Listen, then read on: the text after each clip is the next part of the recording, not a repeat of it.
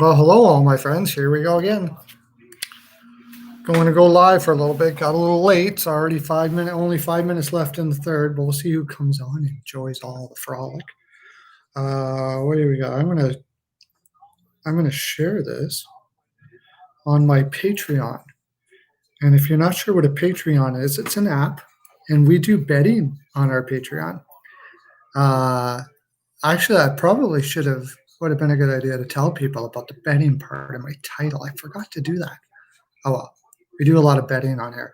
I don't have a bet on the Islanders Flyers game myself because I wanted to just enjoy the game, and I'm a Flyers fan. I would have probably bet on the Flyers, and they're up 2-0 now, so that would have been great. The Islanders are on a power play, though. And Philly's penalty kill has been good, and Islanders' power play has been porous. I would say that this would be a pretty good time to put a bet on Philly to hold on here. I don't think Philly's going to lose. I just thought about putting a bet because when they found out that Lindblom was on, I don't have time to go live on TikTok, Sophie. I barely have time to do this, to tell you the honest truth. I know I miss it too, but you know what? Hockey will be over soon, and then maybe I'll have some time to do that sort of thing. Sophie, welcome to coming here, though. Anyways, yeah, I'm very busy. We're working on a website, steelflyers.com. If you want to help me out, go there all the time and check it out. It's going to be fantastic. So this is for work. I'm trying to making some money, and I got a website coming out, and getting a lot of help with that. It's going to be amazing. Actually, I'm not even getting help is people are doing the website. Oh, I have 2 TikToks. You can find me on BPow. How you doing, Chanel? You can find me on BPow and my other TikTok, which I haven't been doing TikToks in a while. I haven't even been looking at TikTok. At Pearls of Wisdom. And the other one is at BPow. BPow is my Picks channel, Chanel, so you can go check that out. But I haven't even been doing that. I've been so busy making the website that I haven't even had a chance. Doing ball. Boric and I are really having to work after Brian decided to opt out. Boric and I have been really getting to know each other even more than we already have, and getting a feel for how we are as cappers and stuff like that. Yesterday was a little rough, but we're getting better. You can delete your messages on here. I think so. I don't know. Anyways, I'm going to share this. Oh, shoot. No, I want to share this. I'm sharing this on the Patreon now, Chanel.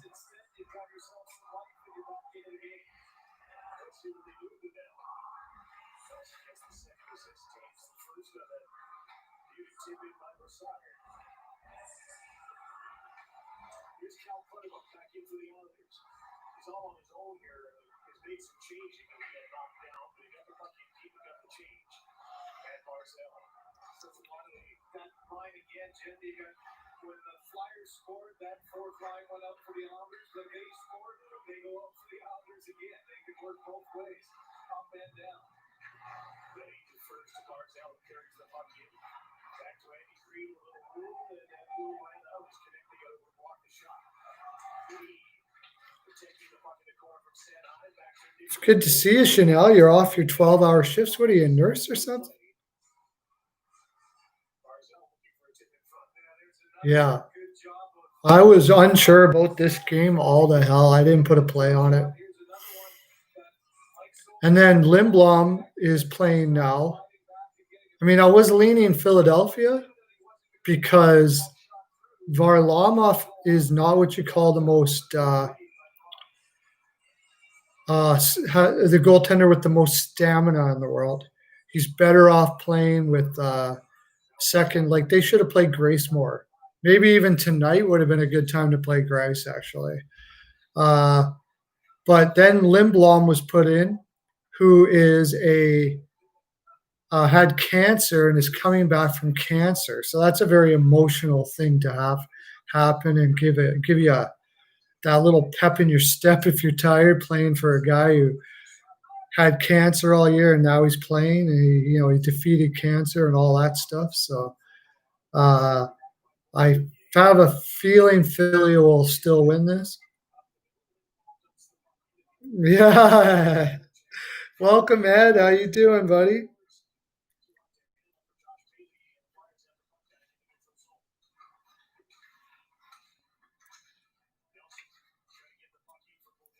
Just sharing this out to I still forget I've been so busy I haven't had time. I want to talk to you, Ed, for sure still. I got to talk to you about a few things actually. Right on. Did you have a bet on this before? I didn't have. I honestly had no idea which way this game was going to go. Lord, how you doing, buddy? I don't have a bet on this game. I didn't know which way this was going to go. Honestly, I really didn't. I was leaning Philly because Varlamov's starting to look tired. And Varlamov isn't known to be a goaltender with great stamina. That's why he's always he's always been a 1-1A guy. He doesn't seem to have great stamina, and he's looking tired.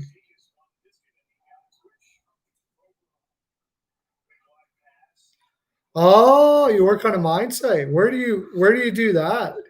You drive the big L7s and shit? I used to work up in Fort McMurray. I didn't do that specifically, but I did drive up there.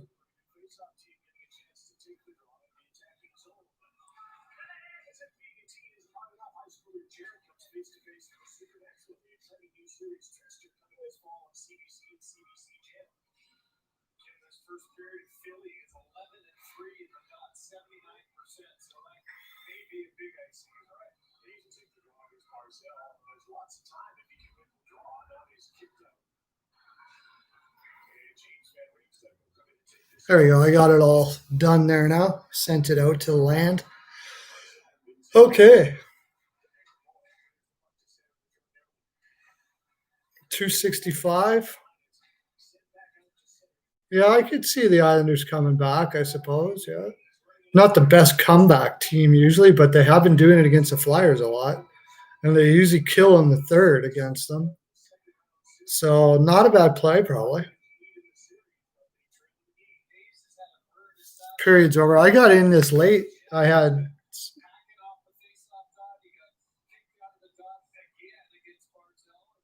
who was on TSN's trade bait? I didn't see that.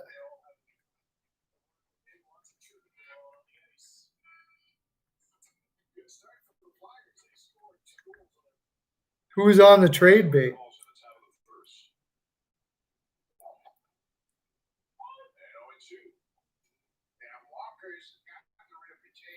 Dougie Hamilton. That actually wouldn't surprise me, but he's injured. He comes off the broken leg. I mean, it looked like a pretty severe broken leg. Maybe they think I don't know, but I mean, you look at Dougie Hamilton has got throw. He basically got rejected by Boston, Calgary as well. He's a weird personality apparently, and he rubs people the wrong way.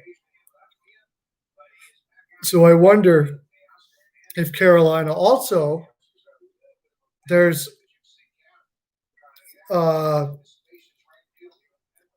there's been talk of Anderson going to Carolina.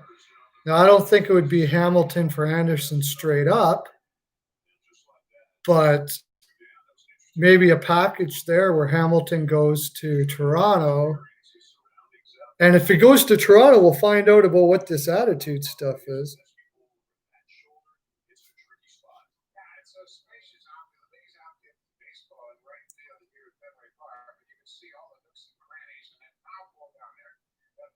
What's going on, Chanel? Triple sevens here in Vegas. You just made triple sevens. You're gambling. You're playing the slots.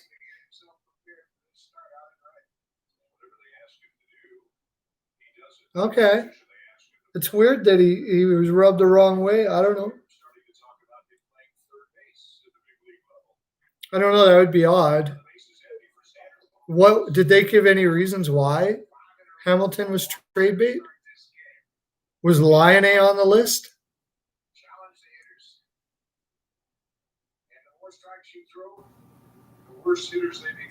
Yeah, Boston's about that family life. You saw that? Did you see that video we did about that? I'm sure you probably already knew it, but yeah, we talked about that. But Calgary, I don't know what happened with Calgary, but the rumblings there was he. What about Ehlers was on the list and Lion? Yeah, well, that's because they figure they got to trade one to get the defense, and I think Lion A could be gone actually. I don't think Ehlers will be gone. I think Lion A will be gone. Lion A's got this like laissez-faire attitude, almost like his buddy Pulya Harvey.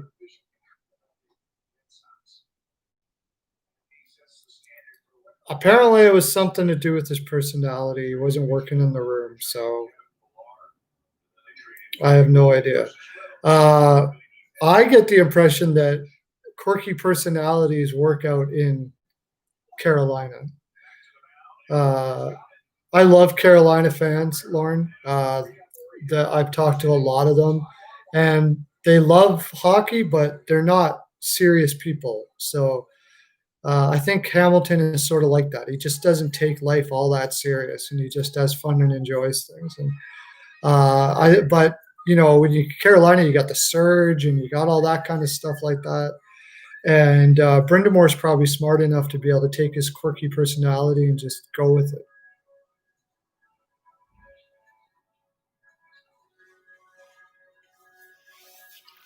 Yeah.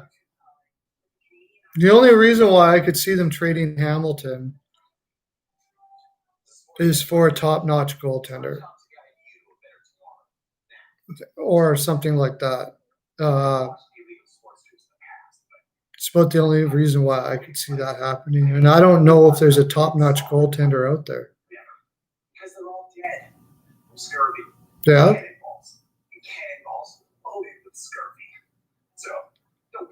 Yeah.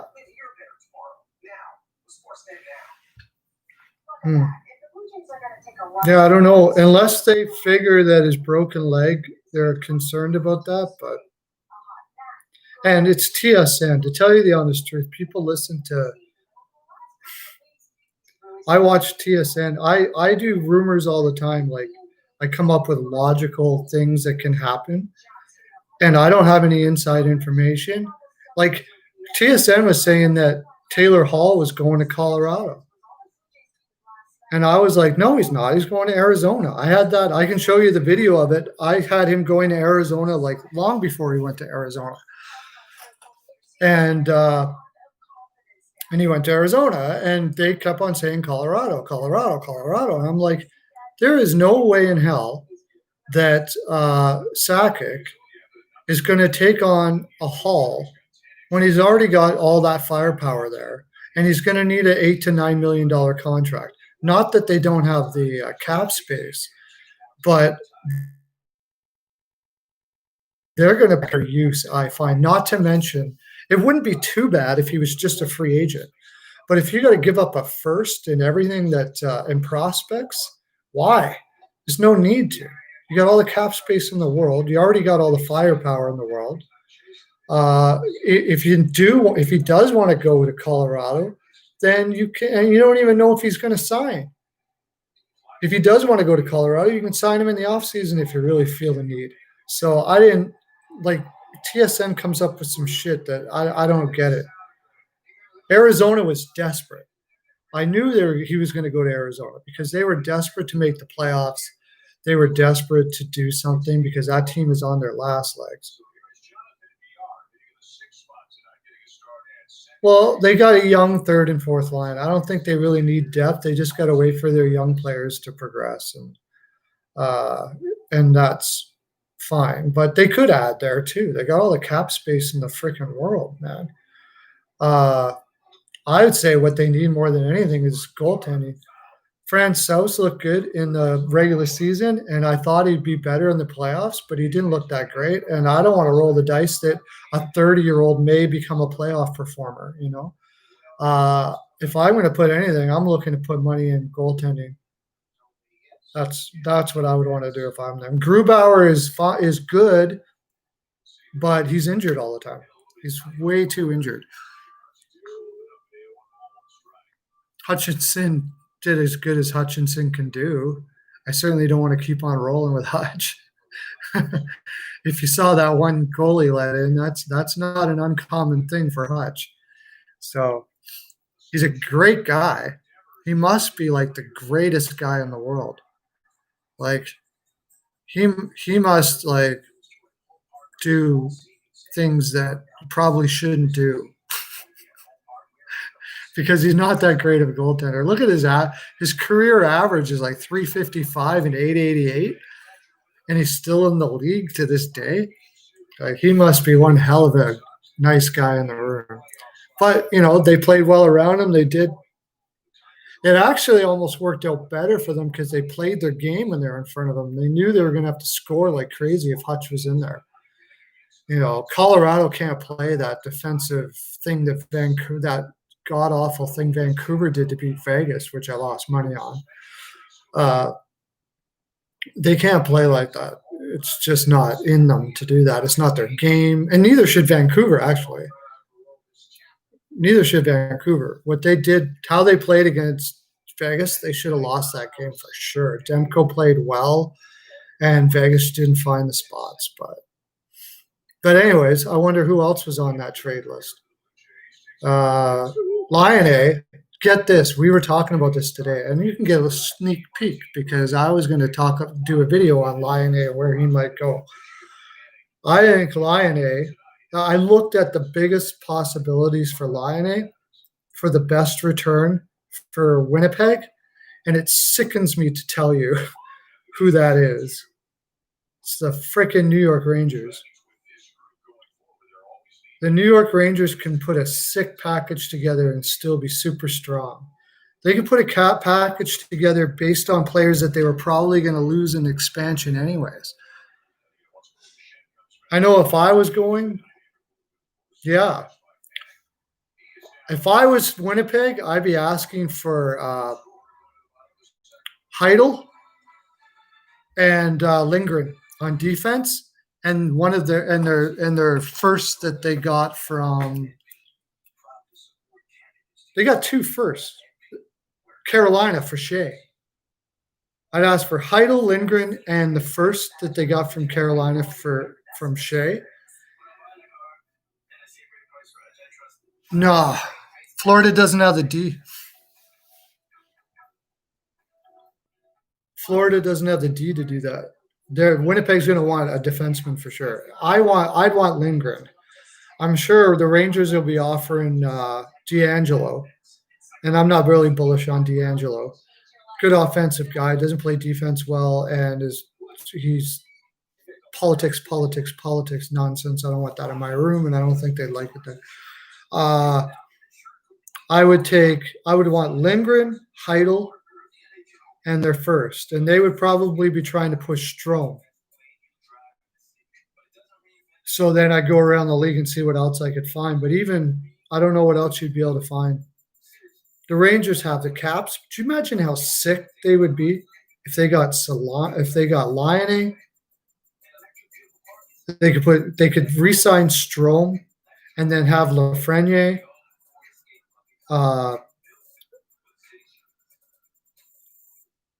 Zibanejad, Panarin, Kreider, or whatever. I always say his name wrong.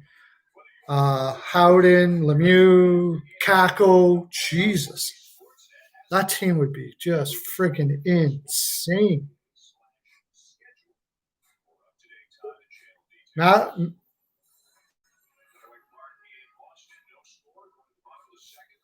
No way I'm touching Matheson. Not in a million years I'm touching that contract.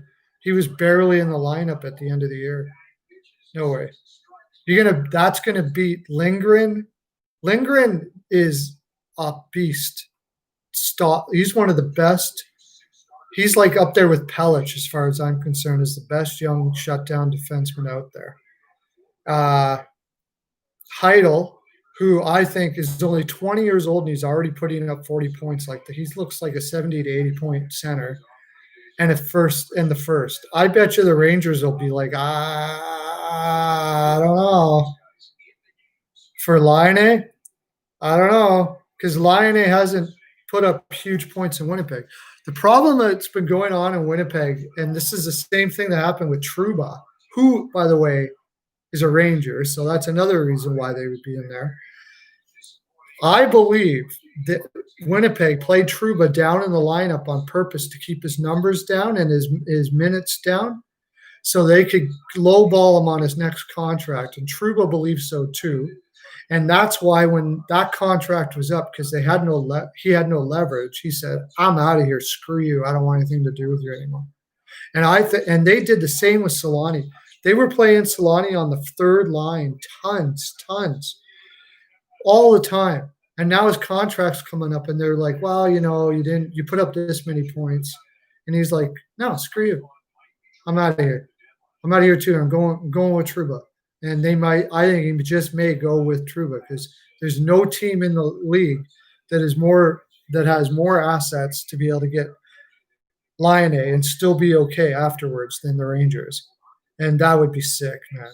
Lafreniere, Kakko, Solani, Kreider, Zibanejad, Panarin, like cup after cup after cup. Like, it's ridiculous.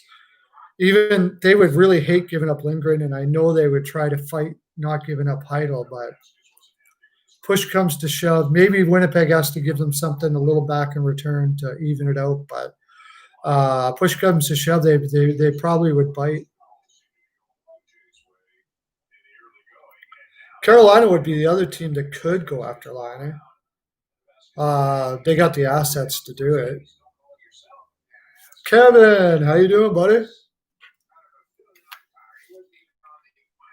Carolina could do it. They got the assets to do it too. If you Svechnikov, Aho, and Solani, why do I keep on calling him Solani? They wish he was Solani. Laine, I don't know. I'd be interested in that.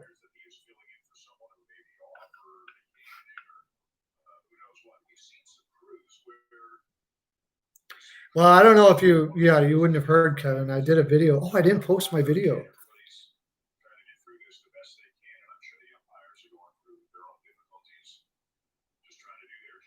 Shoot, I forgot about that. I didn't post my video. I did a video, but it was only on Patreon that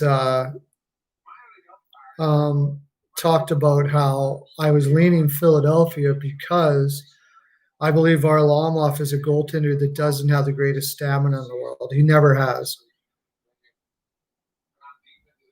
He's good enough defensively for the shot that he has. I mean, is he superb? No, but average to below average defensively. I don't care. I want that shot on my team. I don't care. Seriously, the guy, if you put him with the right guys, he can pop 50.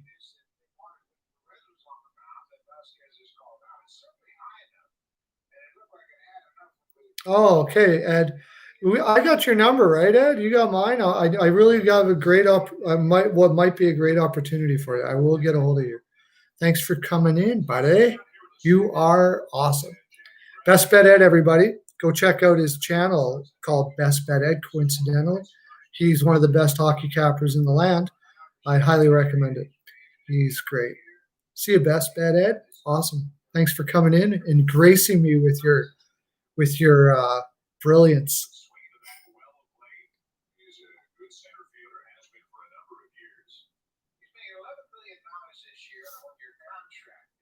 Yeah, I wouldn't put him there. But I will tell you, yes, you know your shit, Lauren. Laine is on the lazy side. Just like his buddy Puljujärvi. That's the reason why I didn't want the Oilers to select Puljujärvi. I wanted them to take Sergachev. Imagine Sergachev on that lineup right now. Oh, oh, makes me sick to my stomach even thinking about it.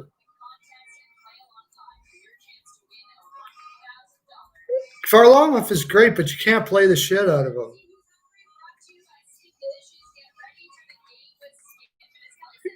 You just can't play the shit out of him. They should have played. I think they should have played Grice tonight. I was thinking that.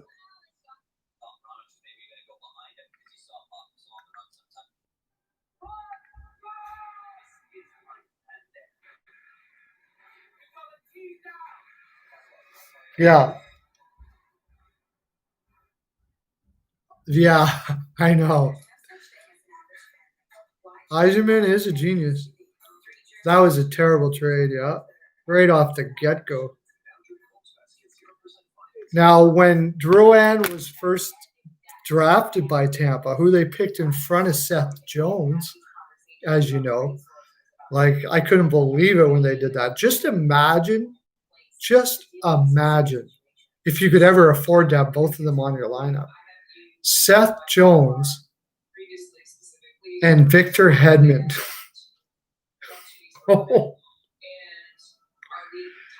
But Drouin was talked about as being like Patrick Kane-like type of hands. And he just never panned out.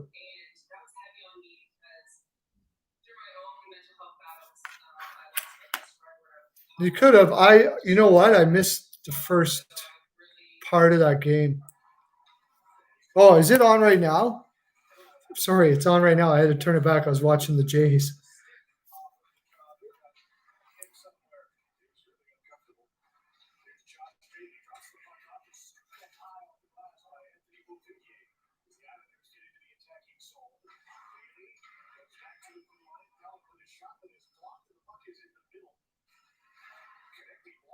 It's on right now.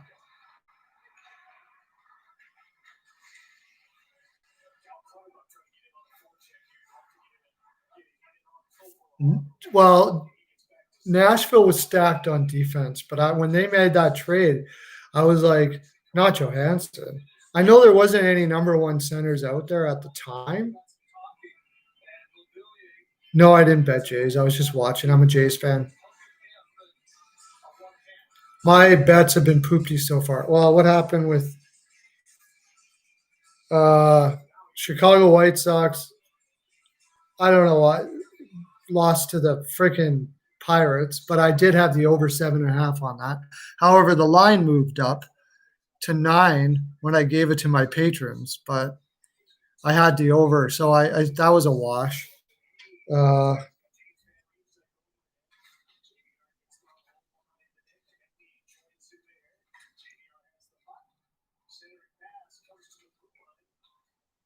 Oh, we got the Phillies ML. We got the Phillies ML. Whew, just by the skin of our teeth. The Islanders come back and tie it. I did not bet this game at all, Kevin. I had no idea what was going to happen with this game.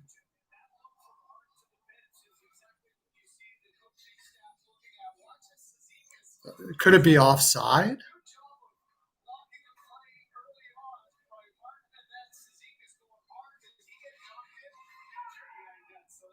No, okay, it wasn't offside.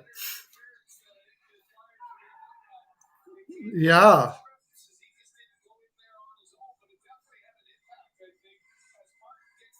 We're looking at goaltender interference. Yeah, I was leaning Philly, but I didn't put a bet in.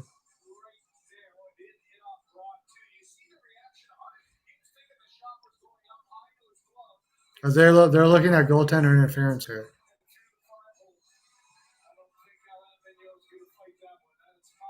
No, not going to happen. 2-2. I should have went the over. I don't know. This series has been voodoo, so I just baited it today. I didn't even touch it. Didn't touch it. Also, I just wanted to enjoy the game and root for Philly. Now we can just talk about how Philly's going to win this game, and I can slam all you Islanders fans.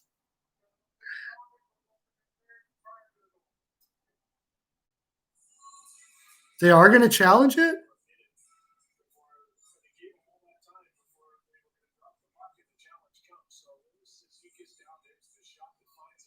They're going to challenge it. Oh my gosh.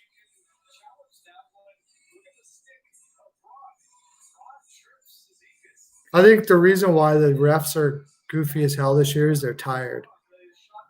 Refs don't usually play this many games, man.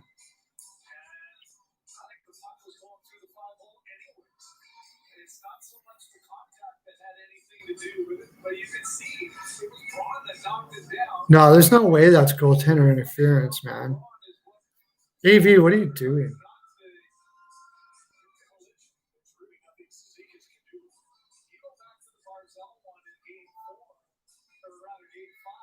Yeah, I know. What are you doing?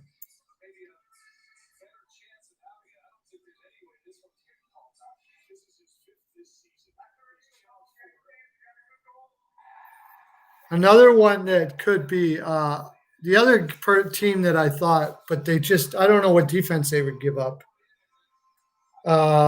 is the Montreal Canadiens for Line. They love their Europeans. Yeah, penalty for Philly. I don't know what he was challenging that for. That was ridiculous. Like, that was so obviously not.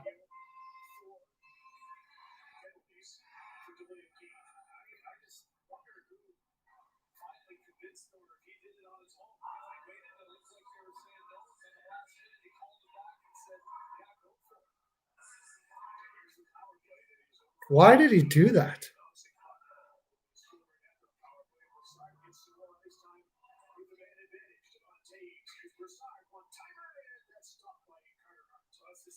The only thing I can think of is he's leaning to the fact that the Islanders have a terrible power play, but they already did score on the power play.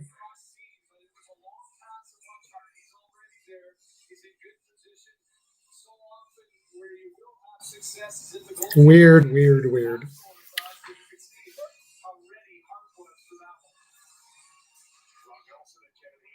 No, I don't think Healers is going anywhere. He's got a sweet contract. They love his speed. He likes being there. He likes it there. If anybody's going, it's Laine. I think so. I don't know where. I would say maybe Montreal. Carolina only needs a goaltender. That's all they need. They don't need to. I don't think they need to do anything to that lineup, except get a goaltender. There are rumors about Anderson. That would make sense, but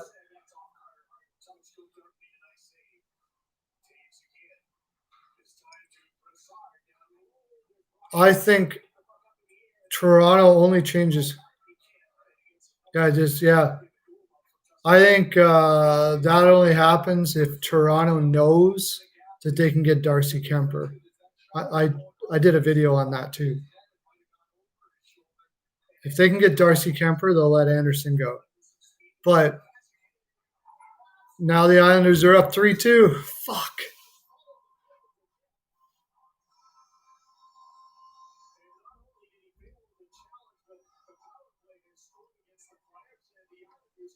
AV. Fuck that.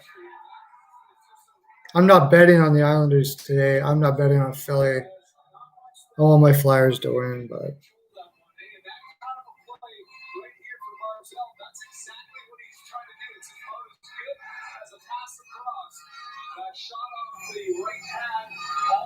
Barzey's amazing though, eh?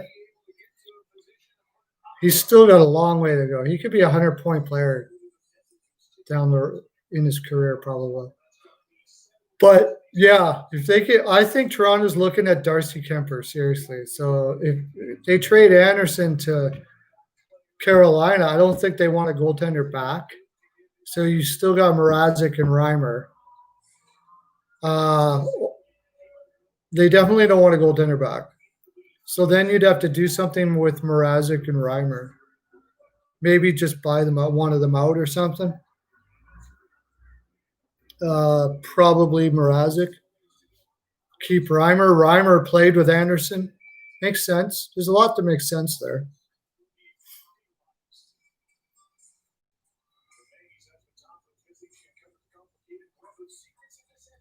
Yeah, I got Todd Reardon, and Todd Reardon. There wasn't Todd Reardon already in Pittsburgh before this, and he was like crazy good for their power play. He's a great power play guy.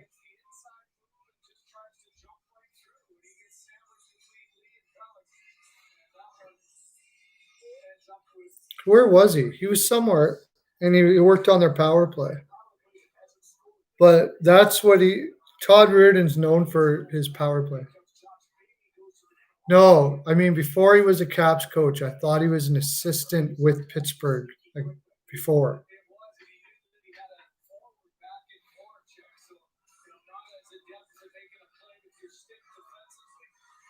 Hey, welcome, Guerrilla Warfare. New face in the land. New cool kid coming in here. Welcome, my friend. Well, thank you. I'm a Flyers fan, so they do have a strong team. They need a third line center really bad. You do not want Grant as your third line center, and you certainly don't want Thompson as your fourth. So that's been the killer here. As you can see, we just talked about Martin scoring 3 goals in this series because Philadelphia does not have a strong fourth line with Thompson in the middle there. Besides that, if Lindblom can come back and score like he was scoring before, they need a shooter. They need a shooter. But besides that, I agree with you. They got a pretty stacked lineup.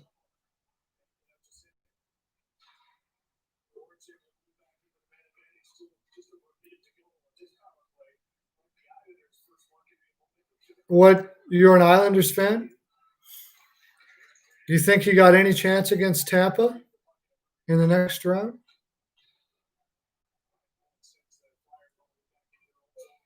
Ah, yes, Steele. Steele's the man. Steele and Boric. That Boric kid, 23 years old, the freaking hockey mind on that kid is in freaking insane. Unbelievable. Great guy. Yeah, have you seen you wait till you see the website we're doing, dude. It's gonna be cray cray. It's gonna be so cray cray. It's gonna be amazing, man. I'm so excited. It's like I've always dreamed of doing something like this. And we're doing it's gonna be like Hockey Buzz, but not a rumor site, although we'll talk about rumors, but it's not a rumor site. But I mean the way it's gonna be set up is you can it's going to be all sports, and you can hit any team you want to, and there'll be writers and podcasters that talk about that team. And then there's going to be eventually, hopefully soon, a live feed that goes through the whole thing. So almost like a radio station. It's going to be in freaking insane, yo.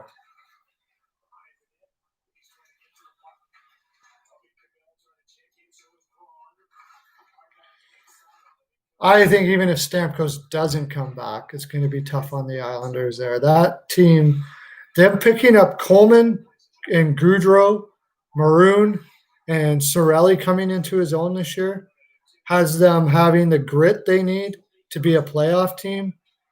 I mean, Columbus is one of the best defensive teams in the league, and they basically just wore them down and eventually crushed them.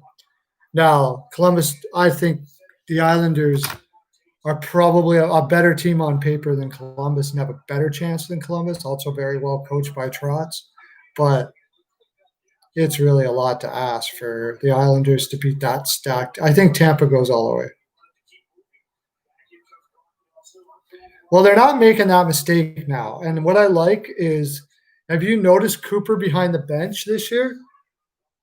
Like, before he looked all like, yeah, like the cool, your cool teacher at school. You always had that young, cool teacher that was always like never unhappy. And yeah, really intelligent dude. And, everybody liked him and stuff like that. This year behind the bench, he's like, he is serious, man. I like Cooper a lot. Well, so one of the few things we've disagreed on, Lauren.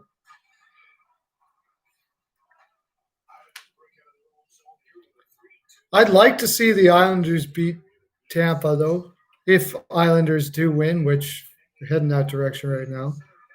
Oh,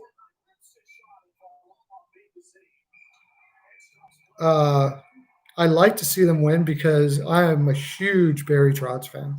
Huge. I said, remember? Oh, yeah, no, it's Gorilla talking. I said that the Avs would come back. I said that I thought that the Avs could come back. I still think the Avs could, but Hutchinson, I don't know. I can't see Hutchinson holding out.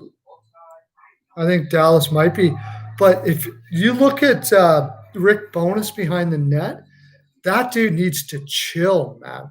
He looks like he's having a fucking heart attack all game, and that energy gets all through Dallas players. Like, he looks like a friggin' raging alcoholic when he's behind the bench. He looks terrible. His energy is awful. Like, you can't act like you're just shaking your head and, oh, fuck, I can't believe you did that. You can't do that to players behind the bench. That energy is just brutal, whining almost. Yeah, that's the reason why Rick Bowness has never stayed as a head coach for that long. He was doing good when things are going well. Bowness is great. When things start going downhill, he's a friggin'.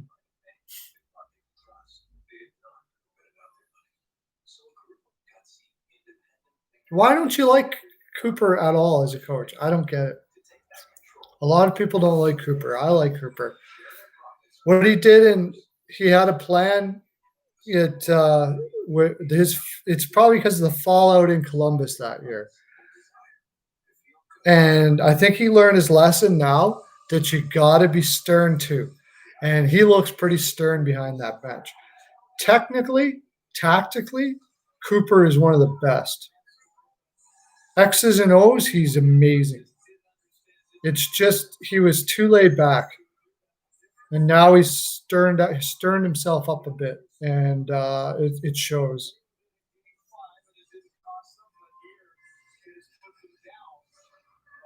I do remember Adrian O'Coin, one of the most underrated players ever. Played for the New York Islanders, the Vancouver Canucks, and I want to say the Washington Capitals, but I can't remember. Somebody looked that up for me. But he did play for the Islanders and Vancouver.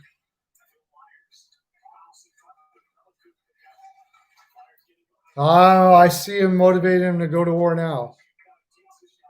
He was too laid back before. I agree.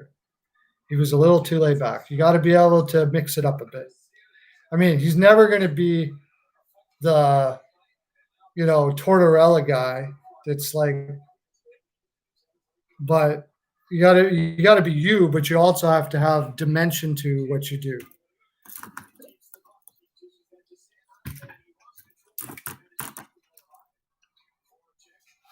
And I think he lacked dimension. But as far as a tactician is concerned, he's great. Look at Barry Trotz. Barry Trotz is a good example. Barry Trotz seldom loses his shit. Seldom. He's a player's coach.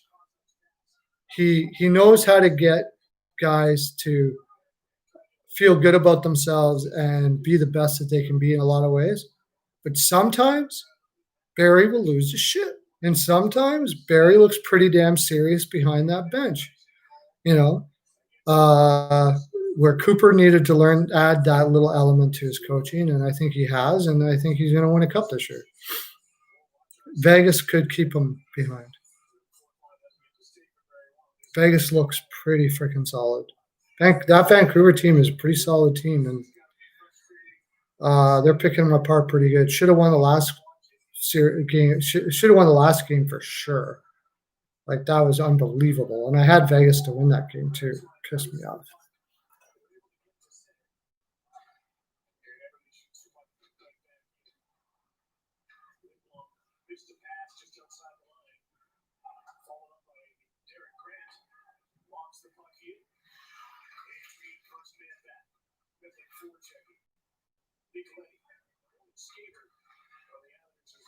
Phillies came in, got the ML on that one. What else is going on? Jeez, I've had a lean on the Mets over the Yankees. What's going on with the freaking Yankees? My gosh. Not that it bothers me or anything, but holy shit. Adrian O'Coin was your favorite player? Wow, that's good because he was a very underrated defenseman. He was an excellent defenseman, no doubt about it. Doesn't get talked about a lot. Yeah, that's one of the few times that you and I have disagreed, Lauren, but you're not the first person who feels that way. I would have him as a coach on my team any day. I like him.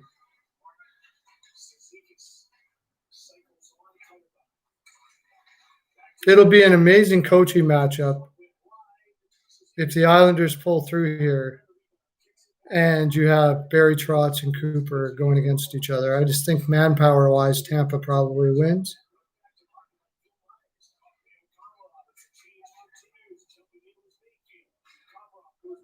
And goaltender-wise, too. Like, Vasilevsky's a beast. And Cooper's never going to get cred because even if they do win, it's always going to be like, yeah, but look at your lineup. You know what I mean?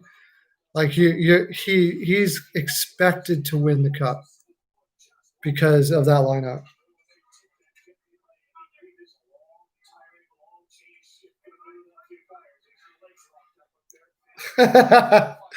Joe Bork just said, can we have Stevie Wonder be the guy to decide what we challenge from now on?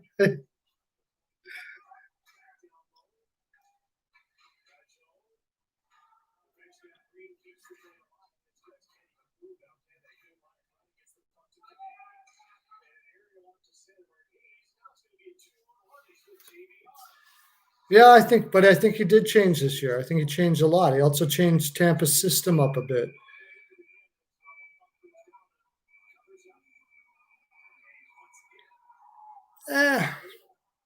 Yzerman has nothing but great things to say about Cooper. I'll tell you that right now. Yzerman absolutely loves Cooper, and yes, Yzerman is my man crush of all time. I love Stevie Yzerman. He's my favorite hockey personality ever, no doubt about it. But here comes the more of the Islanders fans in here. Jesus Christ! Brent plays Madden. Here we go. Kevin Serling, Gorilla. Everybody's the Islanders fans. I love you guys. I just want Philadelphia to win so freaking bad. I didn't put a bet on it at all, though. How you doing, Brent? Yeah. Welcome to the cool kid land.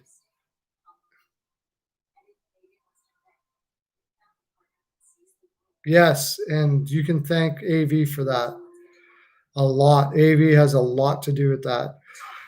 One of the best writers I know, and a pretty big writer for the beat writer for the Philadelphia Flyers. Look at his name just left me. Oh my God, I can't believe that. You ever have that happen where just like a name just leaves your head immediately? Come on. I've did many videos with the guy over and over and over again. I can't even remember his name. Jamie Baskow. He says that AV has did wonders for Hayes. Wonders for Hayes, for sure. How do you think of AV as a coach there, Lauren?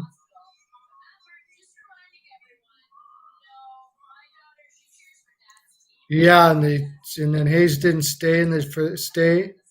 They got him as a pending UFA and then couldn't re-sign him, and Philly gave him 7 mil. And even when they gave him 7 mil, I was like, yeah, but yeah, he's great. No, he's great. He's like like O'Reilly. He's like an O'Reilly type guy. He reminds me a lot of O'Reilly. Maybe not quite the offense as O'Reilly, but that's okay. Still pretty damn good. A slightly poor man's O'Reilly.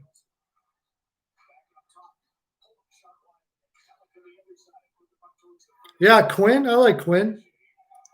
He's brought that roster up pretty good.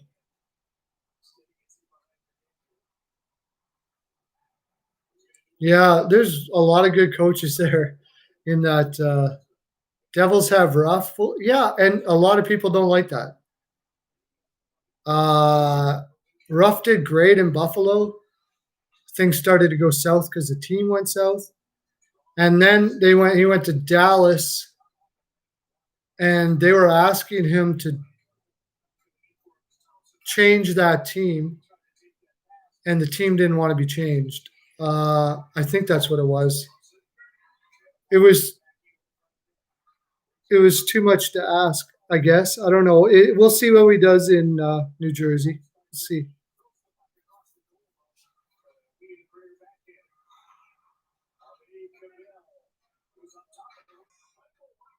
There we go.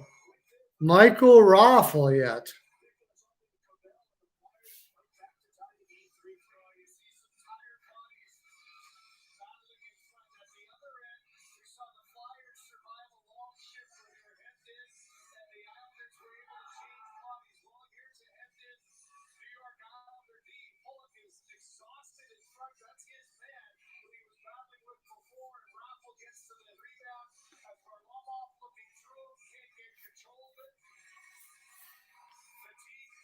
Yeah, I can't remember. There was something too rough in Dallas that just didn't work. Didn't he take over for Hitchcock? And there was a whole defensive system there.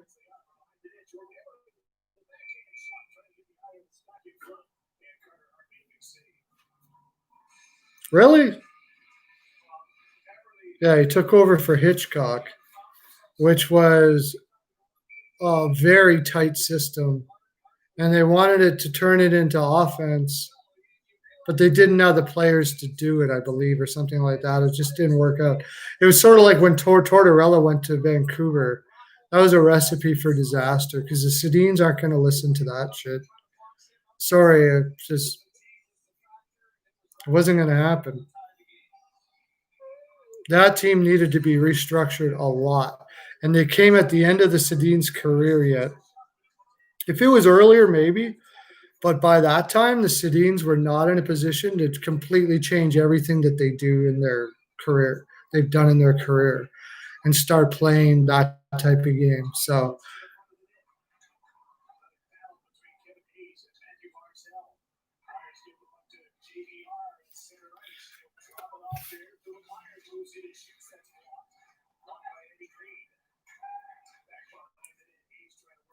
Philadelphia's playing like they're putting Lindblom in. Have you even heard Lindblom's name yet? He probably is basically behind the bench. He's not going to have many minutes because Couturier is hurt, right? So it's like uh, play for Lindblom. He's behind the bench and he's going to go on the ice for a bit and do a couple things. He was mentioned. Isn't that him right there? Because it was like morale. Like comes back from cancer, plays a playoff game. You know, AV is good, great that way to be able to find these emotional boosts to give you energy in what's been really crammed playoffs. These guys are tired right now, so playing for those things gets you brings something deep down in you. That's why I was kind of leaning Philly in this game. But this game's been so voodoo. This series been so voodoo. I just said enough with this series. I'm not betting this series anymore.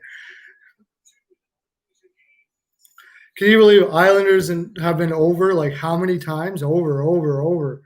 I think they've been over more in this series than they were all year. It's been a total voodoo series.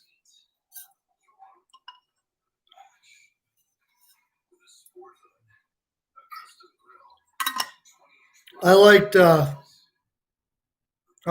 move by AV. It was a good move.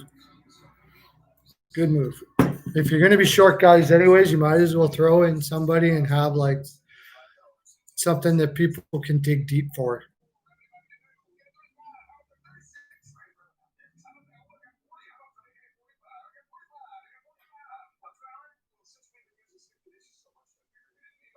I think so, yeah. I have to agree with you there. Islanders might win one or two playing their system, but yeah, I can't see Tampa Bay. I can't see Tampa Bay not wrecking that series quite a bit. People are leaving because the commercial's on. I'm going to too, actually. I'll be right back. I'm going to grab a little.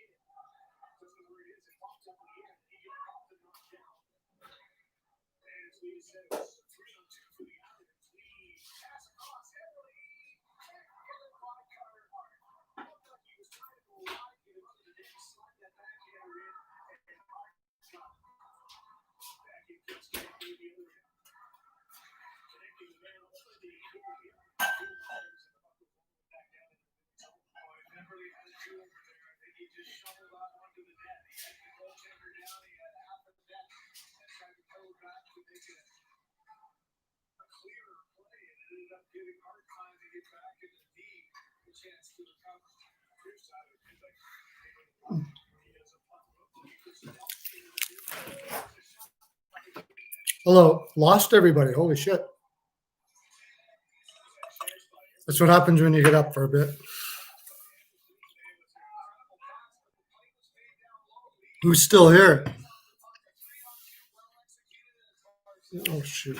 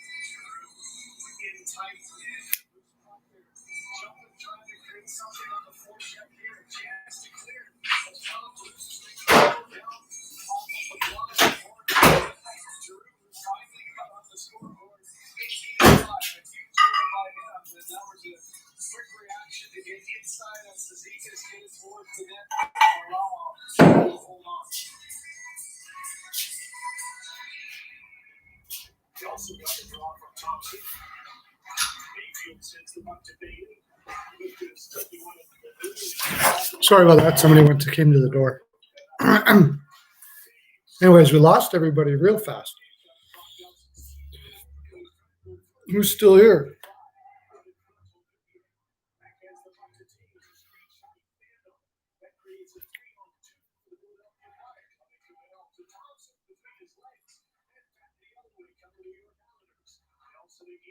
Yep, I agree. They can't play the same way they did last time. No way.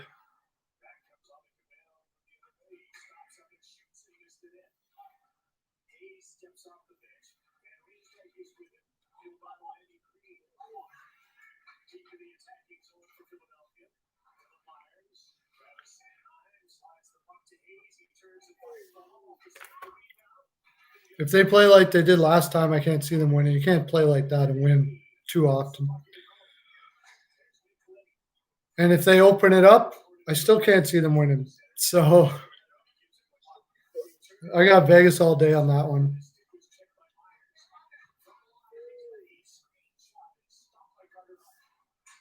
Slow down to the Islanders type of game now, eh? It's that Islanders flow game that they like to, that Islanders slow it down a bit, flow, wait for your opportunities, tactical game, and Philadelphia's playing right into it right now. I can see that. Yeah, a lot of goaltenders are best when they face shots early.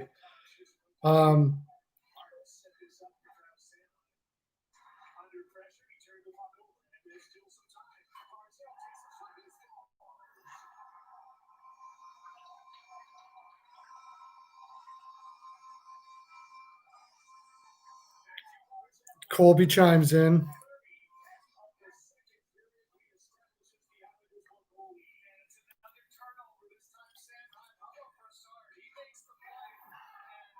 So yeah, I was just saying they're playing the Islanders system, and there they score. They were playing just right into the Islanders system.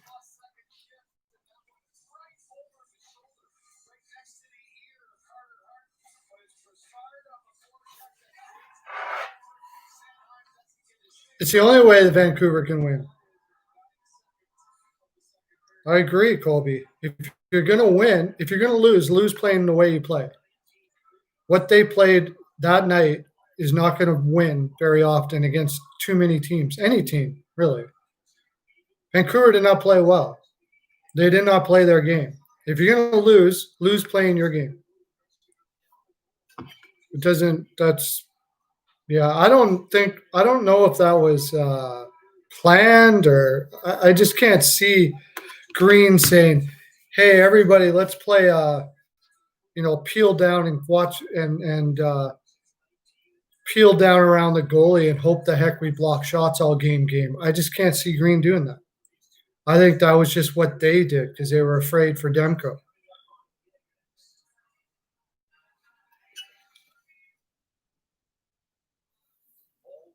Yeah, that's why you got Hughes. And Tyler Myers does that. It was like they were afraid to leave their zone all game. It was just a piss poor game and pissed me off because I had Vegas to win and Vancouver still won it.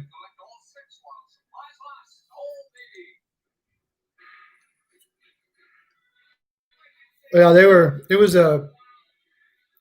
it was a bad game. Bad game.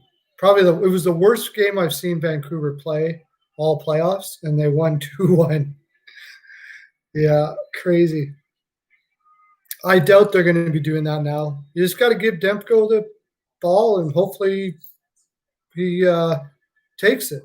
He is a strong goaltender. He is young, but he's a fairly strong goaltender. He's probably another year or two from being a true number one, but he can certainly stop the puck still. He's big, he's got skill, he's just as long as his head doesn't freak out because he's in the playoffs. I don't know what his personality is like, but let him try.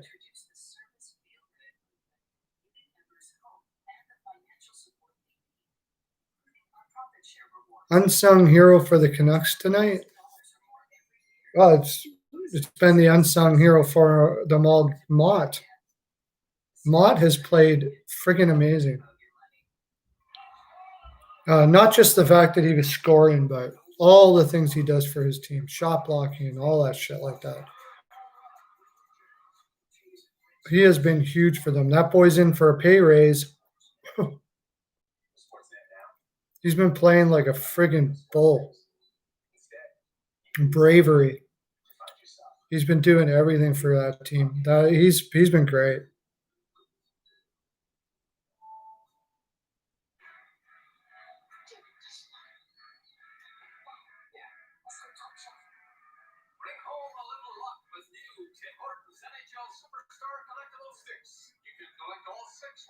Yeah, Edler, I guess. I would say Mott, but I haven't really noticed Edler, but that's probably a good thing at his stage of his career because he's solid defensively. Doesn't have the offense he used to, but keeps going for an old guy. I don't know how much more legs he's got. Yeah. If you can beat out McCarr or Fox, he'll win one because they always like to give one to someone and like they always got to want to make sure you get one, sort of like Doughty. Doughty wasn't the best defenseman the year he won his, but he deserved one for his whole career, at least one, so they gave one to him. But Hughes will probably win one, maybe two. I don't know. I mean, he's a great defenseman. Great defenseman. Him, McCarr, and Fox and New York Rangers.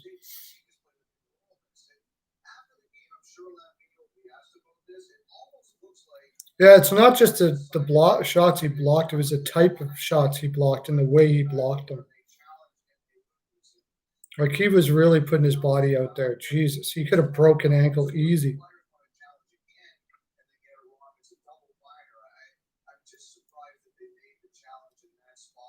Yeah, that's the problem. Vancouver's not quite deep enough for Vegas. Yeah, and if they can get rid of that god bloody awful Erickson contract, they can start working on that. And then, of course, you got the Luongo retained salary thing to get Markstrom. Like $9 million wasted off the cap. And to tell you the honest truth, the $6 million that Erickson is getting is more of a waste than the 3 point whatever that Luongo's still getting.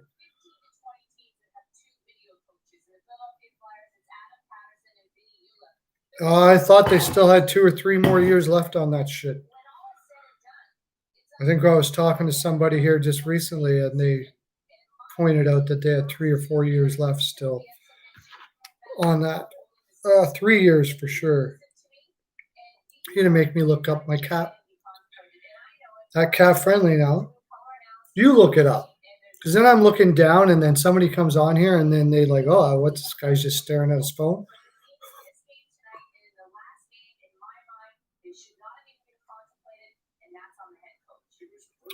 He's not going to be going to Arizona at all. If he wanted to, he wouldn't be going there. Arizona is not paying $10 million for Taylor Hall, or $8 million or $9 million or whatever. In fact, you can. It seems pretty likely that Ekman Larson is gone, Darcy Kemper is gone, maybe even Clayton Keller. They're going to sell it all off, and I think that Arizona after next year will probably be in a different city. 2 more, yeah. That's what they're going to do. They're doing a fire sale. They have to do a fire sale, but if they do a fire sale, it means that they're losing the team because they already can't draw fans. They can't go through a complete fire sale rebuild and hold on to that organization. There'll be nobody there to watch. Nobody's going to give a shit about, oh, it's going to be really exciting to see these young kids up, blah, blah, blah, blah, blah. No. You might be able to get away with that in Pittsburgh or Montreal or Edmonton or whatever, which we did for 10 years.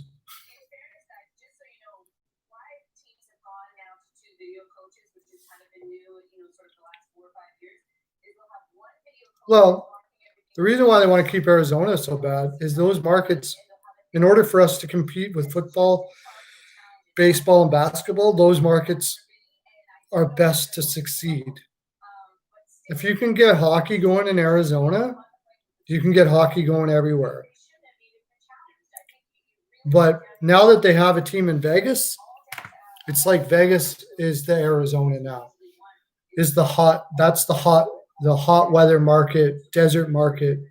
They'll go with Vegas and they'll move Arizona. The most ready team for that, most ready city for that team is probably Quebec, but I don't think they want to bring them to Quebec. I think it's probably they'd like to Kansas City or Portland.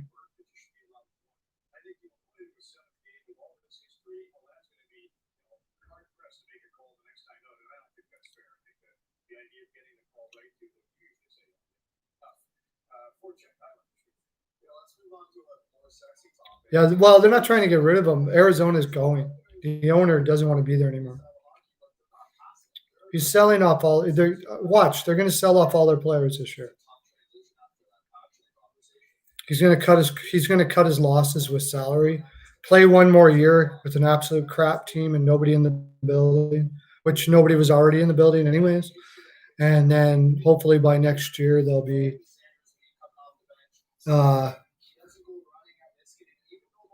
hopefully by next year they will be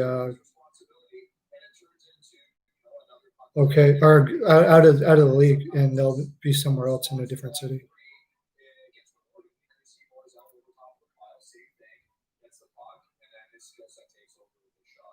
It's growing fan away from, but you can steal the baseball fans. So a lot of people are pretty fed up with ball now. It's just not working now. It's not working.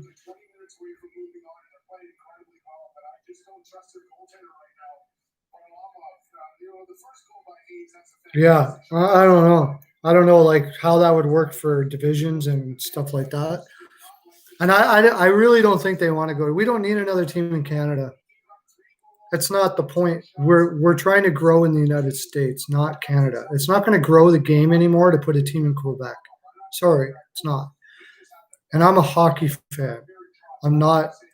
I don't buy this, oh, it's a Canadian game bullshit. No, it's not. It's a game. It's a wonderful game. Yeah, we love it in Canada. So what? They can love it in the United States. That's great. I want more people to love it. And putting in a team in Quebec is not helping the growth of that of the game. I don't think so.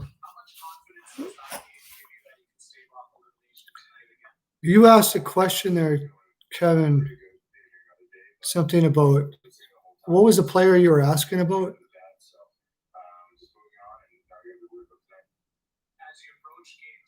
Do I think Lou Lamoriello got 10 million to be the general manager of the Islanders? Who knows? Uh, I've never heard that. Heard that, but that would be something else if he did. Holy shit, $10 million, good for him. He deserves it. He built some great teams in New Jersey.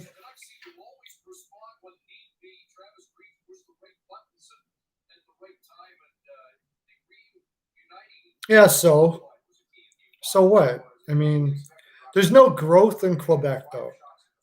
Like Quebec's not a growing city. So you'll get a certain amount and that's what you'll get. That's the reason why they ended up going to Colorado, because the owner didn't see any growth there. He wanted to have, he had a vision of a 25, 30,000 fan arena, and you're probably not going to have that in Quebec.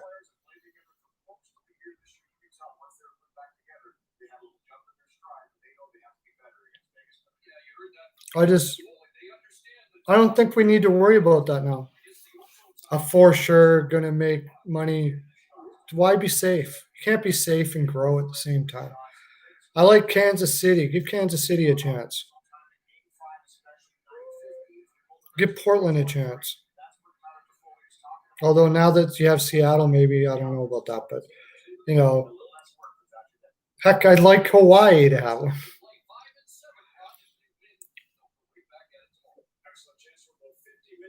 And then Florida's just barely holding on too.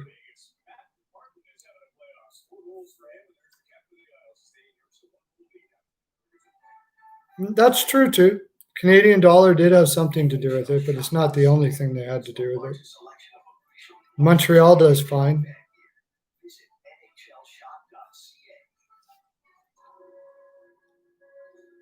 Yeah. Florida does have a nice arena deal, probably hold them out, but they got it. You can't rest on that forever. They got to start getting better there quick. Nice pickup by getting Zito from Columbus, though. Feeding off of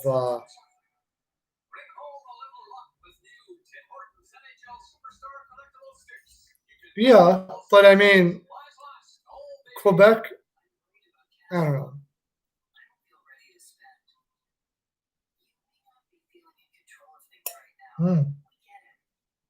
It'll be nice when the Islanders get their new stadium, expect for sure. Good for you guys, man. Talk about that. I make fun because the Islanders are playing Philadelphia right now, but no better fans than the Islander fans, man. Solid fans are in New York for the Islanders.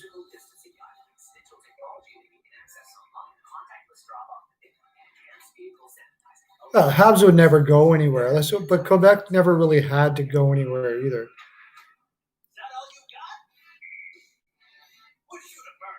The owner just got a better deal in Dallas and didn't see much growth in Quebec. Saw lots of growth in Dallas. If you can sell the game in Dallas, that's what a good owner does. He takes risks. He sees what it can be rather than where it is at the moment. He doesn't take the safe route and stay in Quebec where he's making money, blah, blah, blah, blah, blah. He looks towards, if you can grow the game in Dallas, you've got so much more fan base to be able to bring in there. So then that's the way the league needs to look. And I think that's the way the league is looking. And I like Gary Bettman, by the way. I'm one of the few people that like Gary Bettman. I think Gary Bettman is the best commissioner in sports. He's fantastic, what he's done. I'm surprised nobody left when I said that.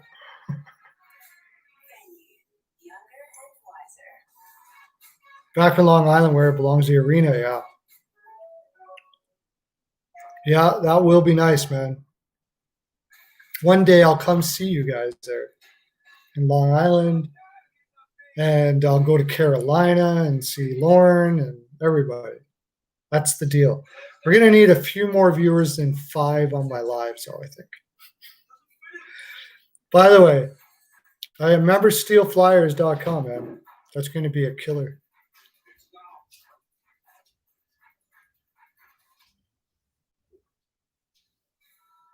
Need to go back to Hartford. No, they don't. That's another one. I love Hartford, but how are you going to grow past Boston? You know, how are you going to grow there in Hartford? You're not. Tried it for a long time, it didn't work. I want Carolina to make it, man. I'll tell you right now. Yeah, I'll tell you right now, Carolina, their fans, I love their fans. Like they're laid back, cool. That's going to work in Carolina, man. You got Dundon there. I think he's going to do a great job. Another 10 years, that freaking place will be packed all the time.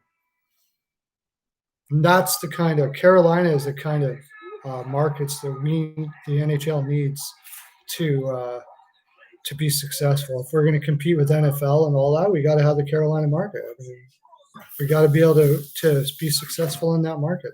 Otherwise, we're just spinning our heels. We're not going anywhere.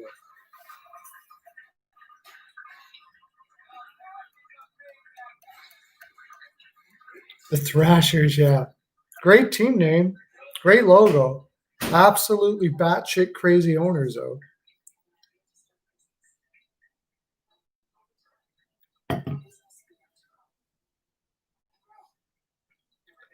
Yeah, it was quite the organization there. Danny Heatley, Kovalchuk.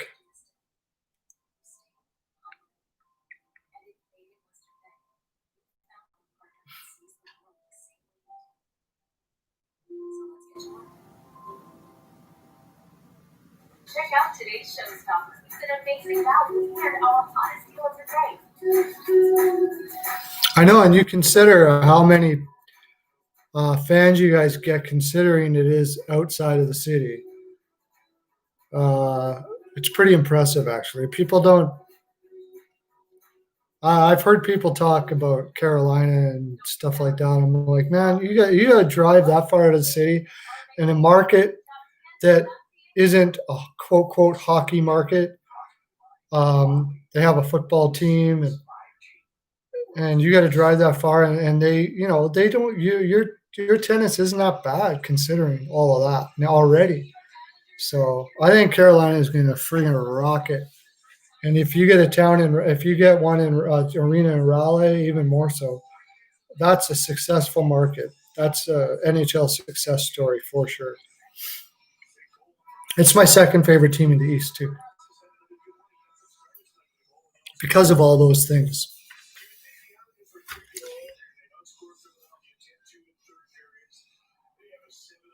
Oh, here it goes again. It's like almost every game on there's been over in this series, and it's just insane. Flyers are gonna be coming out gunning here, I would imagine. You better. I see AB in the room going, Lindblom can beat cancer, but you can't beat the fucking Islanders? What the fuck are you doing?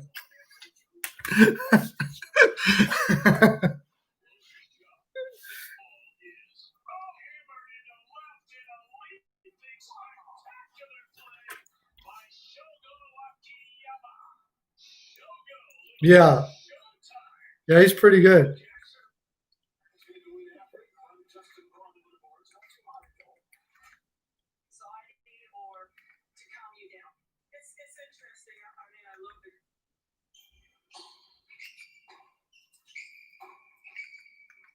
Sorry, I'm just checking some tennis too. I got some tennis bets out, or one tennis bet.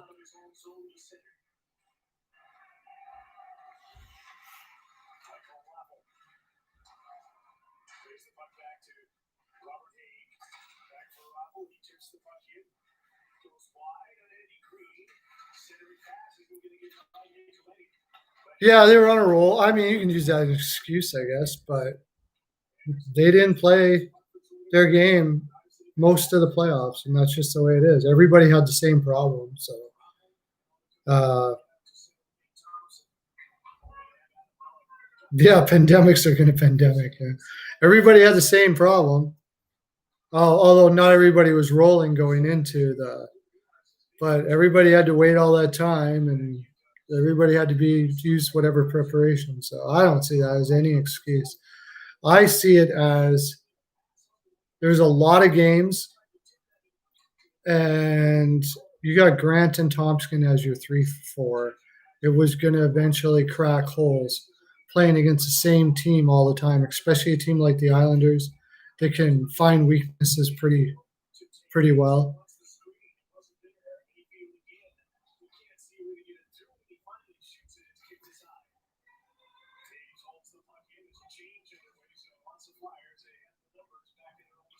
What's the shots here?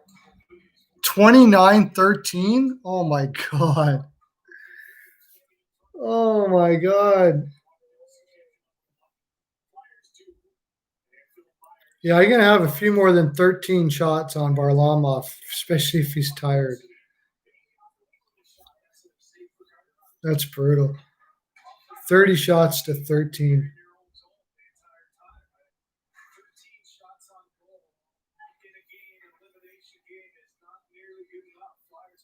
This is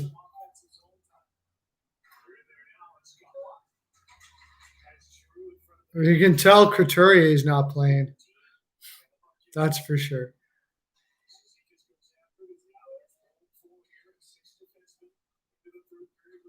Yeah, by a significant margin. They're leading in shots 30-13 in the third period already. Like Flyers have got to just start gunning it. Oh.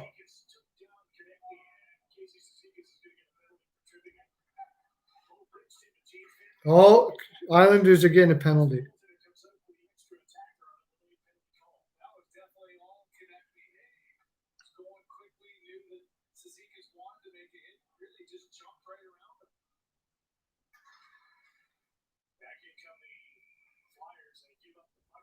All right, they got a chance. They shouldn't be probably winning this game. Have a chance to win this game. I don't know if that was tripping. Oh yeah, no, yeah. I guess you got to call tripping on that. But if I can't see who was that, Provorov, if he didn't jump in the air, it wouldn't have been tripping. He jumped in the air before that, so I don't think it should have been tripping.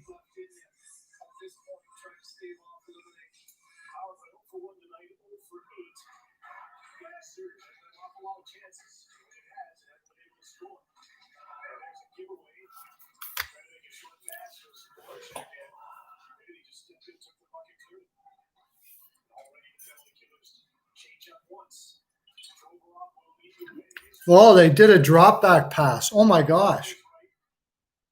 Philadelphia did a drop back pass to get into the zone. Finally.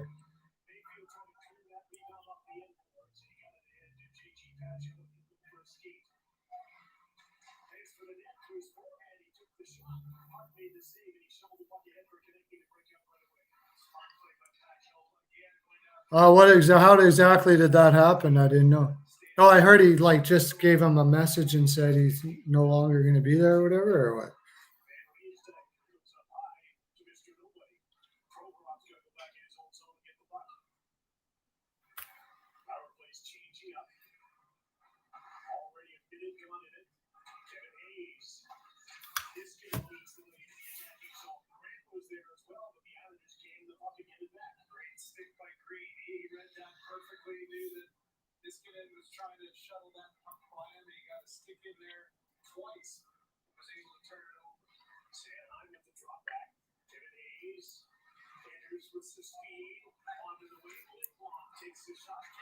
Yeah, it's kind of weird, I have to say.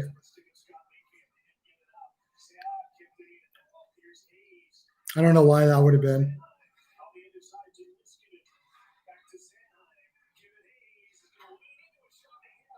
But besides that, I've liked everything he did.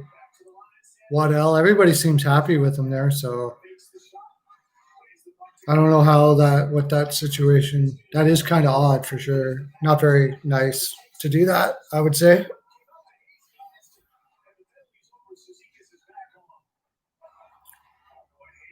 I'd like to know the backstory on that because Tom Dundon didn't seem like a bad guy, really. But who knows? Maybe he's a prick. I don't know. I just like the whole surge thing he did there. And I know he pays his managers not too high, but he basically tells them that, if I have you, you got a job here for life. So he gives them security rather than money, but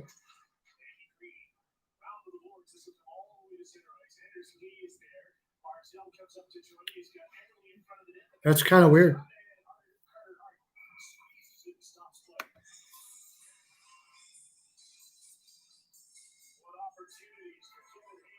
Unless you're Francis, what? Everybody likes him except for Francis, you mean?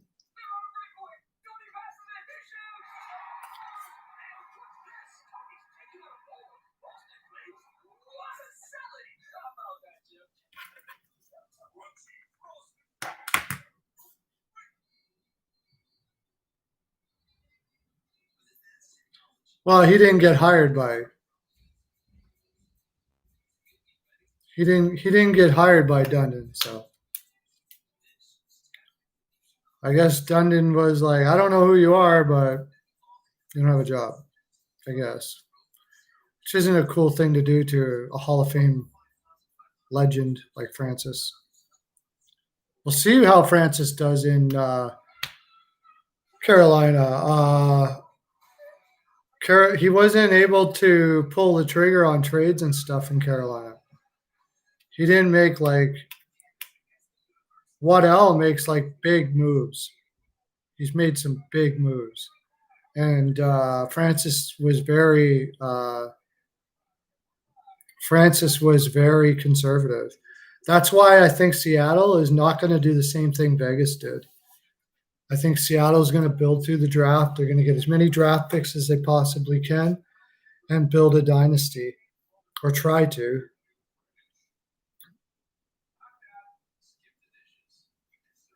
Then there's that. Yeah, he could be totally different now that he's not under Carmanos. You're right. That's a good point.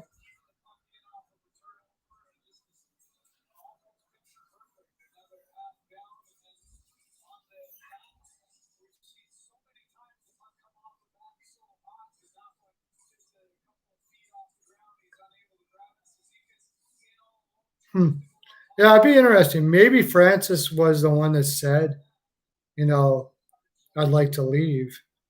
So he just said, so Dundon said, okay, that's the reason why Dundon did it like that. Maybe. It's possible. I'd like to know the backstory behind that.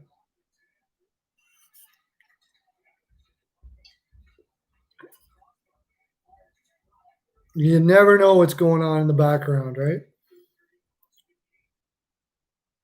But it's going to be interesting to see what Francis can do with that Seattle squad.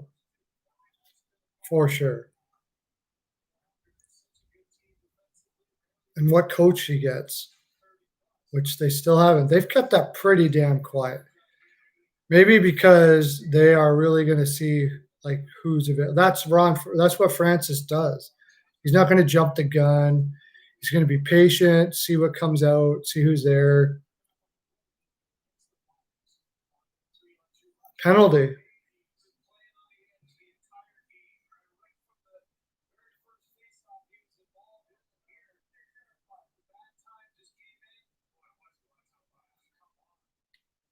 That's a penalty?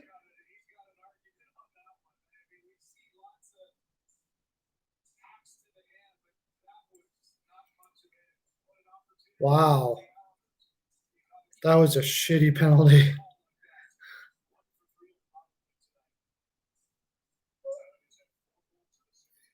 He didn't get along with Brindy? How could Francis not get along with Brindamore?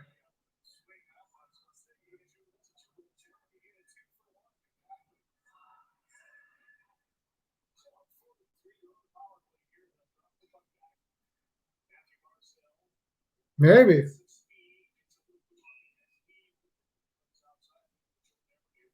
That'd be interesting. But not get along with Brenda more. And I think again, I think a lot of that surge stuff, and that's a big thing. Yeah, Fran Francis is a defensive hockey guy, and Brendan Moore is an offensive hockey guy. He wants pressure, speed, all of that stuff like that, and they play like that. And more than that, Ron Francis never would have let them do surges and shit in Carolina, never. And I think that had more to do with the reason why Ron Francis was let go. Because, and the way he did, because Ron Francis probably said something to the effect of, no fucking way am I hurting the integrity of this game, blah, blah, blah, blah, blah. All that old school bullshit. Sorry, Mr. Francis, love you and everything, but I think that old school shit is nonsense. Yeah, and I think that's probably why Francis left, and he might have even kind of went off like, what the hell do you think you're doing? You're going to do that to the NHL? Like, he takes me as that old school guy that would be like Don Cherry was and call them a bunch of jerks or some fucking stupidity. I'm sorry, it pisses me off. These old school people that can't get their head out of their ass and realize that we're not in 1950 anymore, and it doesn't work that way anymore, and nor should it. Fun. It's a fun game. It's called a game for a reason, because it's supposed to be fun.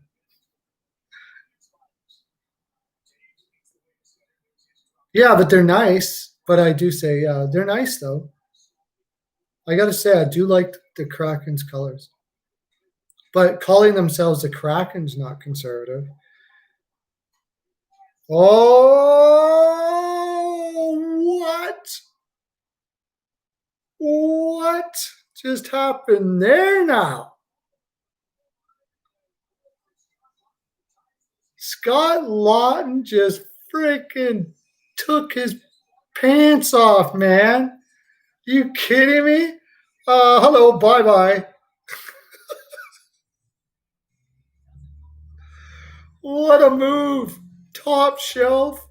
Varley wasn't even in the same freaking stratosphere where that puck went. He was like way over next door. Bye-bye. Holy shit, what a move. Wow.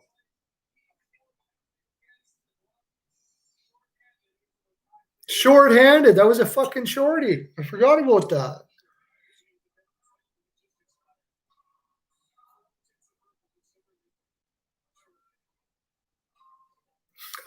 Is that right? Oh, it's funny. I guess that's why those other the good live guys are successful, because they do like play-by-play shit all through the game. This person passes that person, so people like Colby can watch wrestling and listen to it. Where I just tell you when big things happen and talk about all other kinds of hockey shit.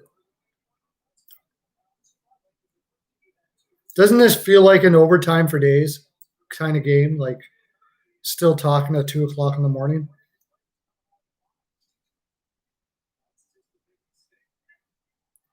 Outshot. That was only the 14th shot. And what I felt like eons ago, I said there was only 13 shots. They've been outshot. Is that 38-14?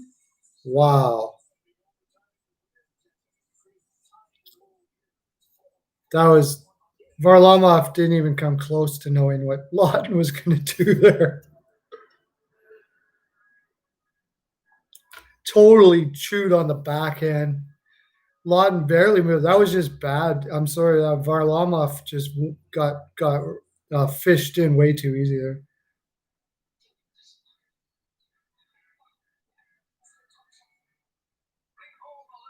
Your street hockey shot and stick handling at the same time. Nice.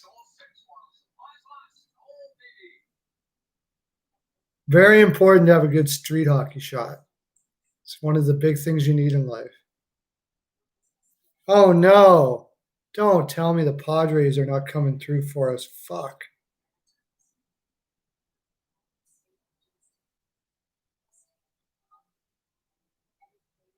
Bottom of the 7th? You can't lose to Los Angeles here. Are you kidding me?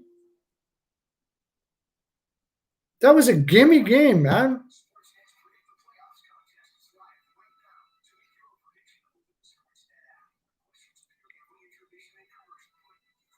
At least our White Sox came in.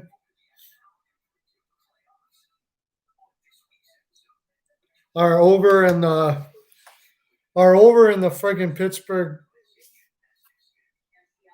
Cubs Pittsburgh game came in, but fucking Pittsburgh beat the Cubs, and I had a gut feeling about that too. I was talking to Boric. I was like, I don't know about this play. This seems like a really good spot for Pittsburgh if they're gonna win one. It's here because it's a tired Chicago team, a little bit tired.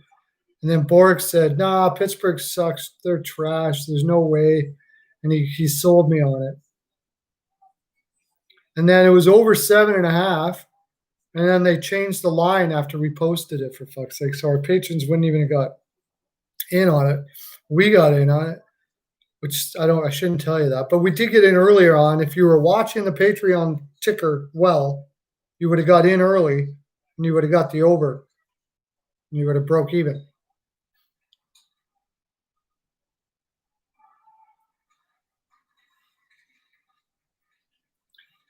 I am, Kevin, I am.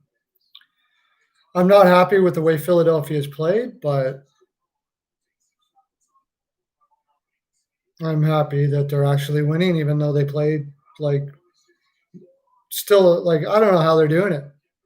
Philadelphia hasn't played maybe out of the whole playoffs. I might have seen them play like 3 or 4 good periods, something like that, and they're still going.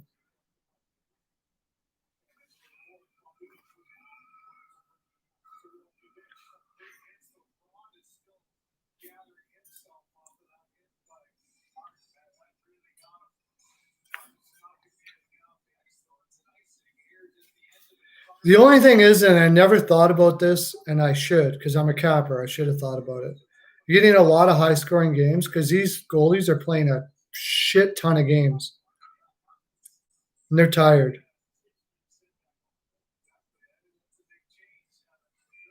I think that's basically the reason why. And I should have thought about this sooner. Should have been going over. But I've never gone into this before with the pandemic and stuff like that. But that's no excuse. I should have figured that out. Should have came to me sooner.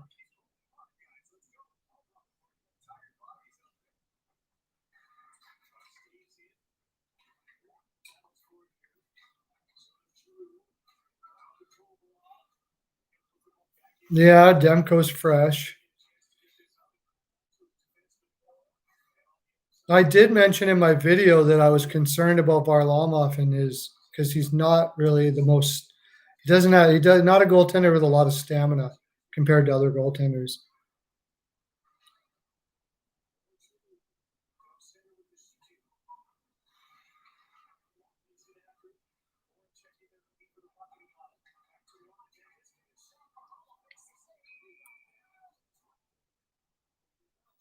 Varlamov got that one.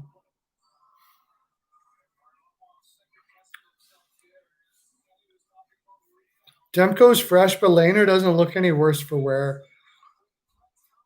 I'll tell you right now, if Lehner stays in Vegas, and it looks like he does stay in Vegas, I think he's got a really good chance to win the Vezina next year. Really good chance. Carter Hart, Shesterkin, wherever Kemper goes, if Kemper does go somewhere. If he stays in Arizona, forget about it. But if he does go somewhere, and Lehner, and Rask maybe.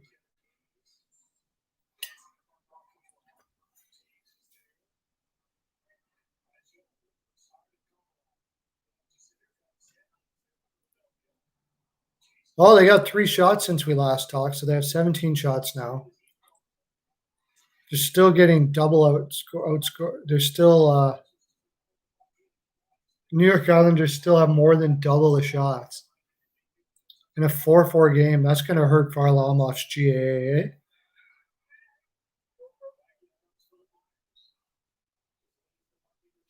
How are the Jays doing? I'm going to check the Jays real quick.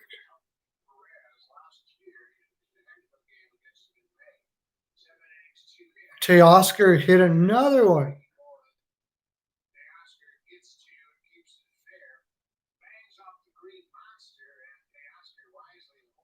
Yeah, mental side, yeah. It's a lot of games I really should have took more into consideration when I was making my plays. I could have had way more overs, made way more money, and given you guys a lot. The shots add up, but yeah, it's mental is right, Lauren. It's a very mentally tiring position for sure. Boston's up 2-0. Good thing I didn't bet this game. What is it with Toronto? All of a sudden they can't freaking hit. We're shit. Except for Teoscar and Hernandez. He's the only one that seems to be able to hit anything. What's Fatso doing for batting average? Guerrero, the fat one, came into camp like 40 pounds over fucking weight.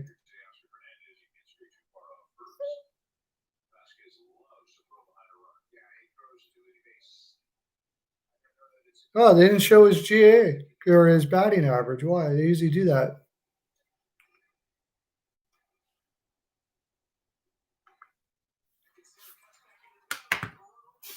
Anyways, back to the game.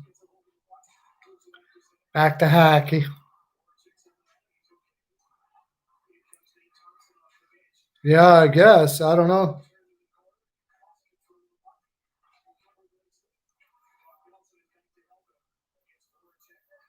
I should have went under on that game though.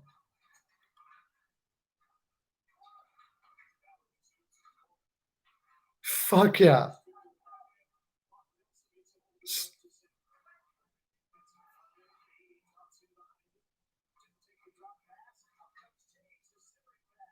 Yeah, more shots keep them alert. Yeah. Maybe that's what Philadelphia is doing. They're trying to they're getting a psychological advantage by not shooting on Varlamov.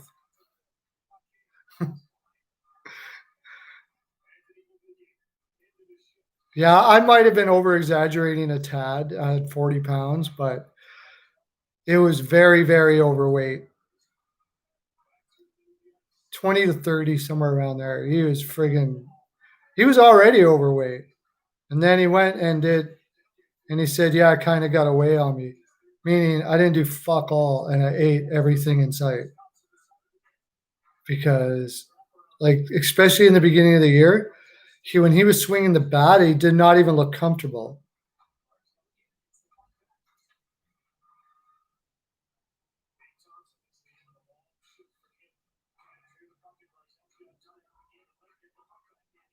Fuck yeah. And not only that,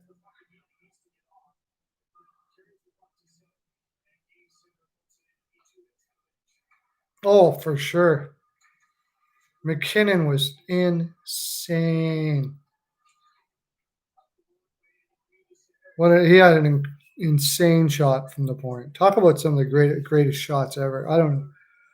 Like, and that was back in the day with the sticks. I don't even know if there's a guy who has a shot like that even today.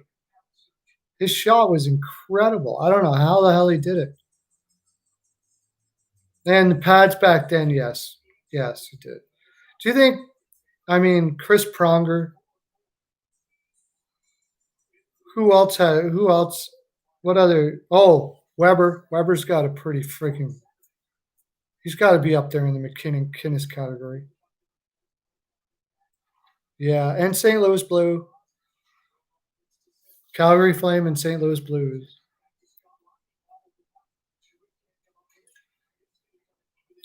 He's just a natural shooter. Just naturally shooter. Like, people would ask him how he did it. He's like, I don't know.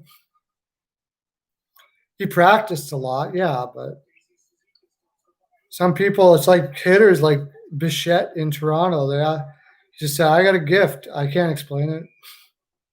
There's lots of guys that work harder than Bichette. Bichette probably does on his swing and never getting close. It's just.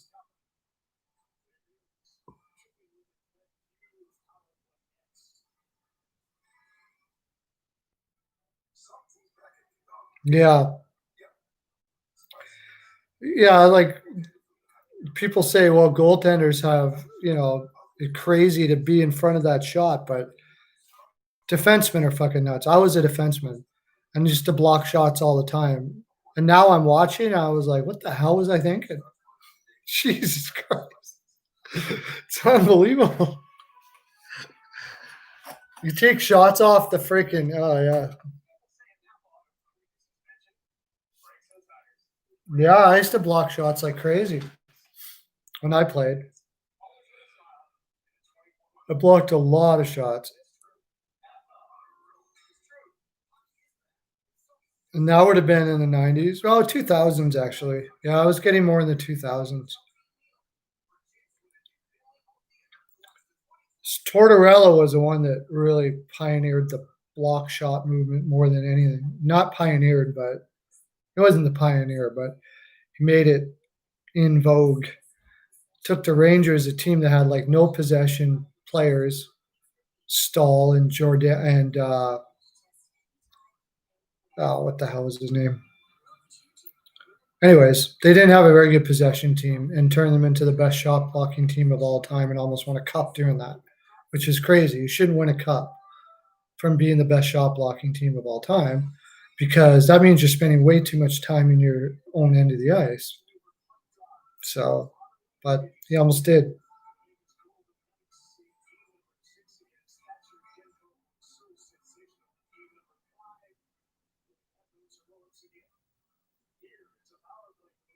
Oh, did you not know that, Lauren? Yeah. In the 80s and 90s, there was shot blocking, but it wasn't like it is now. Everybody diving on the ice all over the place. Oh, Justin Braun gets a timely penalty. 2 minutes left in the third. Holy shit. What a great time to get a penalty. 3-4-4. If the Islanders score here, Braun, if there was any chance Braun was ever going to be a Philadelphia Flyer again, which I don't think there is much, that would be definitely the end of her. And that's what you're going to be last known for as a Philadelphia Flyer, taking a penalty with 2 minutes left in the third.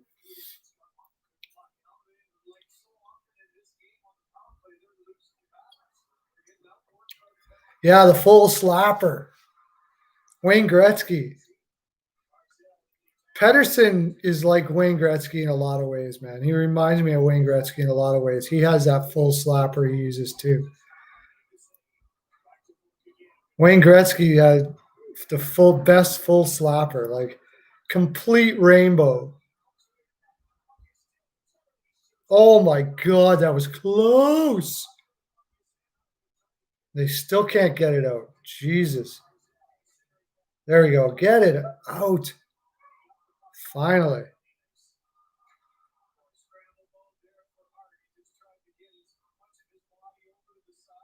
Yeah, nobody had the gear back then. That's right. But the fact that we did block shots back then was stupid. That's the gear I wore when I was blocking shots. And we're blocking shots with this gear that.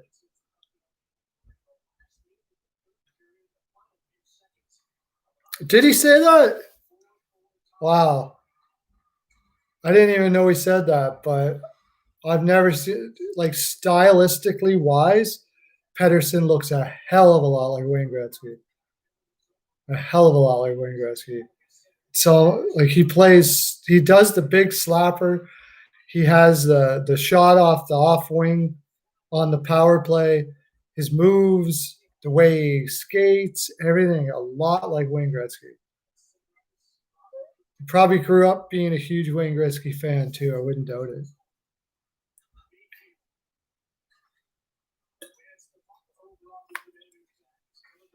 I wonder what Wayne would have got for points if he's played today.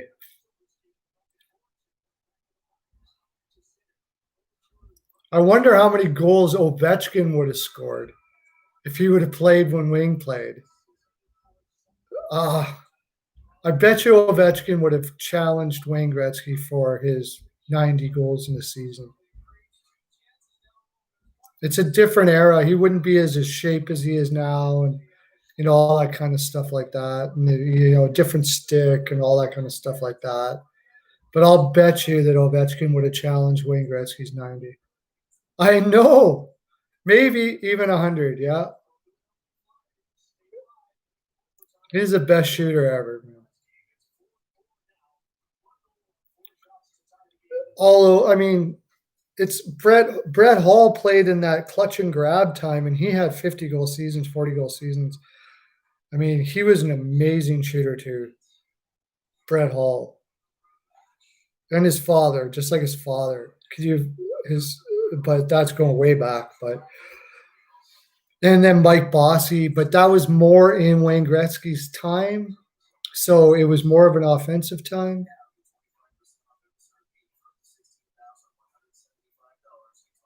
I only whisper it, but I think McDavid is the best that ever played the game. Man.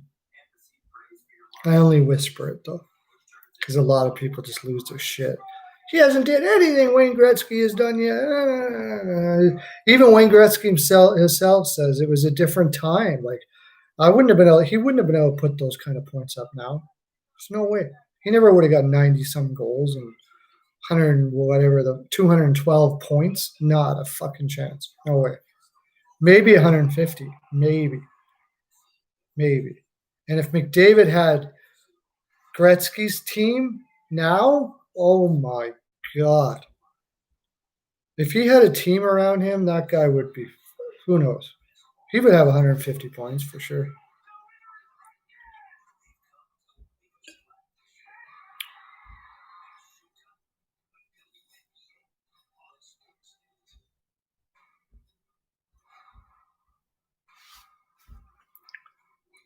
Yeah, that was right. The butterfly. And even then, it was like a hybrid type of butterfly. Who was the first butterfly goaltender? I have to think about that one. Without looking it up, who was the first butterfly goaltender? I wouldn't doubt if it was Rogie Vachon, actually. Brodeur? No, I don't think he was the first. Brodeur would be the one that popularized it, probably.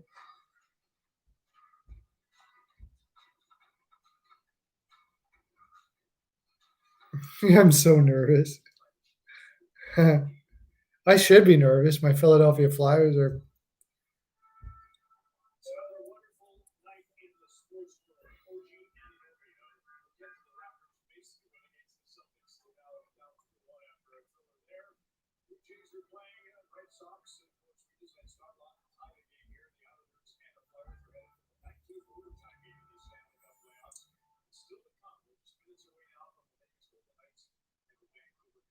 So we're going to keep on rolling here now. There was a power play just before the game that ended. Who got the power play?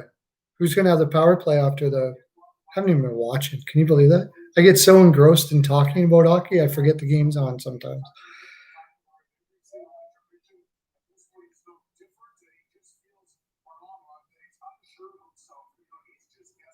Come on, Padres, for fuck's sakes. Jesus. You got 2 innings to get 2 runs. 3, actually. Well, 2 and then go into overtime at least. Okay. What about Kelly Rudy? Kelly Rudy could be up there.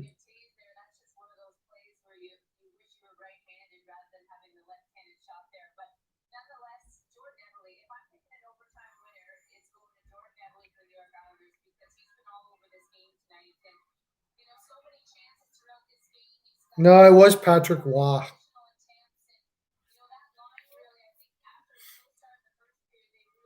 And Tony Esposito, way back in the day. Yeah, it was Patrick Waugh. Should have known that. I just don't like to say that because Patrick Waugh's an asshole.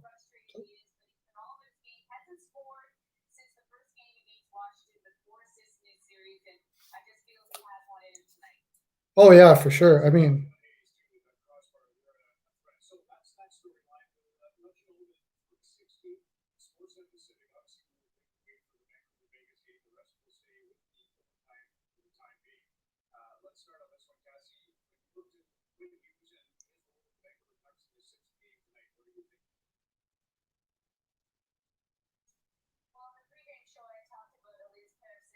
yeah, Brodeur was not until the early '90s, late '80s. Patrick Waugh was before that. So Patrick Waugh was definitely a butterfly goaltender. I mean, everybody followed Patrick Waugh. So yeah, it's Patrick Waugh. Are you kidding me? Oh my gosh. Patrick Waugh was an arrogant prick. Still is to this day. Everybody knows in Montreal that Patrick Waugh was a great goaltender and not a nice person. Everybody knows. He was a jerk. He was a jerk to people on the ice. Sometimes he was very difficult with his teammates. When he got booted out of Montreal, when he left Montreal, it was yeah, he was always like everybody knew that.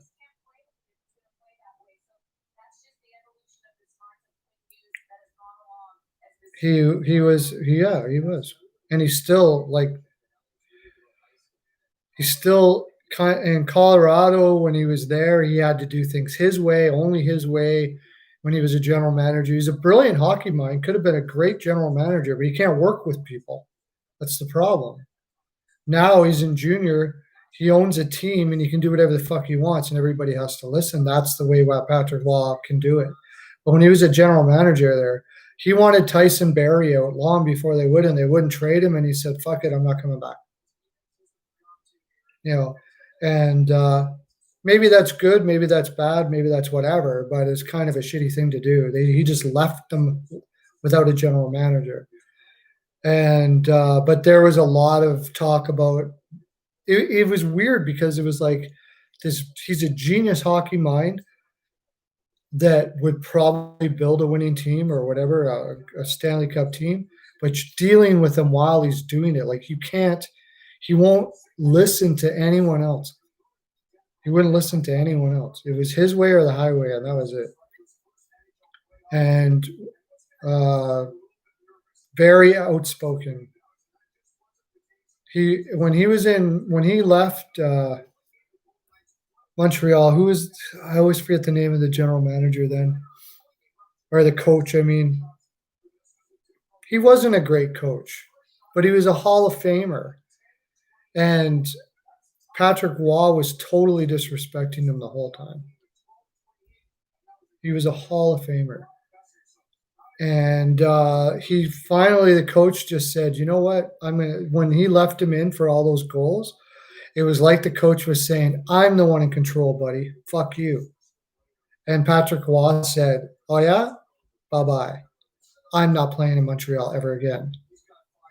He basically told management and ownership, if he stays, I am gone. If you don't fire him right now, I'm gone.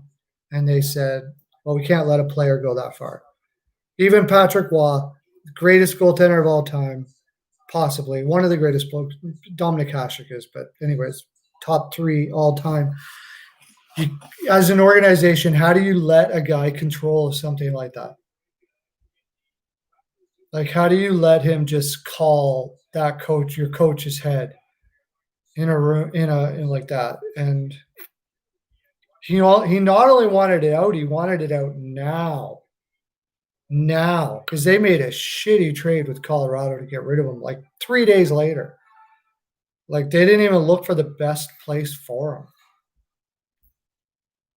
But I mean, they ended up trading him to Colorado, which was a really good place.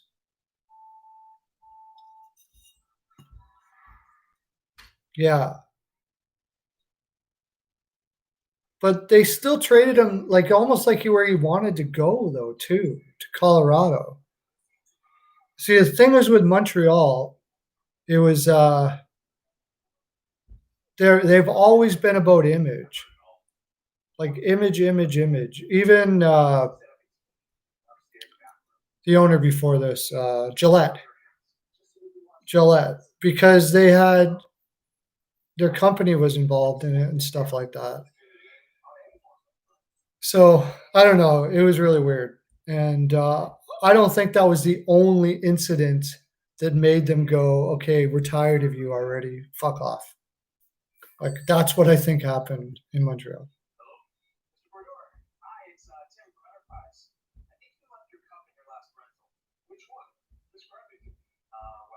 Well, I kind of hope we don't because a lot of people got hurt in Colorado. And what was the big incident that happened? The guy seriously got injured.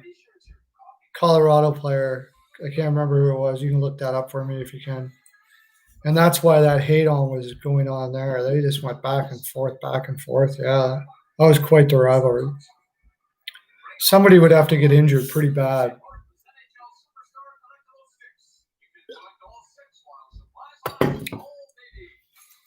Vancouver, Montreal, and Detroit. So what do you think Montreal does now? I just did a video. You want to fucking how embarrassing this is? I did a whole video on them getting Allen and saying that Price is gone and he wants to get out and they're going to trade him to Pittsburgh because I thought they only had $4 million cap space left, but they actually had $14 million cap space. I look at the wrong fucking line. I still kept it up, and I'll tell people about it in my next video. Like, sometimes you can just be an idiot.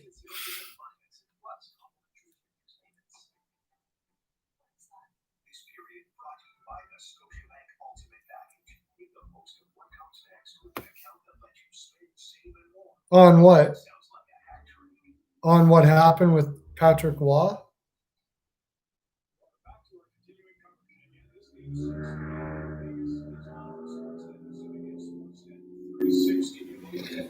Yeah,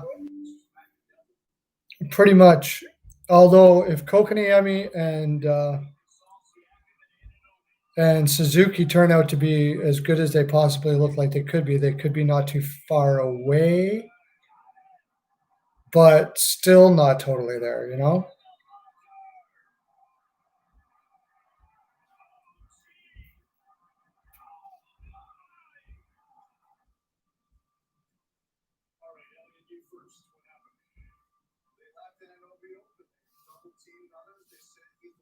Claude Lemieux was quite the asshole, apparently,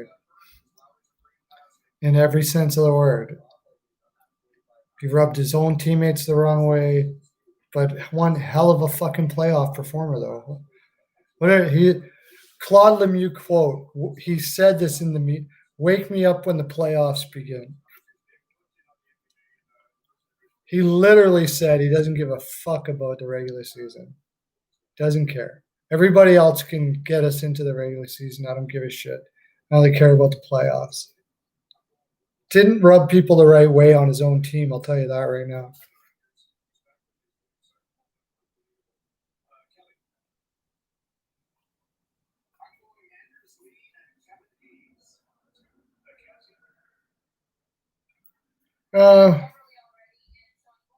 I'm not so sure about that. I don't think it's necessarily because of his contract. They got $14 million in cap space right now. It's because of making trades like Sergachev for Drouin and McDonough for Gomez and shit like that. I would say that, and not hitting on a first round draft pick. Not hitting in a first round draft pick since Pacioretty. That would be the biggest reason. And then not firing the guy who was the head of your scouting department the whole time. Timmins is still head of scouting in Montreal. Do these guys have some sort of child porn ring together or some fucking thing? What organization would not fire a guy who hasn't hit on a first round pick since Pacioretty, which was what, back in like 2005 or some fucking thing? It's insane.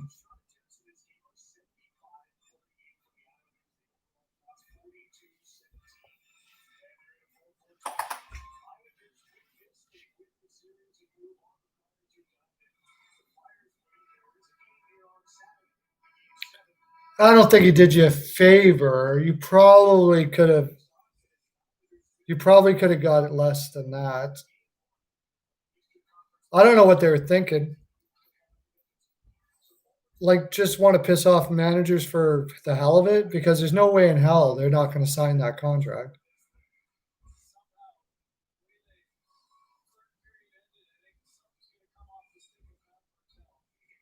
Yeah, pretty much. Worst drafting team of the last 15 years, and they still have the same guy leading it. It's unbelievable. Unbelievable. The fact that the Timmins is still in Montreal is beyond, defies reason at all. It's crazy. And Bergevin, like, there's something going on there. There's something going on there that it's like some sort of freaking, maybe they got like a three-way love ring going on or some fucking thing. I don't know. There's something going on there. Bergevin, Timmins, and somebody and Mr. Molson or something. I don't know. It doesn't make any sense at all.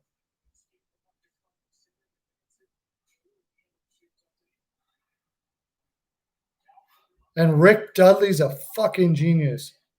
I'm gonna now that Dudley has left the Canes, I'm gonna see what happens if Waddell can still hold that ship, because they have barely made a move. Rick Dudley is an off the wall character, I guess, and sort of a private dude who doesn't like the limelight and stuff and sits in behind the scenes, but he's an absolute genius. Brilliant, brilliant, brilliant man. And you saw it in Carolina. He's old now, so I don't know. Maybe he's retiring, or maybe he's going over to Seattle to work with them or something like that, and behind the scenes or something. I don't know what his next challenge is going to be, but yeah, he's a brilliant guy.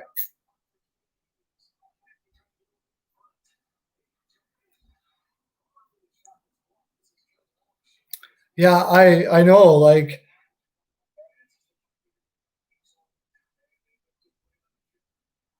yeah, he left though. He's not with Waddell anymore. Dudley left this year.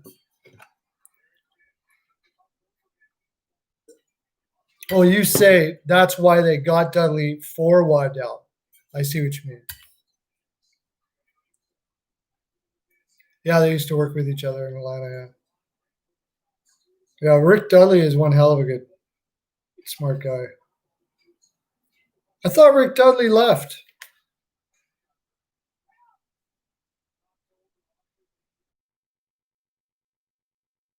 Could have.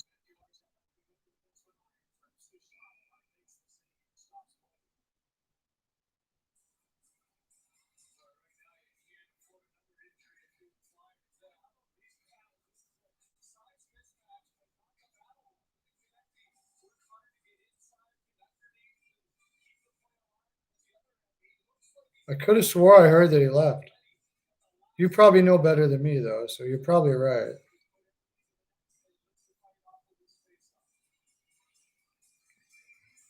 Hurricanes executive Rick Dudley moves on after contract expires July 1st, 2020. Can you read that backwards? Yeah. He's gone, buddy.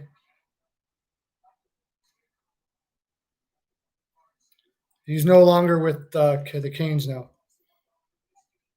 So it'll be interesting to see if Waddell is able to keep the ship going, making all that.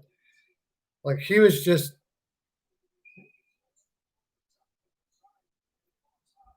No, I don't think so. Rick Dudley's pretty old, man. You're not going to find 71 years old. He's 71 years old.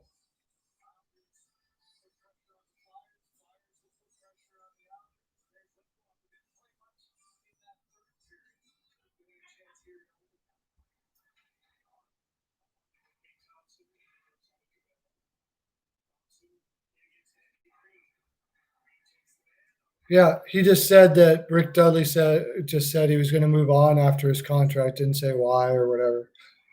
So, but Rick Dudley's sort of like that. He sort of moves here and there, and it's kind of an odd dude, but absolute genius hockey mind, brilliant hockey mind.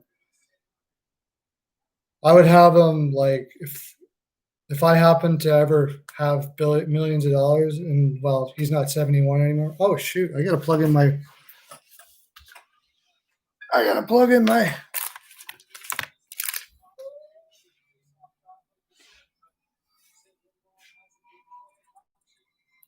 Yeah, yeah, Lou's old, but I don't. He's one of those guys that'll just probably die in his freaking chair. He'll never end. I don't think Rick like he he said he's gonna move on, so he could still go somewhere else, but he's probably just checking where he wants to go. Maybe there's somewhere like basically Rick Dudley is such a genius hockey mind that he could call up any team and say, "Yeah, could you want me to come over and help you out?" And they'd be like, "Fuck yeah, like for sure." He can go wherever the fuck he wants. Everybody knows how much of a brilliant hockey mind Rick Dudley is. Oh, Vancouver. Do you think I maybe talk about the game a little bit? It's probably why I don't get a lot of people out here. It's like New York Islanders, and I don't even talk about the game or watch it. I am watching it here. It's boring. I'm sorry. This Islanders Philly game is Philly series when now they're playing like again. Philadelphia's playing Islanders system, which Islanders force you to do. So it's hard not to. That's why they do so well. They just give you like this voodoo, just whoa. You will go slow through the neutral zone. You will go slow through the neutral zone. You will go slow through the neutral zone. Okay. Okay.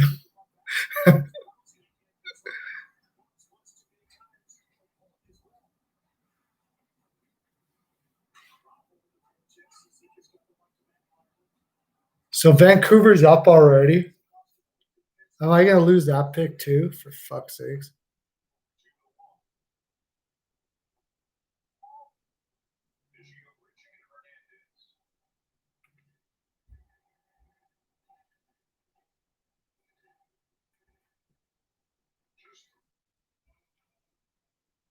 They're out shooting Vegas 6-2 too.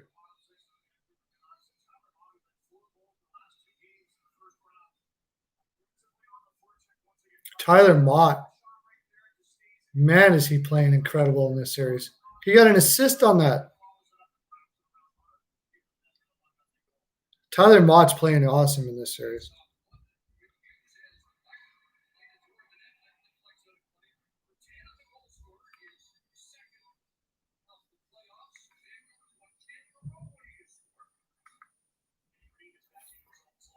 It's kind of hard not to watch an overtime game, though. Especially with my Philly Flyers, man. But I'm telling you, if Philly's got to play Tampa after this, forget about it. I love my Philadelphia Flyers, but you're not going to be getting me to say that Philadelphia is going to win that series. No way. Not a chance. I think the Islanders would have a better chance.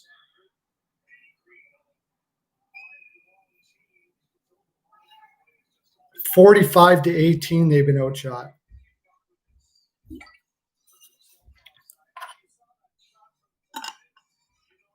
Skittles 2 comp. How you doing?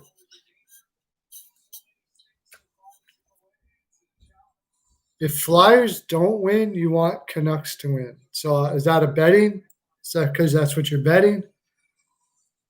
Awesome.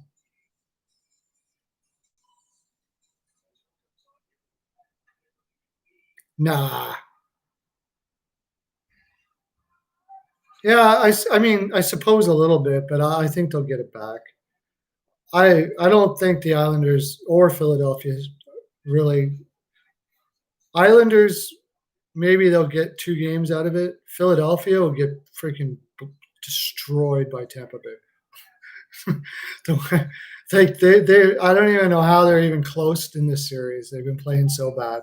Well, Carter Hart for 47 shots. Carter Hart is like a goalie god. I've been for a long time. What team are you rooting for, Skittles? And why? If Flyers don't win, so you're a Philly fan too, buddy? And then you want the Canucks to win. You're a Flyers fan too? Yeah, buddy. Boom. Boom. I'm a Philly in the East, Edmonton in the West. If Philly and Edmonton ever played against each other, I'd be like, it's really shitty. Because I like them both almost equal to each other. So, uh,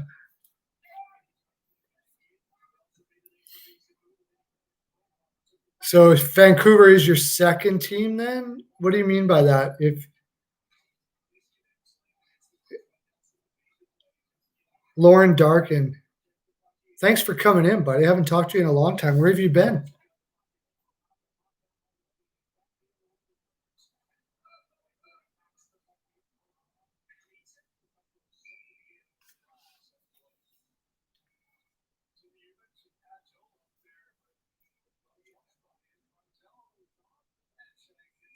Well, thanks for coming around. Oh, Lauren, that's Lauren. What am I thinking about? Lauren, fuck. I'm thinking you're another, for some reason, I thought you were another guy that has the same name as you. Lauren's always here. I'll shut the fuck up. I don't even drink.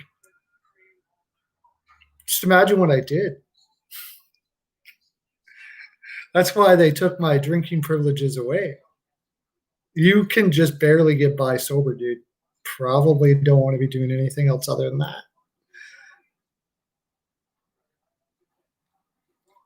No, they haven't won a cup. Made it to the finals. Never won a cup. So you want Vancouver to win a cup?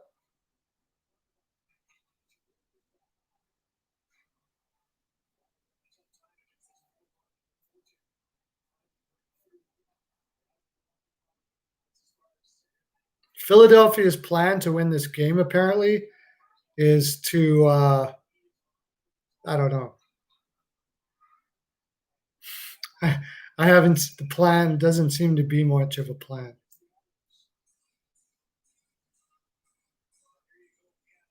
Yeah, I mean, Skittles, you agree with me? Like Philadelphia Flyers have played maybe 3 good games this whole playoffs, and they're still in it over and over and over again. Carter Hart being the main reason. Like Carter Hart is incredible, but this team has no business being where they are. Like really, none.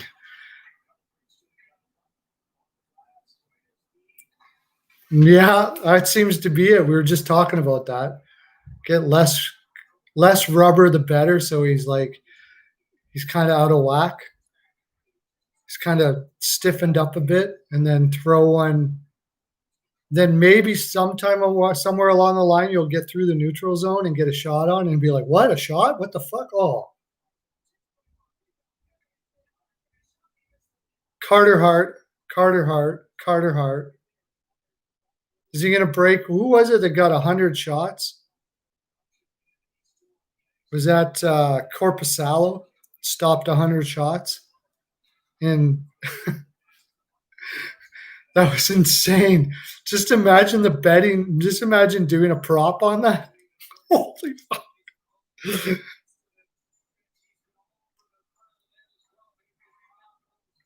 Well, at least now they don't have Couturier, so there's a bit of a reason.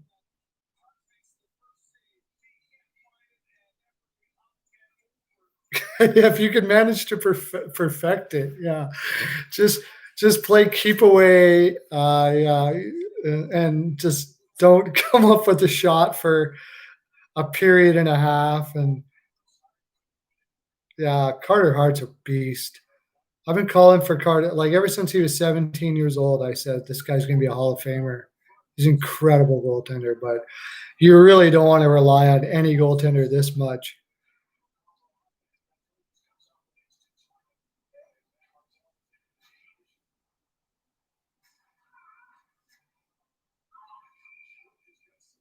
Yeah. Yeah, just score from the red line, yeah.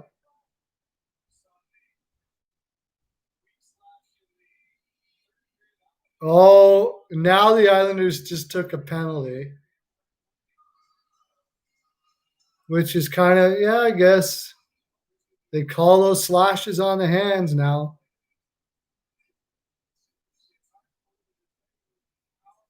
Yeah, just like just go in like everybody going in. You have full control of the puck, and everybody's going in to pressure in the offensive zone, and just flip it so it goes way up in the air and bounces in front of the goalie. And he hasn't moved for a long time, so he doesn't know what the fuck to do. Yeah, I'd love to see the X's and O's on that, eh? Like an AV. Okay, what I want you to do is you don't shoot the puck. You don't shoot the puck. Terrible French accent. Just play in the defensive end. Let Carter Hart stop all the puck. And then halfway through the game, I want you to pretend that you're going to go in the zone and flip the puck at the goaltender. And that's how we are going to win. Let's go get him.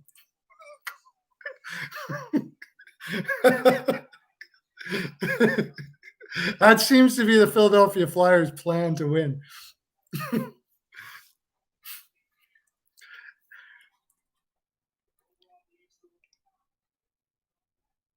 Only pass, no shots. That's right. If that's a big if, by the way. If we happen to enter the offensive zone. Look at this power play. It seems like they're listening to us. Oh, there was kind of a shot there. Trying to half deflection. Oh, pass it directly to the center. 2-on-1. This is the way it should end. Jesus.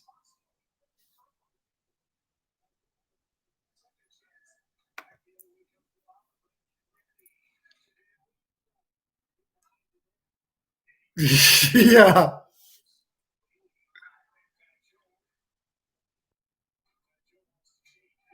That's a killer play, though. That little scoop behind the net play, Svechnikov, and who else did it? There's a couple guys that did it, eh? Svechnikov did it twice, didn't he?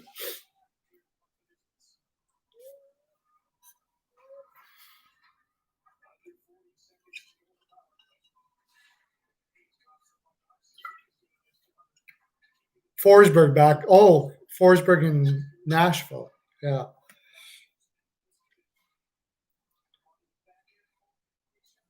Oh, Sanheim made a mistake. Got a shot almost on goal there. Phew. Oh, yeah. Waste of a power play. They're not ready yet. He's not, the goaltender is not creaked up enough in the joints. You got to at least go this overtime period and not take a shot. And then next period, after he sat for a while, maybe we'll float one in there from just below, just in the from the red line. Oh,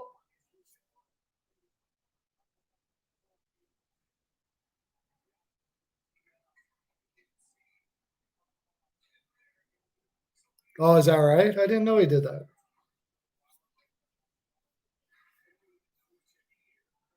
Oh, if there's a guy that could do it, it's him. Freaking, he's a magician with the stick for sure.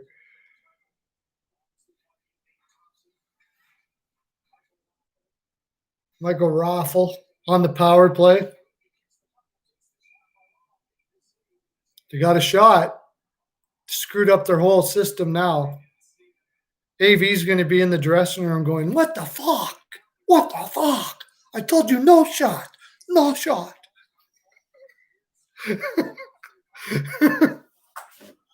Now we got to go a whole new OT. No shots. I told you one job. One job.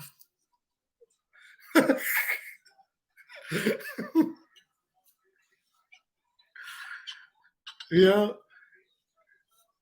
They found it in the video. He's gonna bench him. That's right. Was that Sanheim? Was that Sanheim? You sit, Sanheim.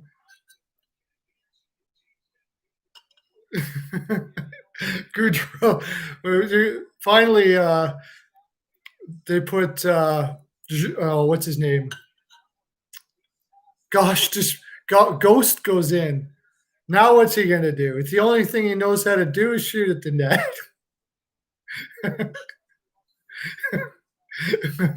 It'd be like a complete waste. All they want to do is pass around in the defensive zone. Well, Ghost doesn't barely go in the defensive zone, so what the fuck are you gonna do? It's not that bad, actually. It's pretty bad.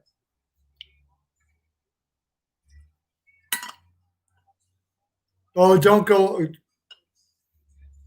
with me with numbers. Number 1 is better than 40. Don't tell me you're talking about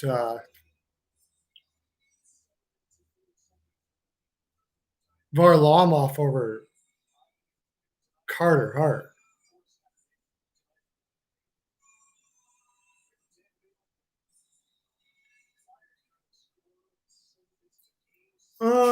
Yeah, he's not the fastest guy in the world, is he? I wouldn't say bottom 6 forward, though. That's a little bit. Wayne Gretzky. Wayne Gretzky was not a fast skater at all.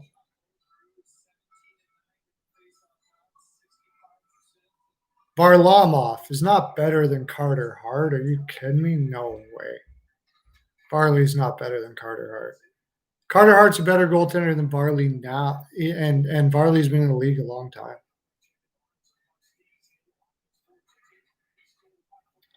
Oh, number 1 on the Isles is better than number 40 on the Isles. What's number 40 on the Isles? I'm terrible at numbers, by the way.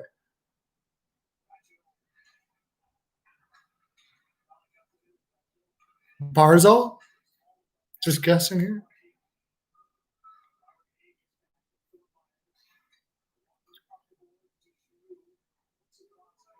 Crosby is the best. Crosby is probably the best two-way forward of all time, maybe.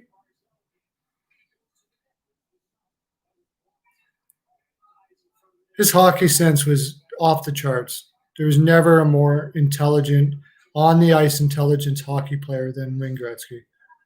Off the charts. Crazy. He thought the game in ways that, like,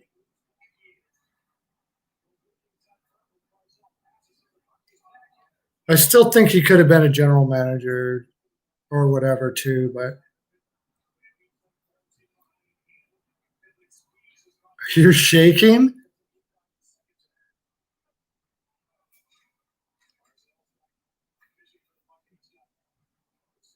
I don't even want to look, because if the Canucks beat Vegas this time and I have Vegas on the ML again, my hockey picks have been bullshit last little while. That's why I avoided this game. I'm glad I avoided this game, although I should have went the over, because I did think it was going to be over, just because everybody is over in this playoffs. But I was right. I didn't know who was going to win it, and this should be the Islanders winning 49-20. I didn't predict that. Doing a goalie prop on Carter Hart would have been a good play, though. It's still plus money with the lead. Wow.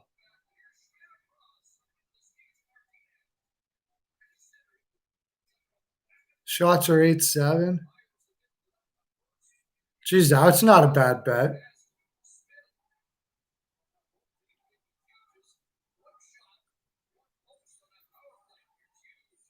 They're actually playing with some offense.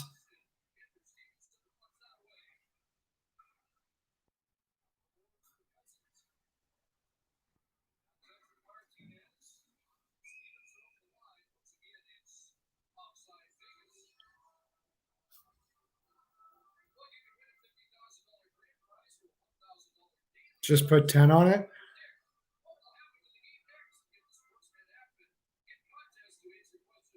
Well, I'll tell you, if Demko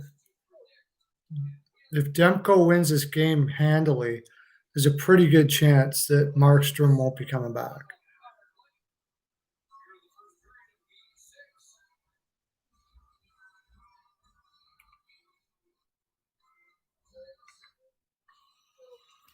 Should last 4 minutes of the game. 50 shots for the Islanders now. You want the Florida Panthers to win what?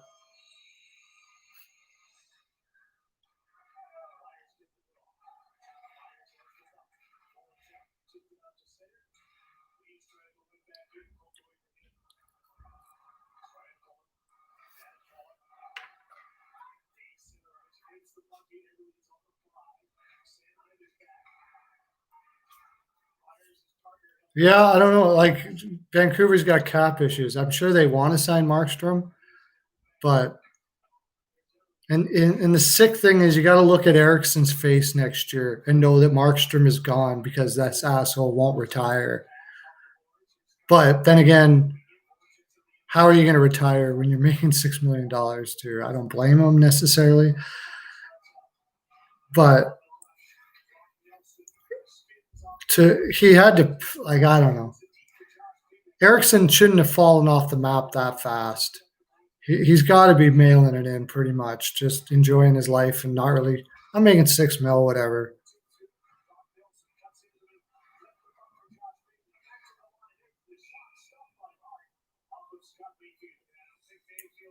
Markstrom, Seattle Kraken. He would have to be the year after that. I think if Markstrom goes to free agency, somebody will pick him up and give him.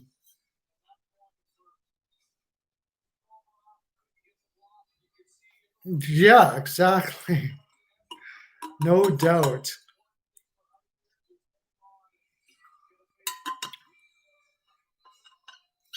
Yeah, that's right.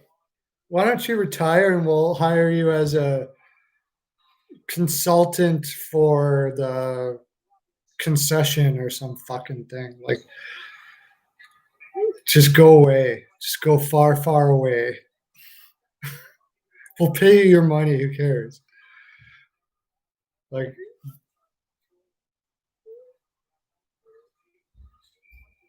yeah, exactly. Why don't they do that? He's dumb as a post. That's why. That's pretty much what happened with Luongo, and you're still paying for Luongo. He retired, and they gave him a title in the company. You know he's getting his full fucking money. Yeah, you know Luongo is getting his full salary from the Florida Panthers. Absolutely no doubt about it.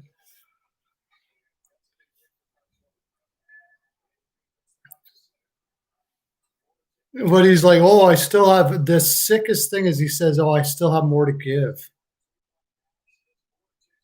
I still think I have a lot to. I think I have more to give. Well, where the fuck has it been for the last 4 years, asshole? You've been holding out for 4 years. You couldn't have pulled that out of your ass like a little while ago. Why are you holding out to now? Because you haven't given shit for 4 fucking years. Eriksson. That's people ask me what my least favorite player in the league. It's either Lucic or Eriksson. Both of them. Maybe I think Eriksson more. At least Lucic can do something. He can beat people up, sort of, and shit. Yeah, Yager would be better at 48 than Eriksson, probably. I wouldn't doubt it.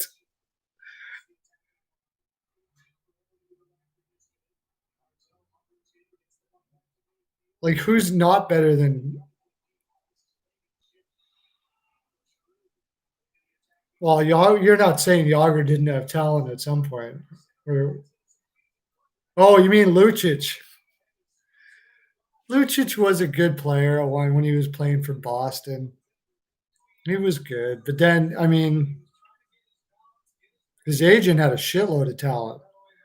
His agent is insane. His agent found a guy named Shirelli and was like, ding, ding, ding, ding, ding.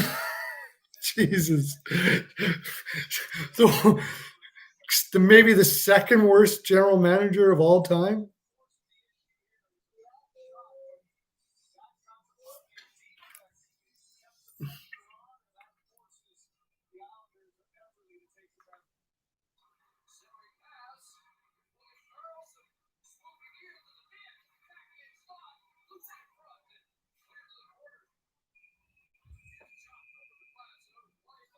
Shots are even. Demko just stopped a good one.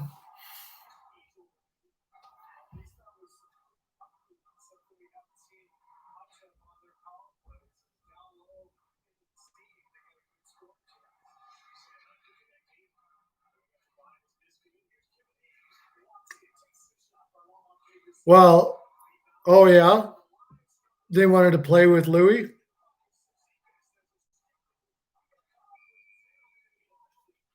Sanheim's getting a penalty now.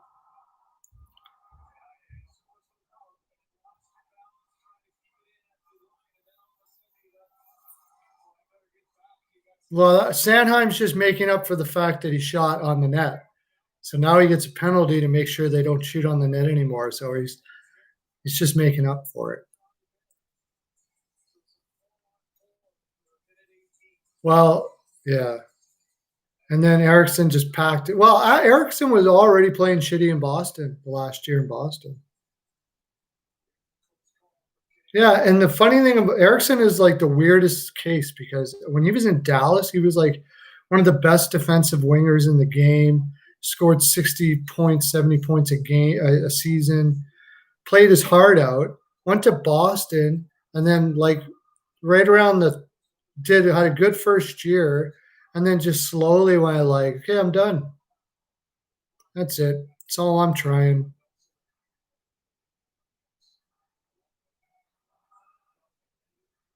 Why do you need the Isles to win?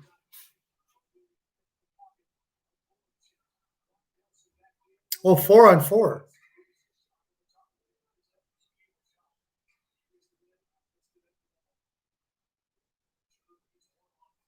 A season.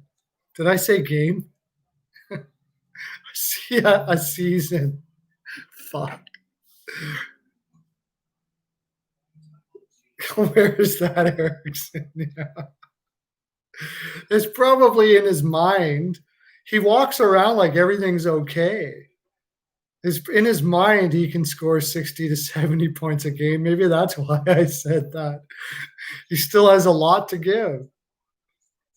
You scored 5 goals last year, Erickson, and you're a goal scorer. What is it that you have to give, sir? Not a very good defensive player anymore. Can't skate worth a shit. A goal every minute. Okay, let's watch Vancouver, Vegas for a while. Oh,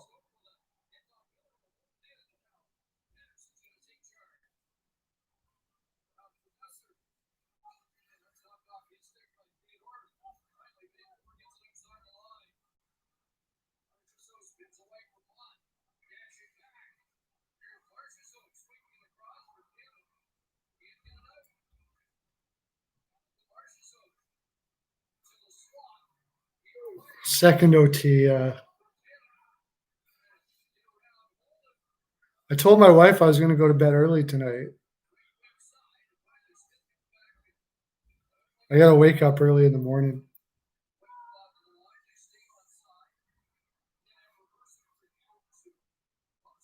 60 minutes a game. That's right. Yeah. Yeah.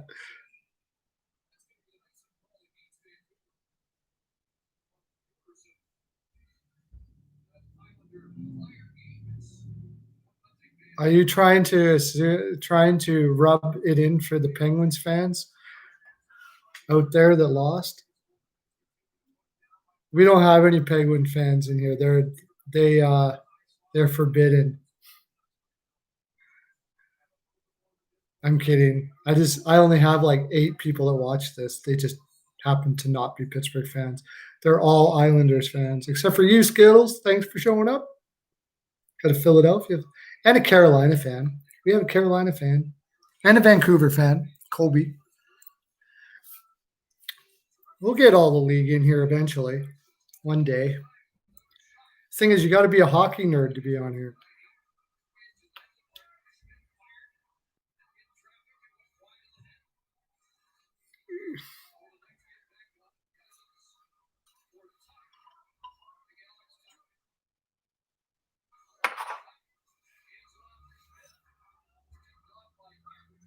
Vancouver has no shots in 13 minutes now. So they're back to their old way of just sitting in the defensive zone and holding this lead.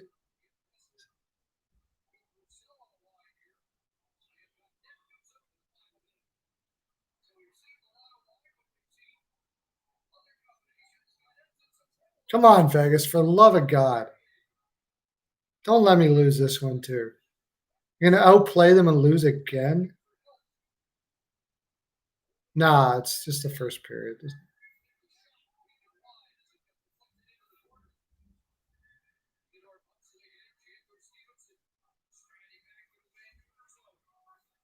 Keep someone. Well, Murray wasn't really random. He did win 2 cups. It's just after that he forgot how to goalie somehow. I don't know, whatever.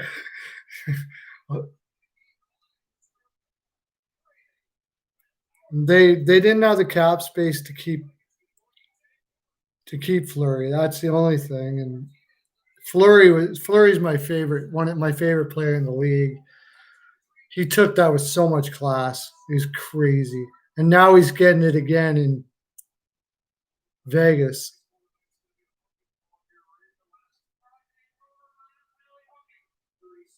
Yeah, he's going to trade Murray. There's no doubt about that. Murray's not going to be back. That's why I had my little conspiracy that Price would go to Pittsburgh. Because that's something Pittsburgh would do. And if Price was in Pittsburgh, they might have a chance. And they don't give a flying fuck about their future. That is quite obvious. So the only thing about that is, like, if I'm Price's agent, I'm like,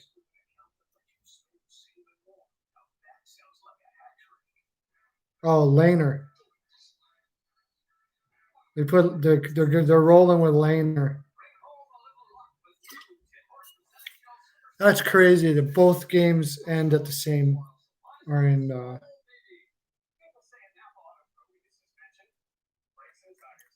both games go into like overtime, intermission, and intermission at the same time. This shouldn't be allowed. Did Toronto win?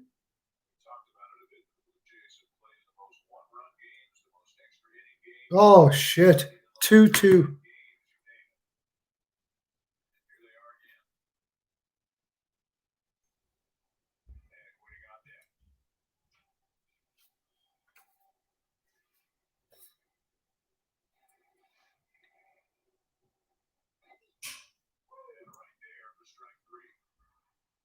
No, they won't have the book on Demko. That's the thing. Yeah. And Demko's fresh, like you said.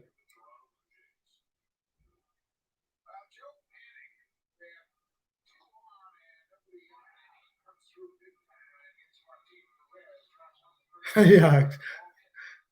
What do you get? What do you get with the GM that trades all your first?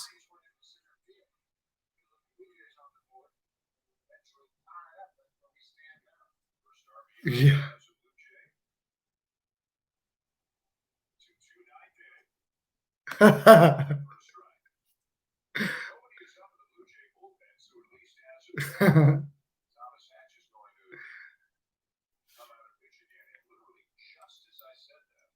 Yeah, I don't know what happened to Murray, man. He lost his confidence or whatever. I don't know. And now I my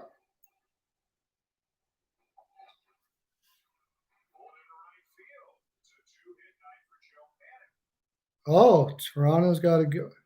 I'm watching the Toronto game now.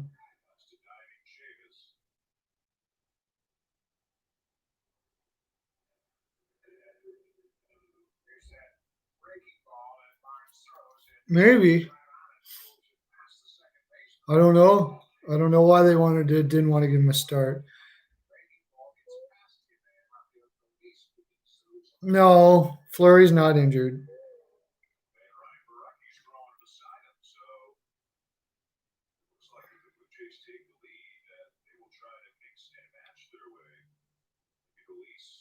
They just think Lehner's going to win, give him a better chance to win right now.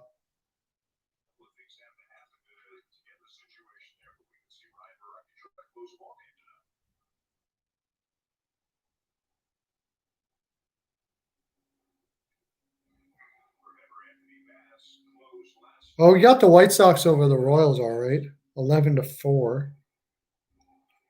Dodgers running line looking pretty good.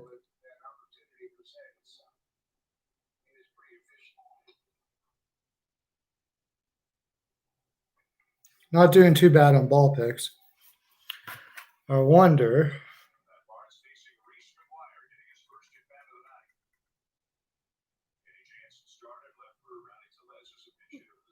Lehner is probably the better goaltender right now, honestly. And Lehner is probably going to. He's not. Fleury's not going to be in Vegas next year, I don't think. They're going to sign Lehner, and Fleury is going to get screwed again. Lehner's a beast. He's going to win.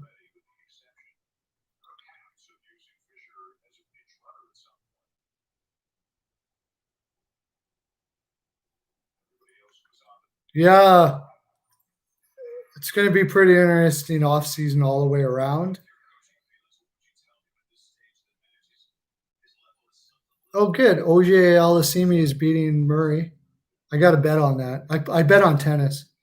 It's actually probably, besides hockey, tennis is probably my best bet.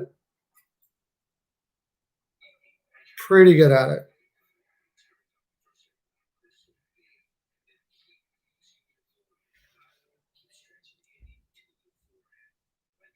Yeah, what goalies go where? I think Lehner stays in Vegas.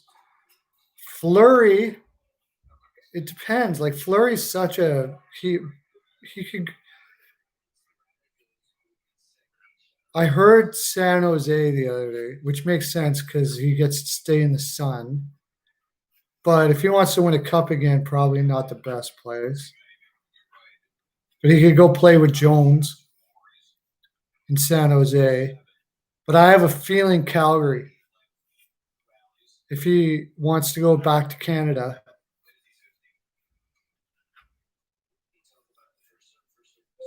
But I don't know how much he would think Calgary has a chance to win a cup. But I mean, he went to an expansion team, almost got him to the finals. Calgary could take Fleury and then get another, like he could be a 1A, 1B with somebody, maybe Talbot. Makes sense.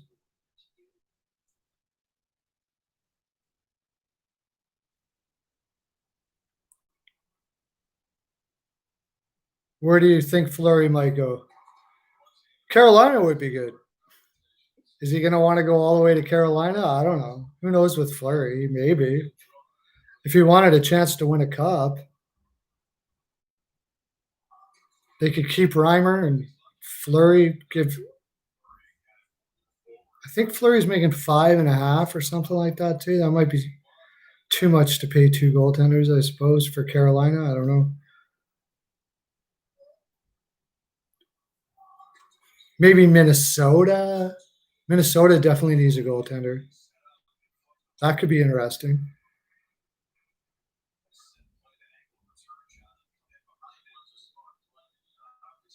Just how much does Fleury have left? He had an off year in the regular season after his dad passed away. Holtby, I don't know. See, that's the other one. That's talking about Calgary too, because he's from Alberta.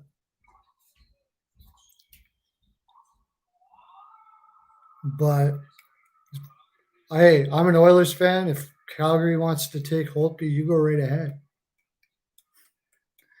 You go and do that shit. I don't have much confidence in Holtby. Maybe he'll be better. It seems like when Holtby's pressured by another goaltender, he just loses his shit. Grubauer was a young guy coming up, and all of a sudden Holtby was like, oh no, like insulted or so. I don't know what the fuck, but he seems like when he has, and then now Samsonov, and knowing that he was going to be probably not coming back. I don't know. Sometimes I think Holtby puts too much pressure on himself or something.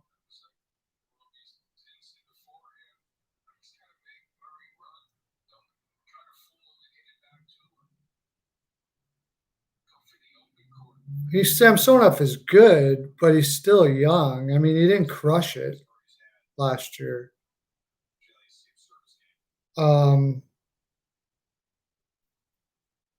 That being said, I mean, the team didn't really play well in front of him either, so it's hard to say.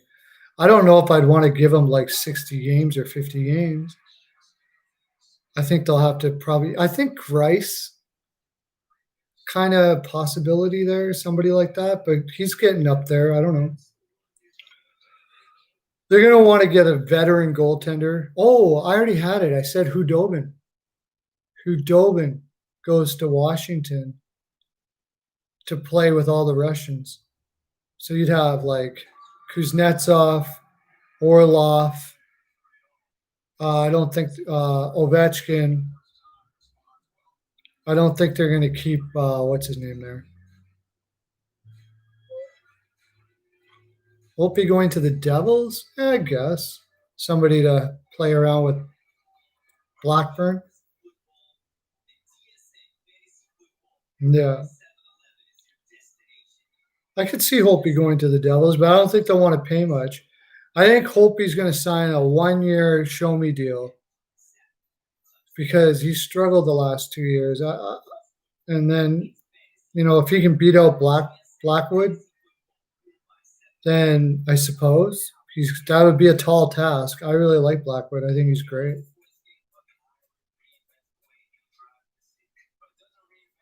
Team Sweden. Detroit started Team Sweden too. Yeah, Carolina's got a lot of Finns. By the way, Nietzsche's. Oh, I love that guy. I love that guy. Just wait till he fills out. That Carolina team is going to be freaking stacked.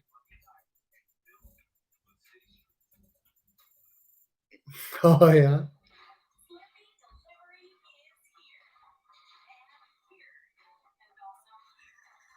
My career said Holtby's going to New Jersey. I mean, I could see it. I think the person that would be dumb enough to give him enough money that he would stick around would be Buffalo. And I think that would be a big mistake.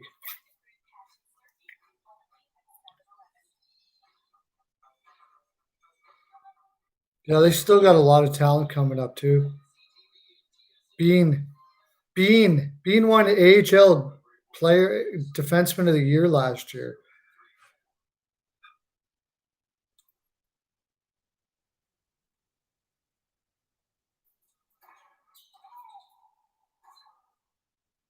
Who has the most Canadians? Well, I mean, you could say that for St. Louis.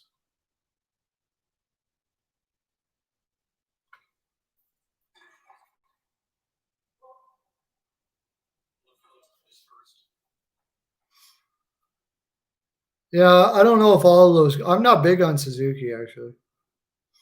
Not that Suzuki. I'm not sure if he's going to make it in the league. Keane, little higher on, yeah. Keane maybe. Honka, I'm not really familiar with, honestly. I've heard a lot of good things though, so probably. Bean is going to be awesome.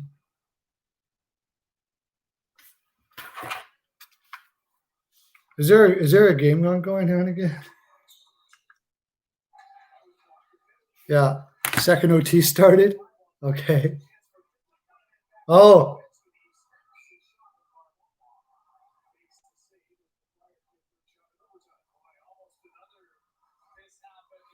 who is that shot for Philadelphia? He's gonna be in big trouble. First shot of the period? What the hell?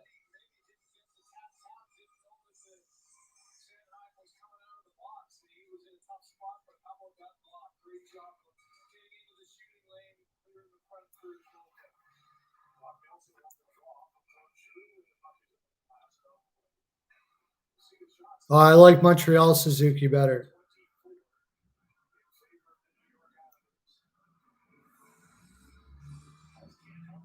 If I remember correctly, Suzuki had a down year.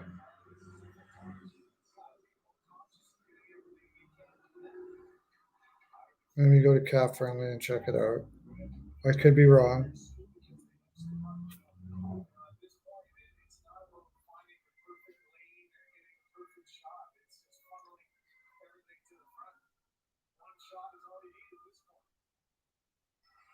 Who's done never playing again?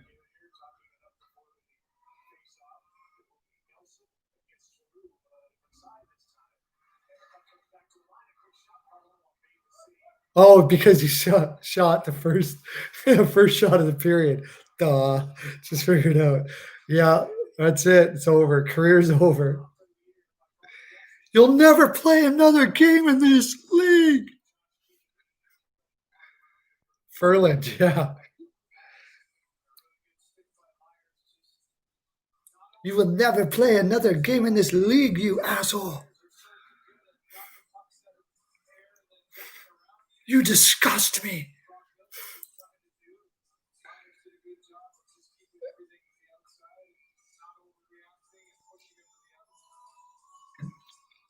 So Lauren always has me pulling out my Cap Friendly.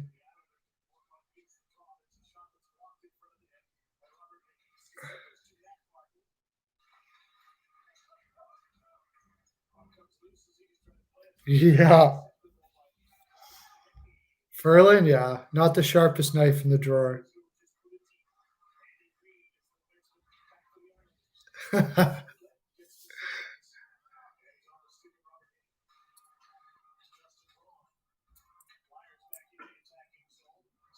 So we got Carolina.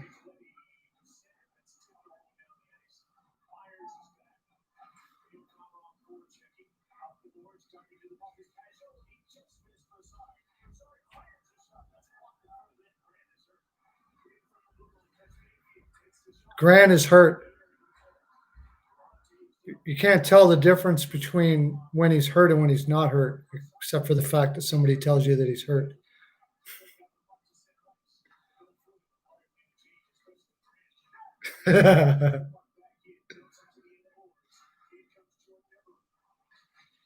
Yeah.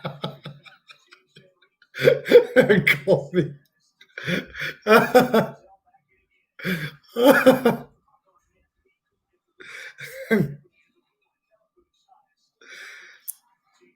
Yeah. Just wanted to make sure it was still working. Yeah, that's funny. Everybody when he was coming off the ice was probably just sitting there like, "What the fuck are you doing?"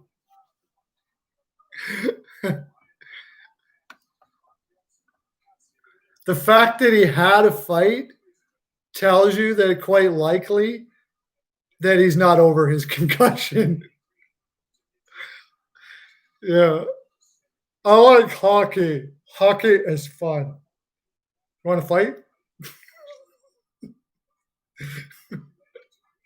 Okay, let's play the game.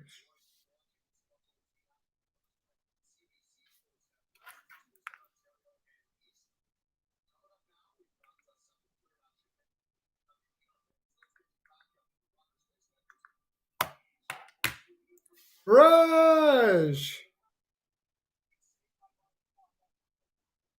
I still said all along that Colorado is going to come back, right?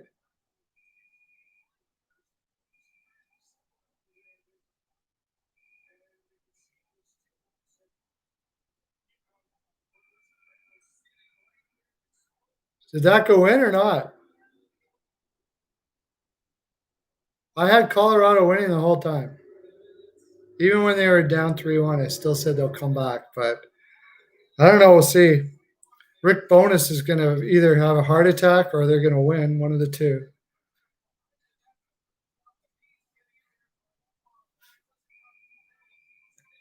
You haven't streamed them. Why? What are you doing?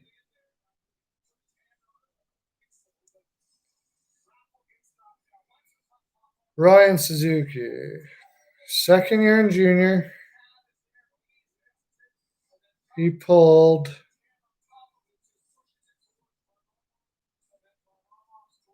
Yeah, 35 points in 23 games last year. What the hell was he doing? Injured?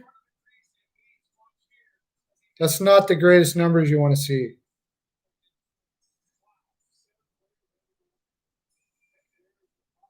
His offense has not been increasing. That's why I'm not a big fan of Ryan Suzuki. He could still be there, but I'm not a big fan.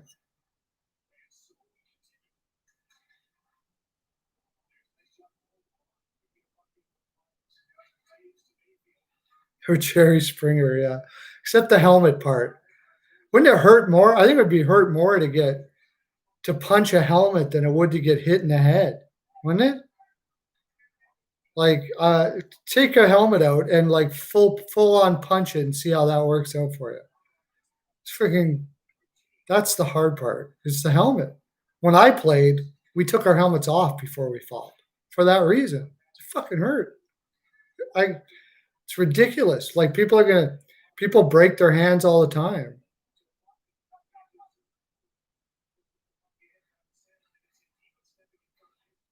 No, I haven't streamed the Stars versus the Avs. I didn't stream last time. I think I streamed the time before, mostly because it runs late.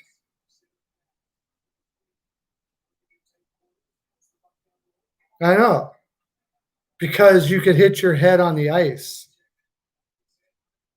That's pretty much why. Which does make sense, I suppose. But hitting your hand on a helmet hurts like a son of a bitch.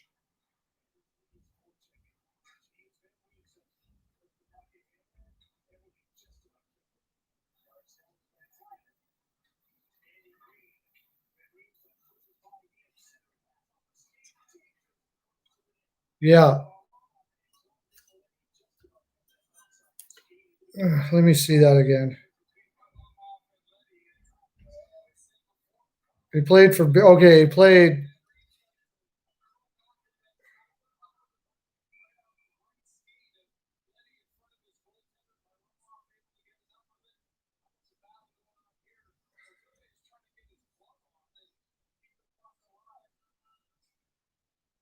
Oh, I'm sorry. Yeah, he played 56 games.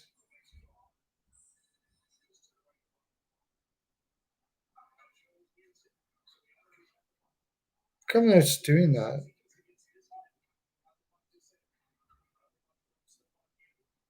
They didn't show the totals. That's weird. He got 58 points in 46 games. It's not that great for an offensive player in the OHL.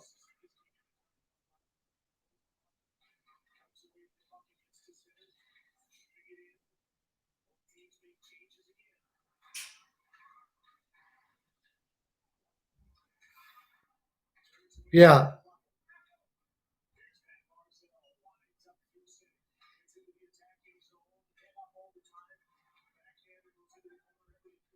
Yeah, you both tried to make sure you didn't hit your head on the ice, but it still happened by mistake, and guys got concussions and stuff like that.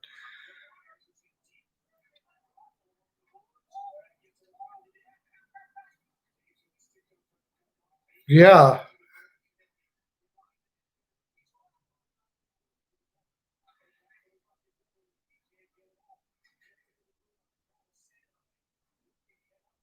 Yeah, Raj, yeah, it's just kind of I've been trying to get to bed earlier, that's all. I think, and I don't stream every night, probably every second night. I can't stream every night. So it probably just hasn't fallen on days that I don't do it. Like I probably won't stream tomorrow night. I might. We'll see. I can get lots of you on here. Then you're supposed to like go through and do like a greatest, like edit it and stuff. Holy shit, that takes a long time. My gosh. So I post a 3 hour live and nobody watches it. You might as well not even post it, but just so people know that I go live. I don't even know how to edit very well anyway. Look through, you try to what I should do is go through and mark the times when there's like in between this time and this time would be a good opportunity, like a good spot to edit out. I should do that. Should do that. I'll do that next time.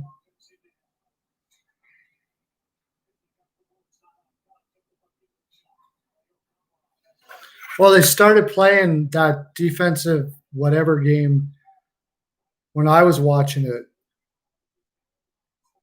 I could do the play-by-play for this game, this Flyers Islanders game, and it would be. It's all being played in the neutral zone. What the hell was that? What the hell was that Philadelphia player doing? Trying to go fast through the neutral zone, I guess, which is what I say to do, but preferably not when you got to go around two guys.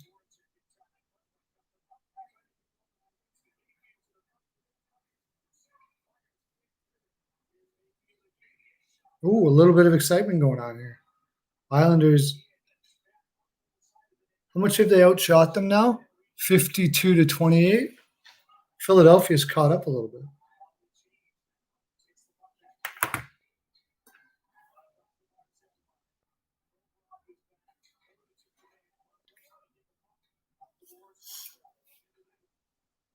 Yeah.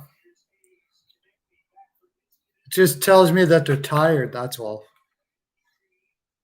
That Vancouver defense is tired.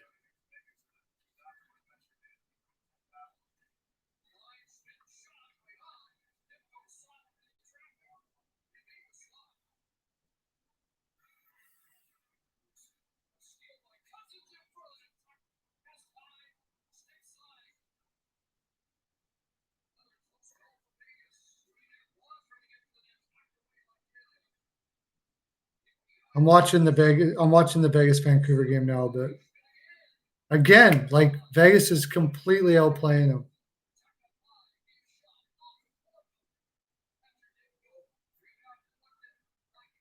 This looks like a power play.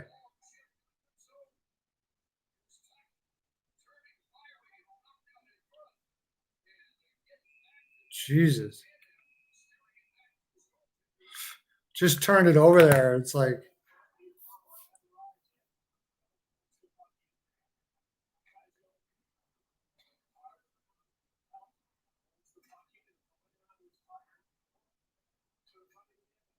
now it's go back to the Islanders game, and the Islanders are pretty much doing the same thing except slower. To holding it in the Philadelphia zone, just doing it slower. That's all.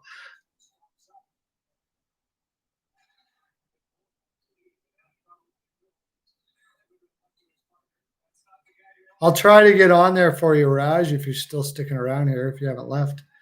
I'll try to do a Dallas one here soon. If it works out for me. I haven't decided if I'm going to do tomorrow night or not.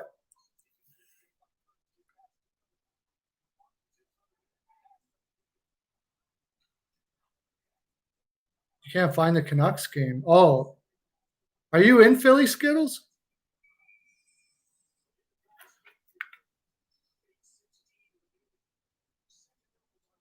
You're a Philly fan and you can't watch the Islanders Philly game. That tells you how boring they play.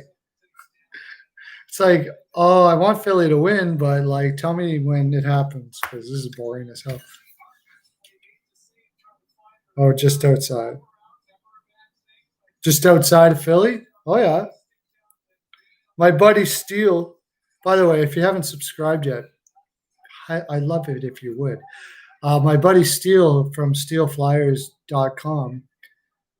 Great killer website. It's going to be amazing. Anyways, he's from just outside PA. What part of what outside of Philly? What towards Pittsburgh or where? Or in Pittsburgh or where? New Jersey, Delaware.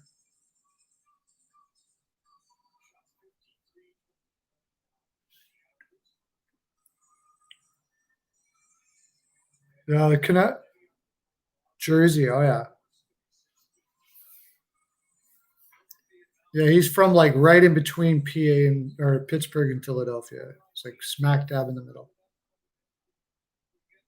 Who else? There was somebody else out here from Jersey. Who was that?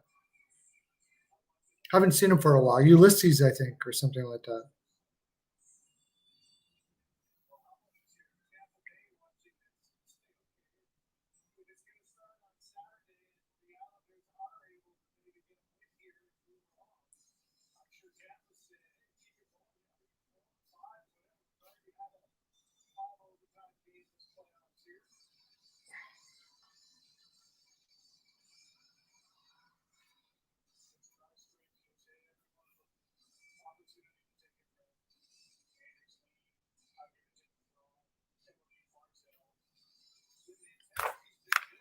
Like switching over to the.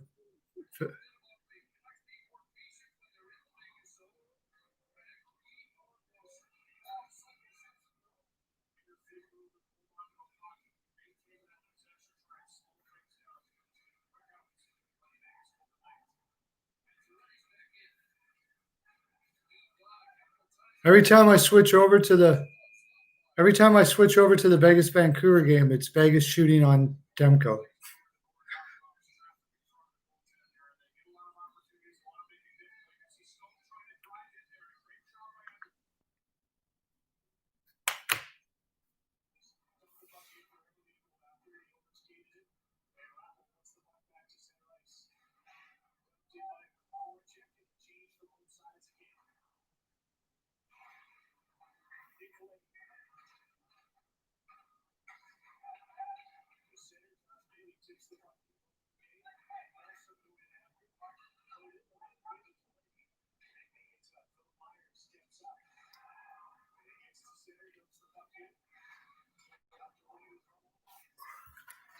Two on one. Oh yeah.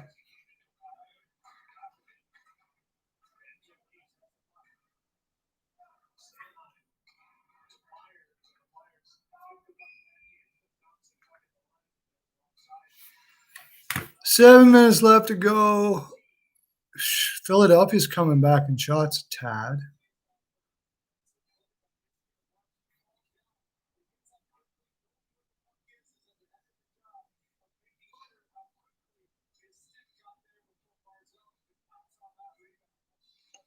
$53-29, still a pretty good. Carter Hart's still, oh, 4 for 53 is pretty good. All the way down the ice. Oh, it's not an icing. You gotta say about the Islanders is they do grind it out in the corners well too.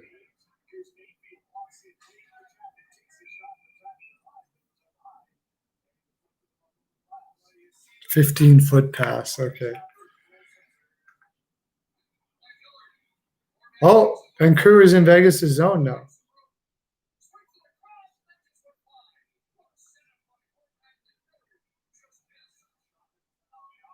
Oh, you got a power play.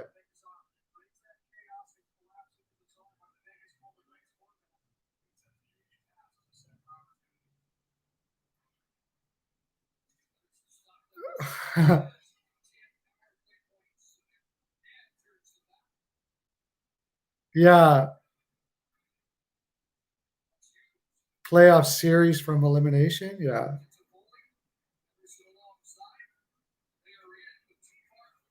Yeah, I see that.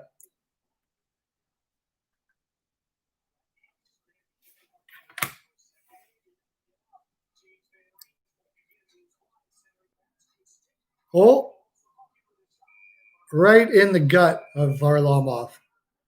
You couldn't have put it in the more easier place for the goaltender to save it.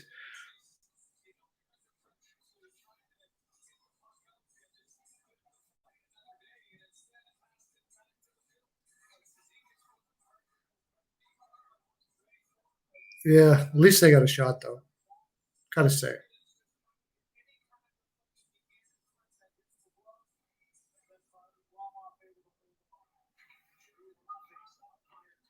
Yeah, Vancouver on the power play. I mean, they can practically win games with their power play. Doesn't look like they're well, still 12 seconds left.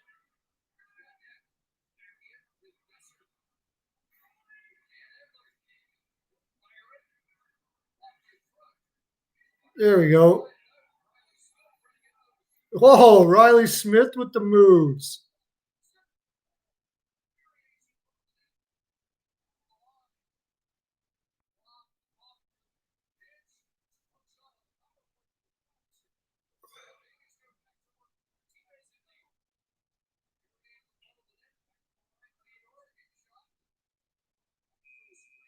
Jesus.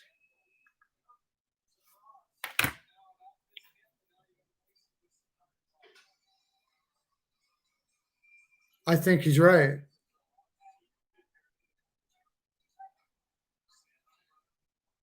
I think he's right.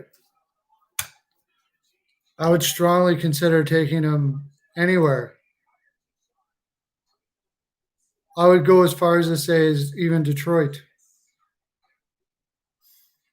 I hear they're going to take Perfetti, but the guy looks incredible. Askarov looks amazing.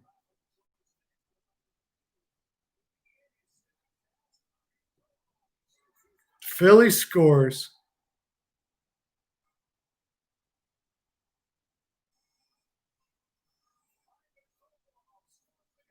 What did he say for AV? Flyers did it. I don't know how they did it, but they did it.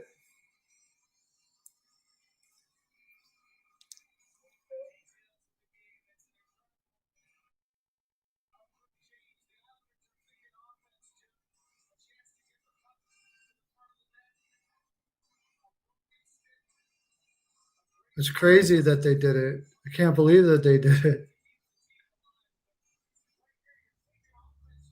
Oh my God, his stick broke.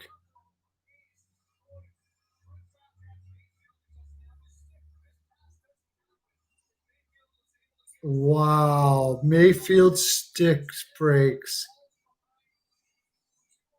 Crazy.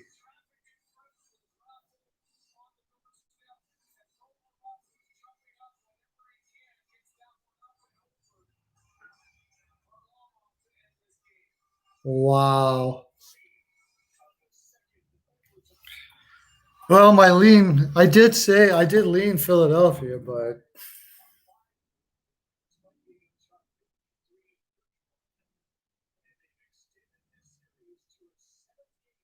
oh yeah. Oh, it is out because AV because he said I'm not paying attention to what's going on in the outside or whatever the case may be.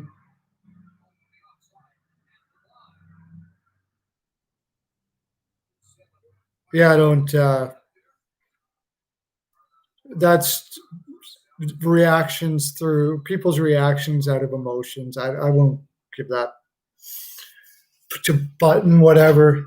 I don't living in those kind of emotions and you just say weird shit. AV, I don't blame him. Honestly, I don't watch the news. I'll tell Button that himself. I don't watch the news, dude. I'm the last one to know shit. So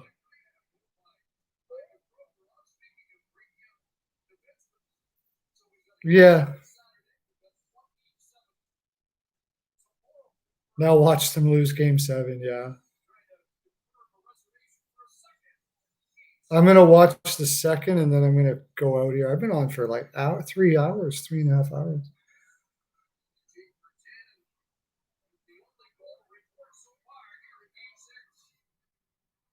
Yes. Oh yeah. Perlo dance. Perlo dance. Perlo dance. Perlo dance.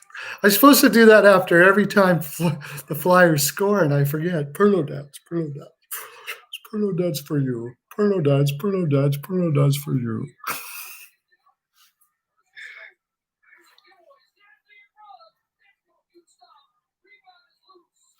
Vegas can't score. I give up. I give up. I think they got. I think they're psyched out now.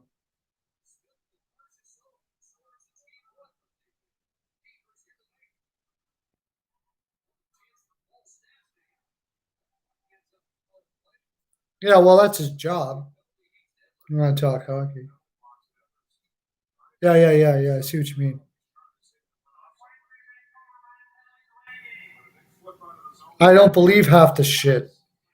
I used to be one of those people that were pounding my fist about politics and bullshit. It's all bullshit. There's only one thing I know about politics. None of them give a fuck about you. That I know for sure. You're all fighting over this guy or that guy. They don't give a fuck about you. They don't give a flying fuck about you. That's all I know about politics. I don't need to watch anything. I don't need to watch why this person or if like does Donald Trump care about abortion? Fuck no. Is it going to give me votes to say that? Yeah, okay, sure. I care about abortion. Fuck, just, I don't care. Anyways, that's enough of that. That's why I don't watch the news because I don't believe half the shit that's on it.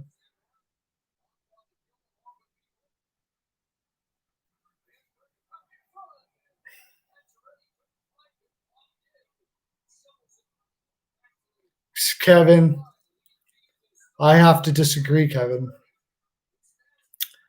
It was a very fine game that the Philadelphia Flyers get outplayed in and won again because that's the strategy. See, we lulled them to sleep. That's AV's strategy. We lull, go, you are sleeping now. You are sleeping now. We will not shoot on you because you will fall asleep. And boom, all of a sudden they shoot one.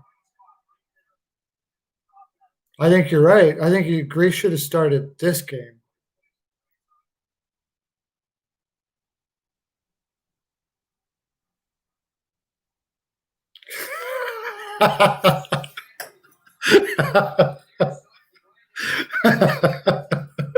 Skittles. I know, yeah. Was it 60? Carter Hart is a friggin' beast. Just imagine if you switch goaltenders, it would have been over like long time ago.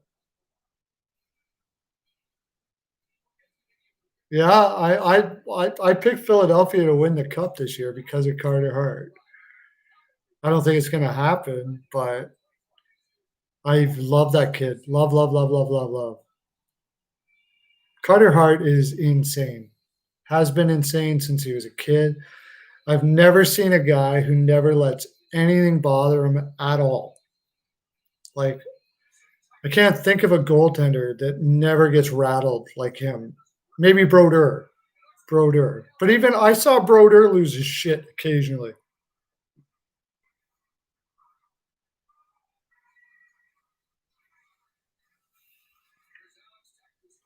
Yeah, if Elliott was in, yeah.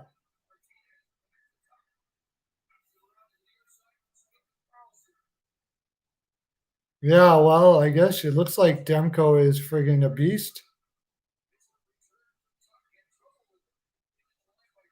I mean, Demko in the regular season was shaky at times. He looks like he was going to be really good, but it doesn't look like he's shaky now.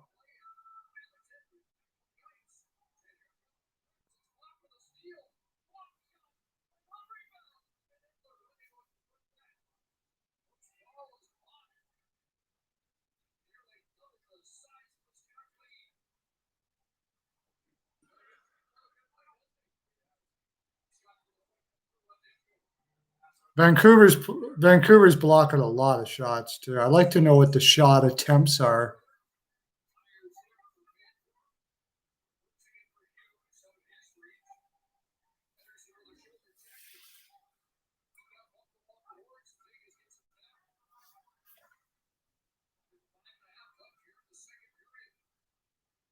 Yeah, it's fresh. I think that's the big thing there, buddy.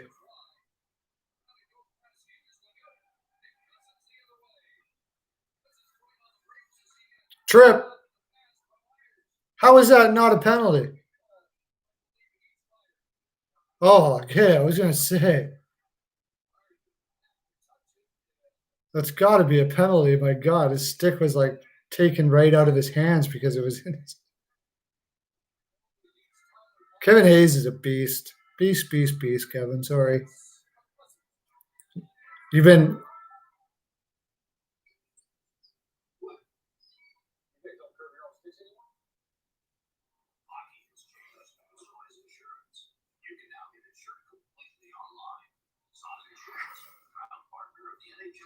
I know. I know.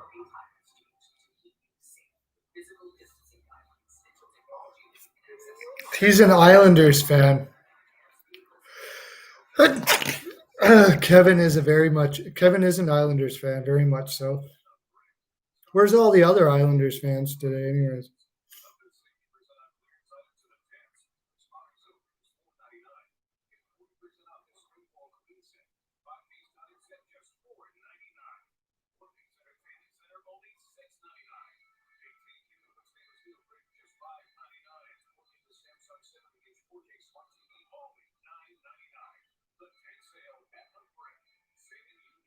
Getting drunk.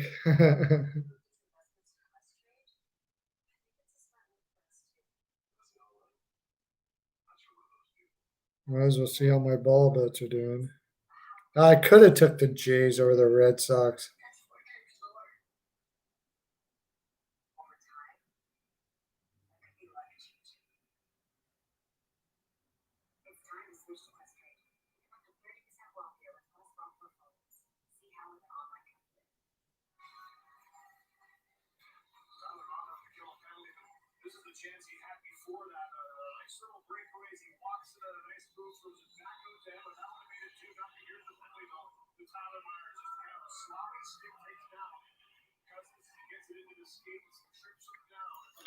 Sorry, Boric is messaging me here. Oh shit. Oh, that's right. You took the Islanders. No, you.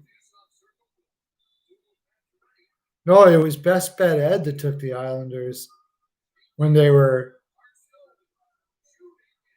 down one.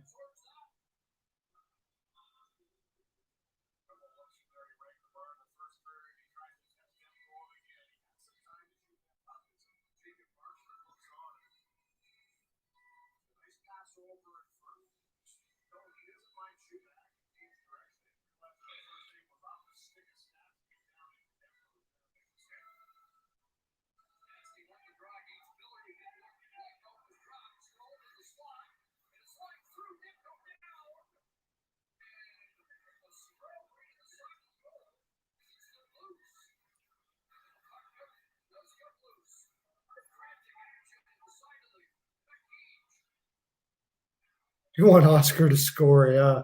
Might as well.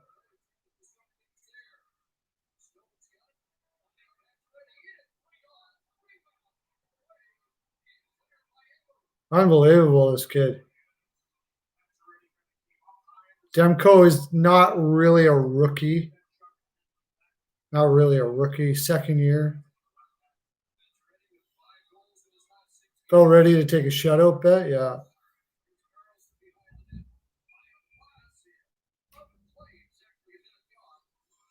Yeah, they're not signing Markstrom. I'm telling you that right now. I didn't realize Demko had improved this much.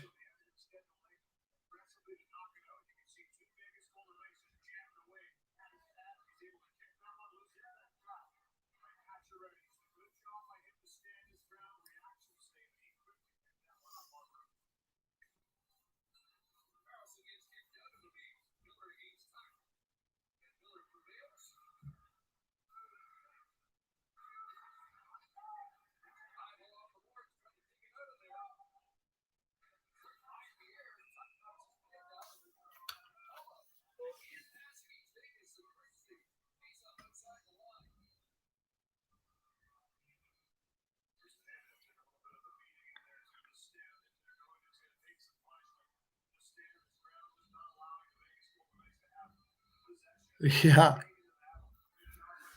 Yeah, I mean, if Demko is this, if this is what Demko is now, and he always looked like he was going to be very good, but this is more than very good. This is beast like. The young goaltenders that are coming up in the league right now are just insane. Peterson in LA, uh, Shesterkin, Carter Hart, Demko, like these guys are unbelievable. And now Askarov possibly coming up. Who am I missing? Blackwood. I think Blackwood's pretty damn good goaltender. Oh, come on.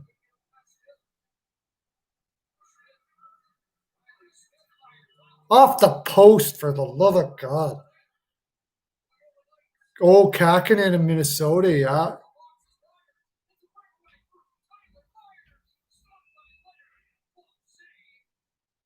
Wow.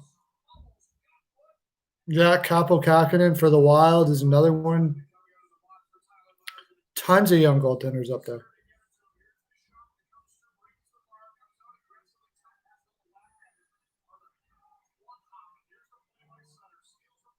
He would be in ELC.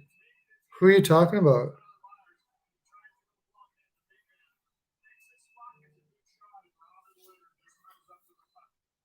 Ricketts.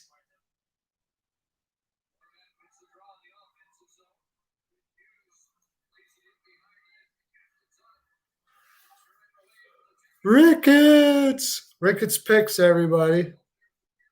Ricketts picks, one of the finest damn freaking coppers in the land. I'm telling you. Beside ball picks, I don't know if there's anybody better besides him and Boric, of course. Incredible. Go check them out. Follow Rickett. You want to make some money or at least get some good leans and help you with your betting. Not going to get any better. Thank you, Ricketts. Aren't you on vacation, my friend? What are you doing coming in here on my live on your vacation? I am honored to have you, my friend.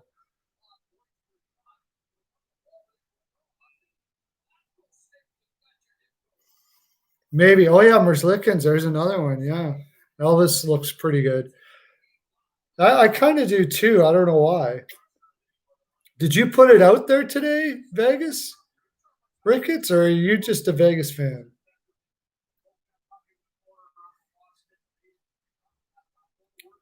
2-0. We put lots of bets out today.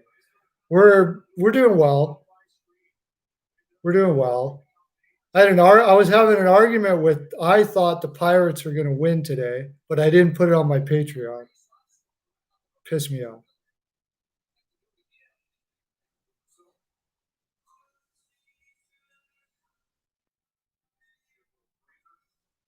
Who did you have today in ball?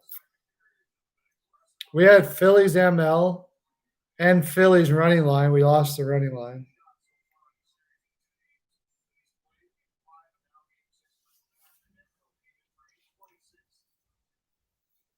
Yeah, I wanted to put it in. I didn't put it in though.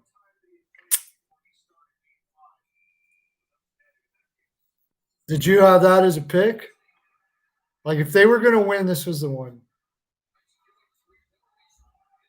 Yeah, Flyers. We've been joking about that the game here, how their plan seems to be to not shoot on the goaltender as much as possible and then surprise him every once in a while.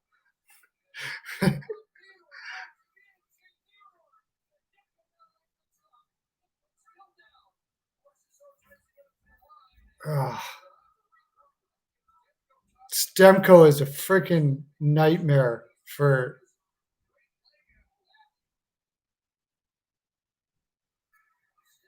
Who's your two ball picks, Ricketts?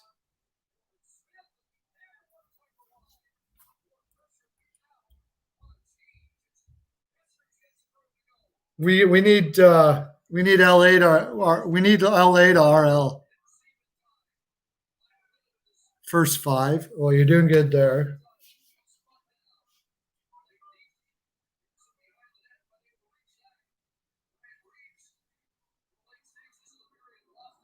I didn't do the Yankees. I don't trust them.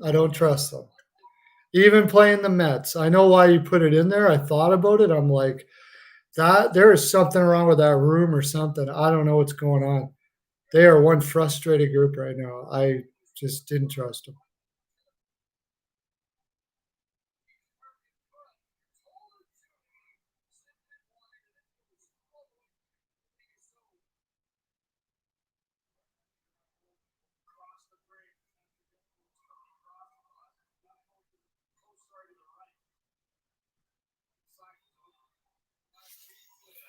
We need the Dodgers to RL here,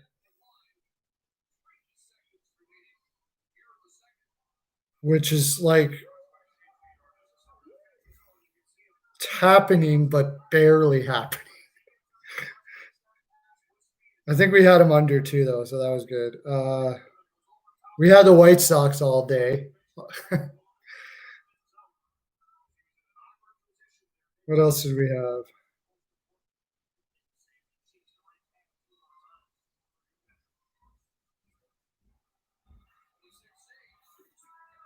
You need one more run for the Dodgers. What did you go? You went alternative line. You went three. I hate bullpens too.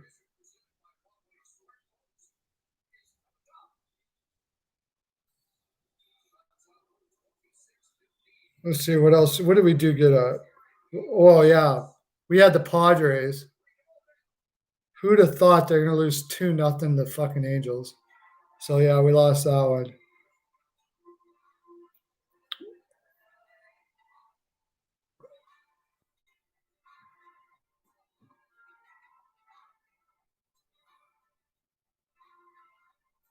No, we had the Phillies. What else do we have? We had the under on Cubs versus Pirates, so we broke even on that.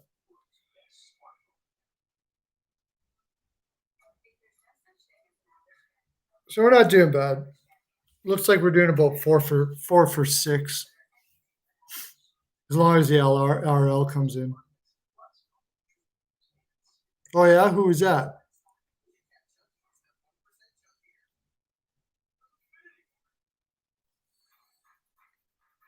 I thought they'd win that game.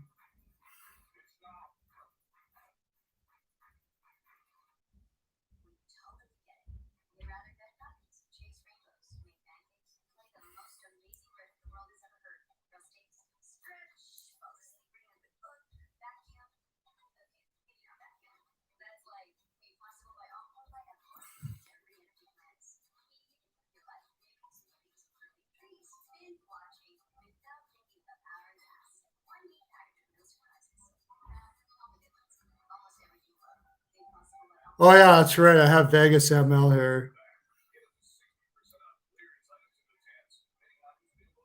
I couldn't see Vegas not coming back here. My hockey picks have been garbage. To tell you the honest truth, ball has been doing well, really well for us, but hockey's tough this year, super tough. I was doing like I'm still up in hockey. Actually, I'm up still probably about 4 or 5 units overall, something like that, which isn't bad, I guess, but it's not. I usually am a lot higher than that. I haven't even did parlays now. In the first round, I was hitting like crazy, but last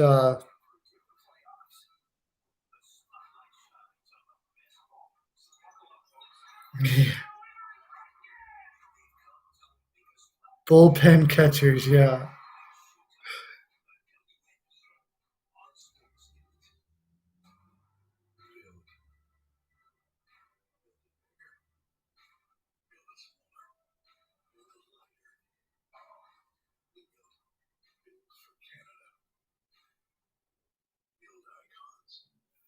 Oh yeah, you're gonna be a Seattle fan. What about ball girls? Do they get rings? I'll be right back. You keep these kids entertained there, Brickett, because like I don't want anybody leaving. I'm watching y'all. Don't even think about it.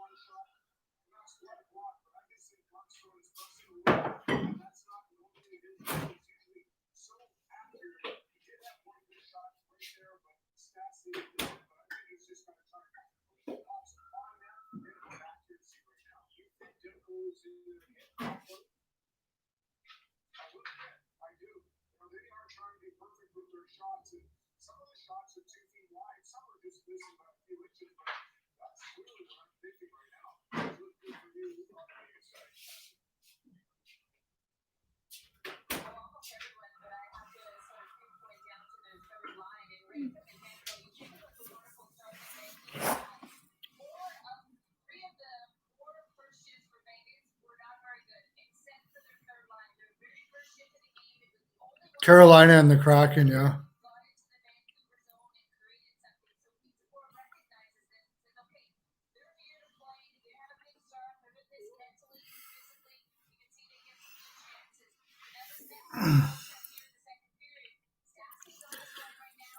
I think I'll be like a Kraken fan too for the first little while,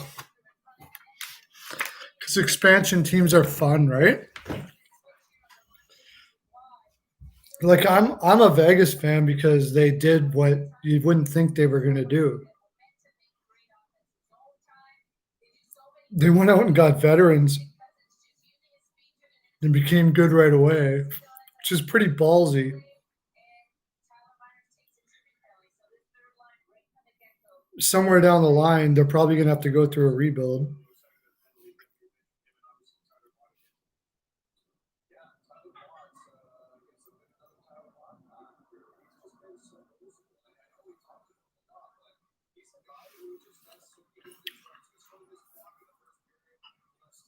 I know a Hall of Famer too. But I shouldn't say. I don't know on Hall of Famer. I had beer with Hall of Famer a couple times. Wayne Gretzky.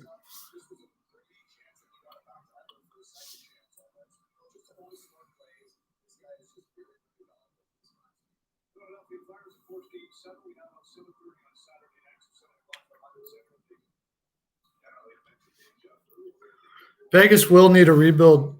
I imagine they're going to have to draft really well. They really don't have anybody coming up in their system. Glass, their first pick as a franchise, looks like he's very injury prone.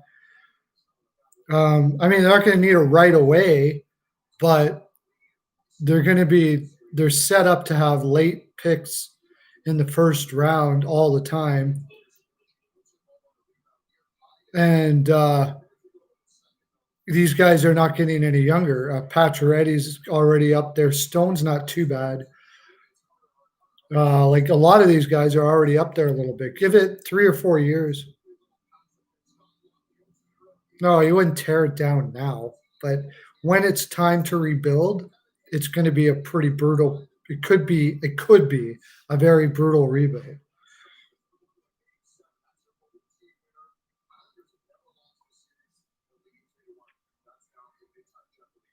Which is like 3, 4 years, maybe. Like Stastny's going to be out next year, but you can probably replace him. I'm gonna have to go through it. I'll do a thing on Vegas, a video on Vegas somewhere down the road here. It is.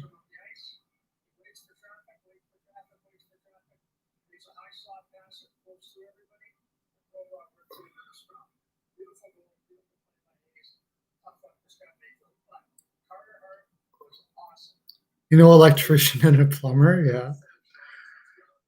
Legends.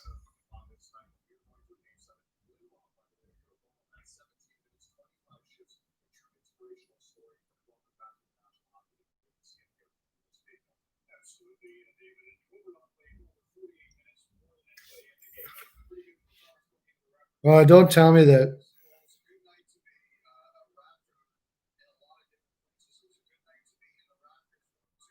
Come on, Dodgers, hit a couple more for the love of God.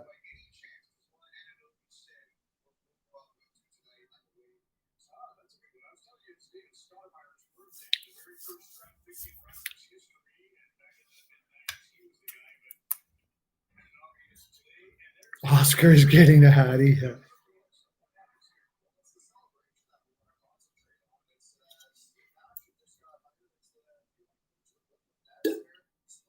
She just got in. You give me a call Saturday, right?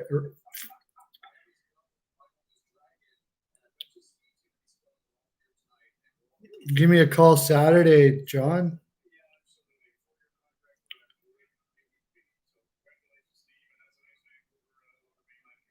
It's a really cool thing we got going on. Steel Flyers.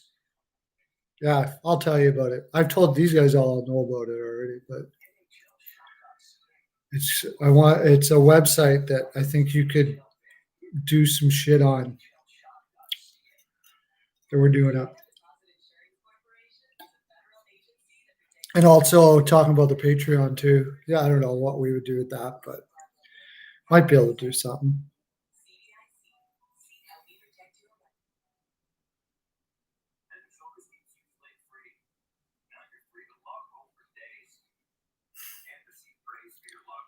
Hart might as well get the hat. You might as well start scoring too. But he stopped 650. Can't do math. 56 shots today. Not a bad day's work. Now they put Elliott in game 7. No. Yeah.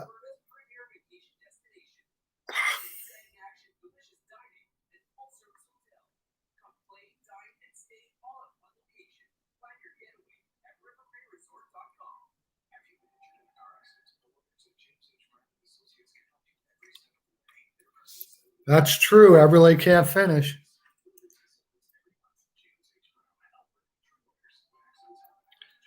Okay, John. I'll talk to you Saturday, I hope. Thanks for coming in and being part of this fine programming. 4 hours of live I'm going to be posting on YouTube.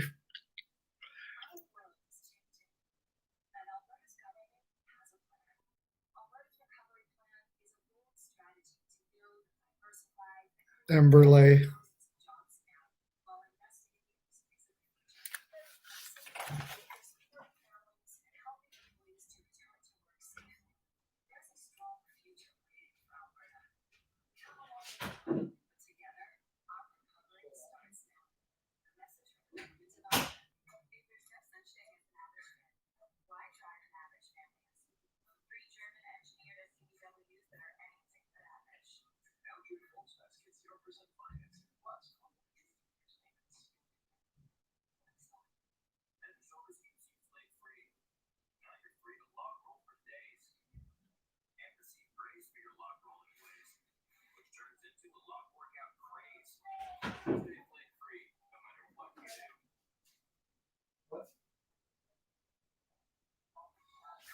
So the kitchen lights on?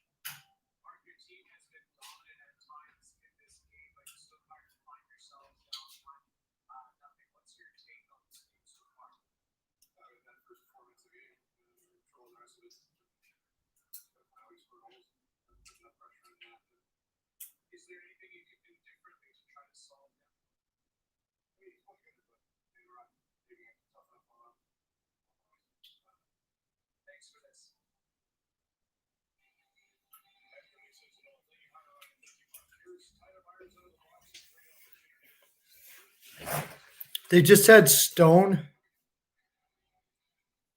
They just had Stone come on, and he's like, looks like he's like completely pissed off to be there. He's like, I don't know, got to fucking get in front of him, make it harder on him. In other words, I don't think he was mad that he had to come out and talk to people. I think he was mad that, oh, Ulysses, we were just talking about you, buddy. Are you still there? Sorry, I had to go for a second and come back. Welcome, Ulysses. Welcome to Perlo Land, where we're running Lindholm. Lindblom. He played today. I would if the Flyers win this, the one thing I got right about this series was I said Flyers in 7. So I'd actually have got that right.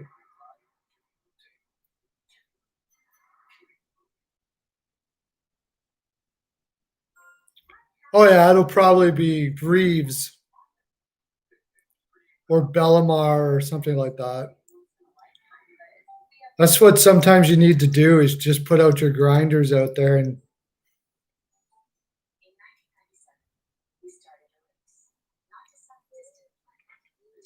not gonna happen.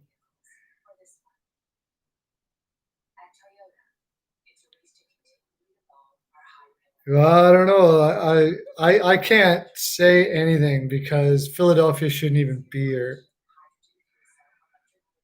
Philadelphia's been outplayed almost every game against Montreal and against the Islanders, and they keep on winning. So I don't.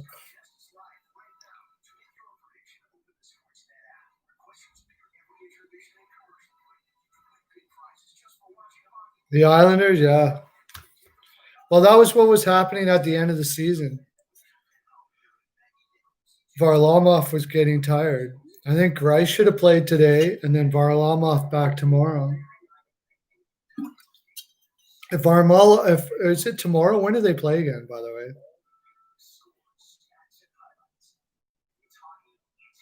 way, questionable. Jesus Christ, Joe Boric, my buddy, the B from BPOW, he messaged me and said, "Can we just get Stevie Wonder to do the freaking challenges from now on?"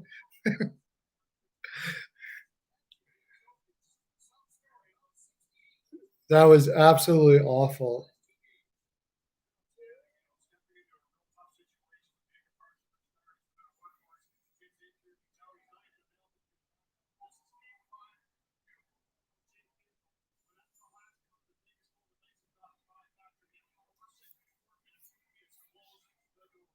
They play Saturday.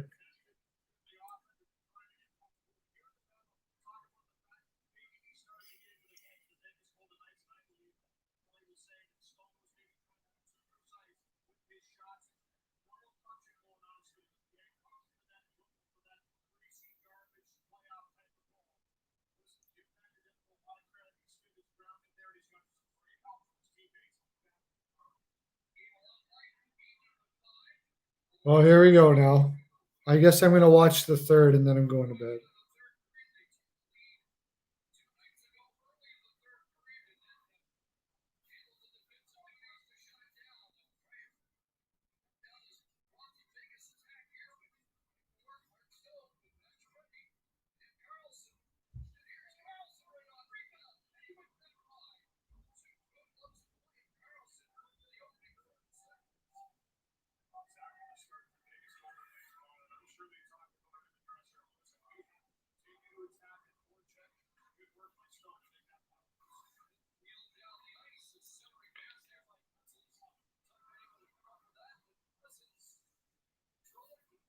Samsonov and I say Hudobin. Might as well bring in another Russian to help Samsonov.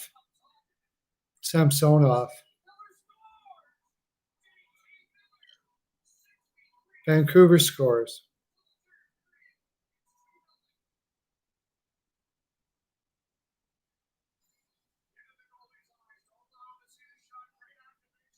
Wow. Samsonov, yeah, but I don't think Samsonov's going to be the. They got to bring somebody else in to help Samsonov.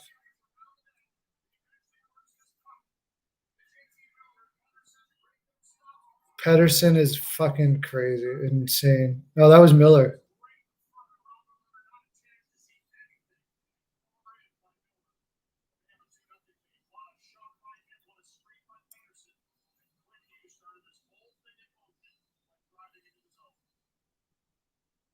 Wow.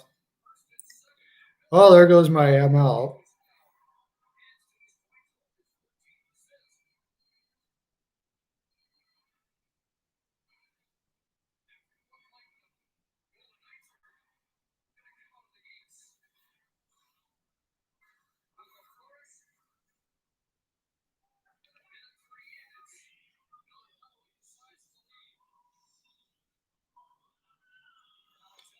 Yeah.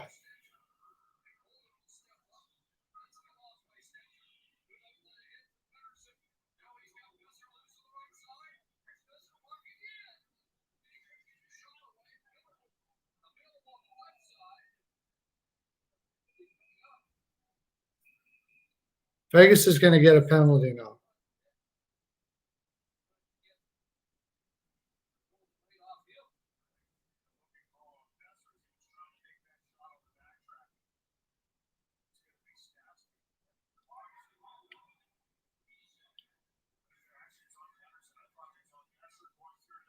Oh, Pedersen. Vegas gets a power play. I just can't believe Vegas. I can't plot anything right now.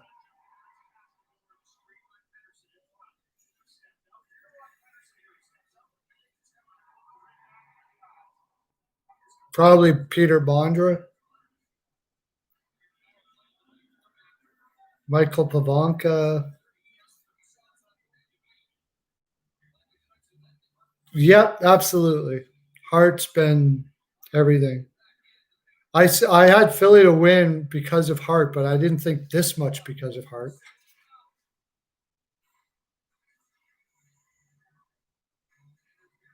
Okay, that's like off the top of my head, Bondra, but I mean Adam Oates maybe.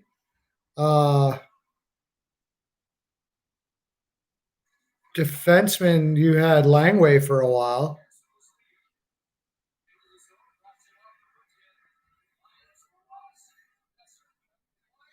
What about Backstrom? Oh no, Backstrom.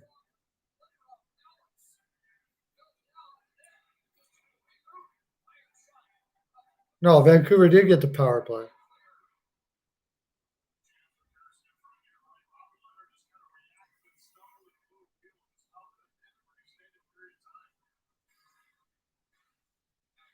Hunter, yeah, but I wouldn't put him the best. I'd say Nicholas Backstrom. It's on the team right now. I'd say that's their second best player of all time. Besides that, Peter Bondra and Pavanka, but neither one of them I'd put in Backstrom's category. I'm probably forgetting people. Langway.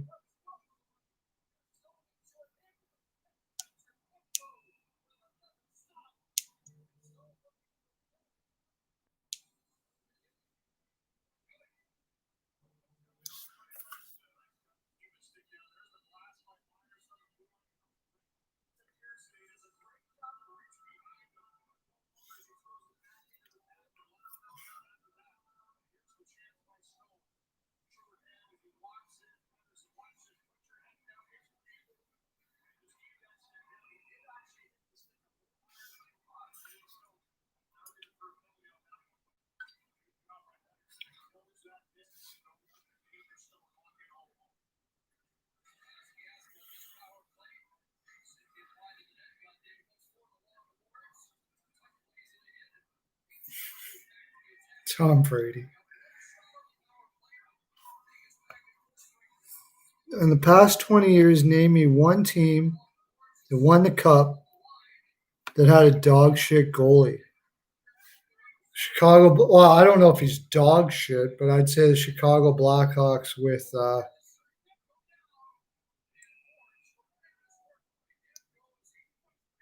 Chicago Blackhawks. What's his name? Played for San Jose Sharks and ended his career in Montreal. What the hell's his name? Last 20 years. Probably there's another one in 20 years, but that's the one that comes to mind. Top 5 Islanders of all time. I think JT's probably in there, but LaFontaine, Trottier, Potvin. You're not talking about goaltenders, right? LaFontaine, Trottier, Potvin, Bossy, and maybe JT.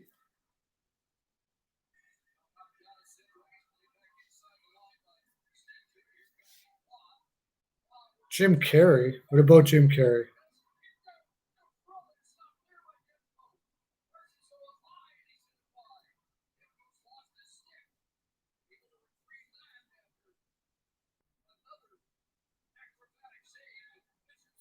Carey wasn't playing for the Caps when they won the Cup.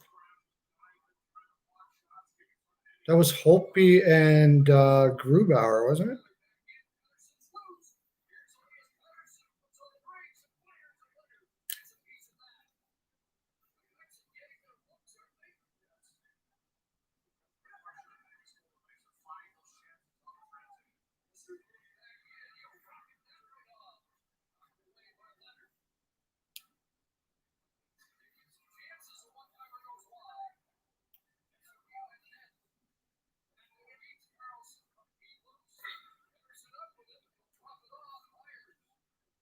Sorry, I'm watching this now.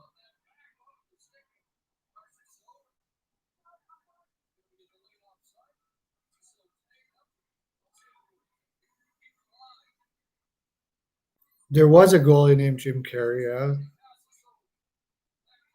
But Carey never won a cup, no. Okay, so you asked me though, what was the worst goaltender? I always forget his name. He played for Chicago.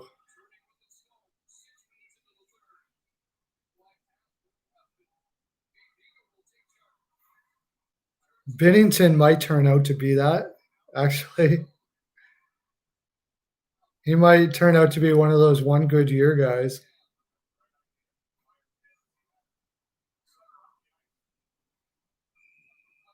Martin Brodeur, yeah.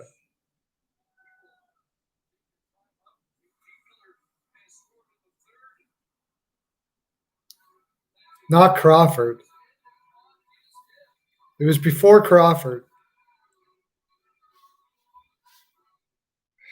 Now you're going to make me look it up.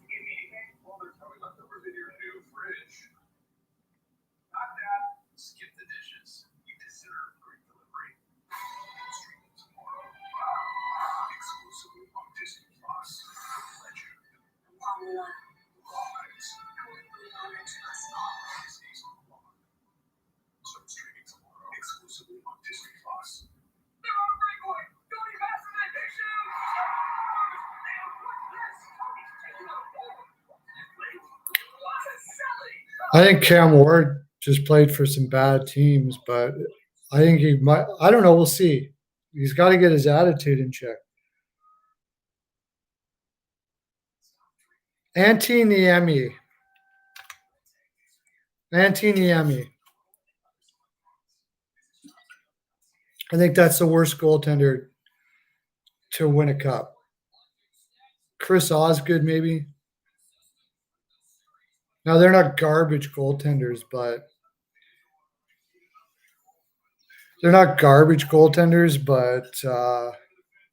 like Chris Osgood went to the Islanders and he couldn't do shit.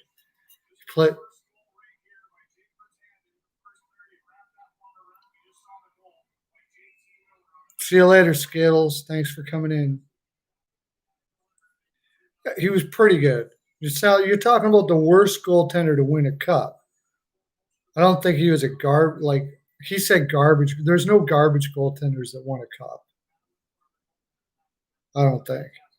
But Chris Osgood was above average, maybe. Like he wasn't great.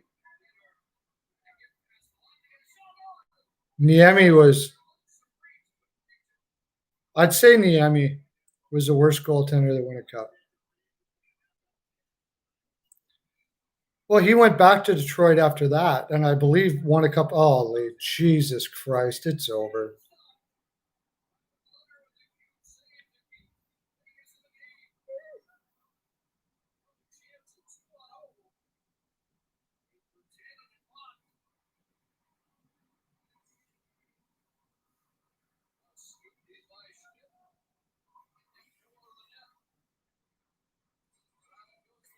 Yeah, but are you talking about backups? If you're including backups, he might have been. Yeah, he was pretty bad. Carolina went to Carolina, gave him a nice $3.5 or $4 million contract, and then he went off into the sunset. I don't know, where is he now?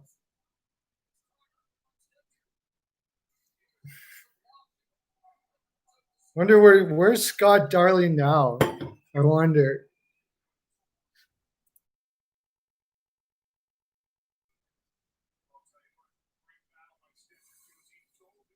I think he went like even played in the ECHL. Yeah.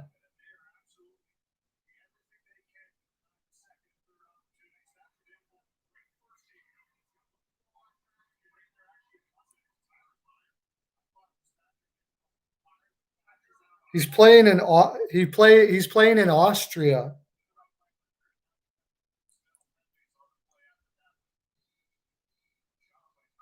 He's playing in Austria, and he had a 3.34 and a .898 in Austria.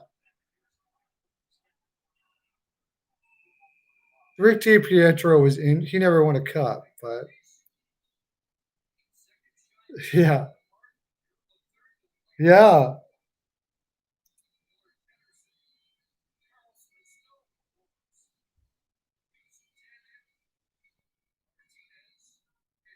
Austria is not even a good league. It's not even a good league in Europe, and he's putting up shitty numbers there too.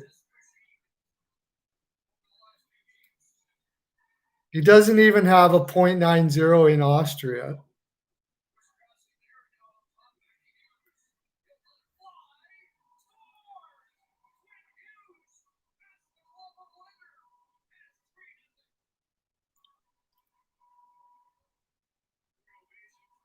This Vancouver team is something, I'll tell you.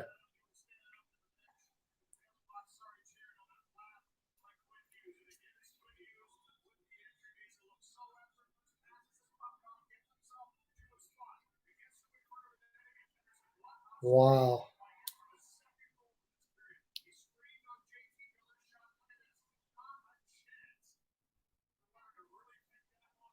It's over. There goes my Vegas ML. Good thing ball turned out all right.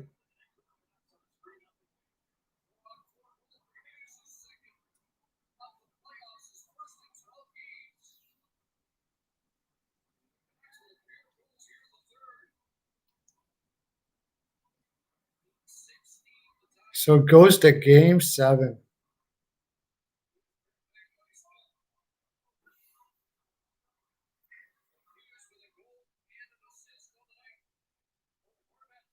In New Zealand or England.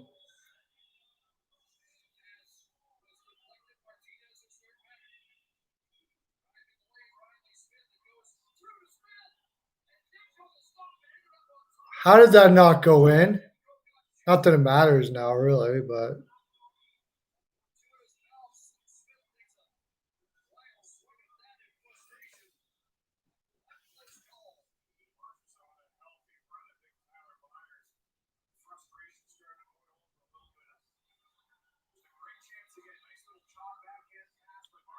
Wow.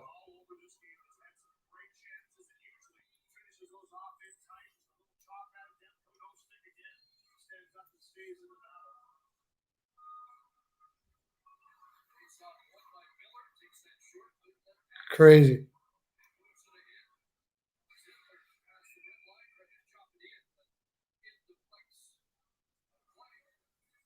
Uh, Colorado's pretty beastly. I don't know. If Demko keeps playing like this, he can beat anybody.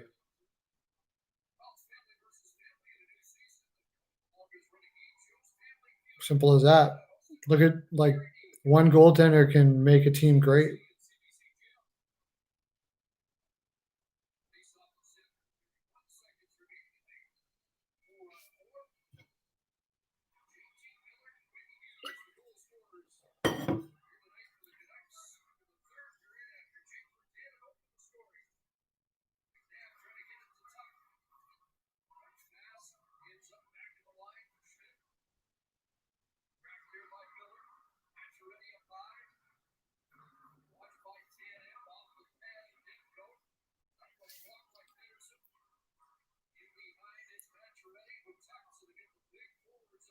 Now you're just watching to see if they actually score one goal.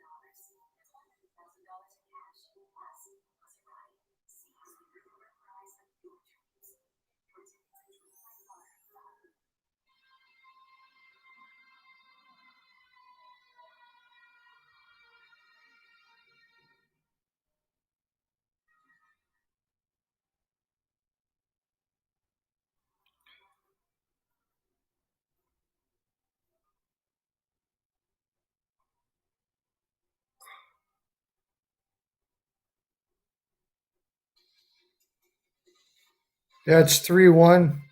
We got our RL. 4 for 6 in ball, and hockey's fucked again. Playoff hockey's this playoffs has been tough. I'm looking forward to regular season where you're hitting at 80% again. Lost a couple patrons actually.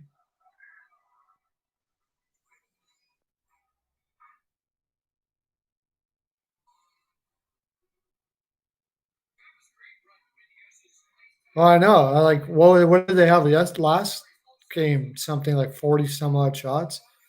They've had 80 some odd shots.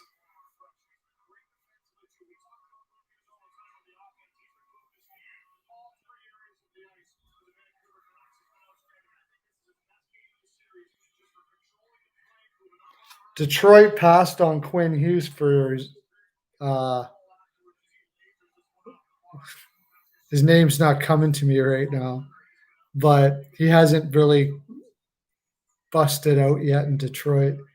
They could have had Quinn Hughes.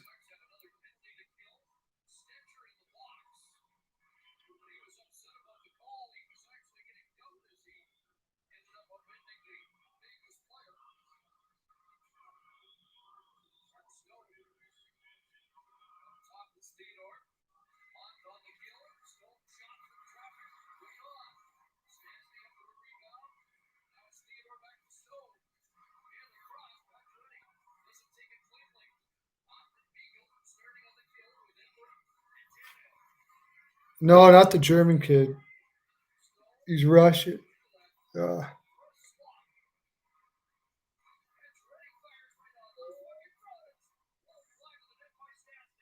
I'm not even watching now when they get excited because it's not going to go in.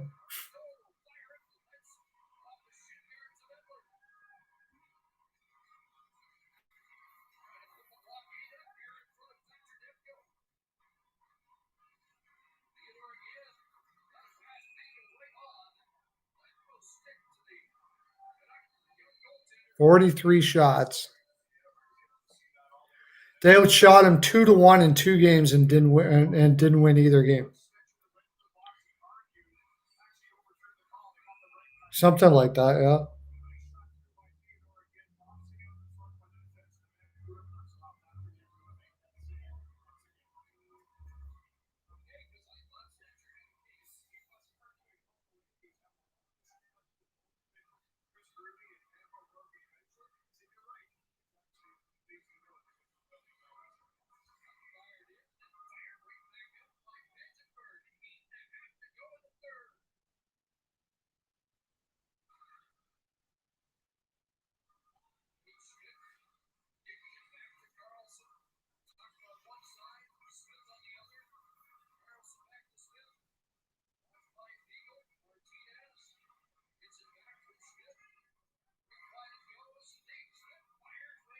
Right? They're shooting right at him.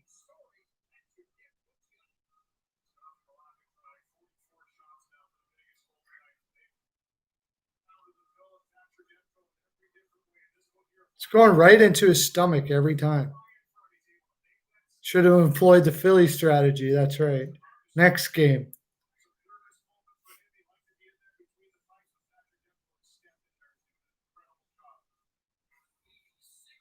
No, not Sider. I'll tell you in a second. It wasn't a defenseman.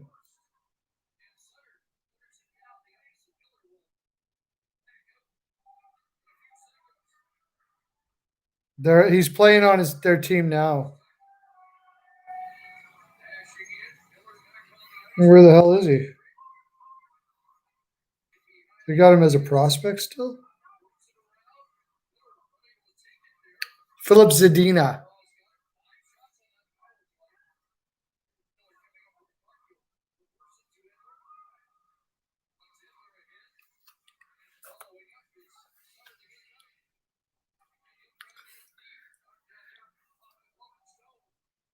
Yeah, do some video. Get AV to be their video guy. See, this here is the net. You don't shoot at it. Okay? That's the net. The puck. Do not shoot at the net. You wait until later after the goaltender is no longer in a state of mind to stop pucks, then you shoot the puck much later.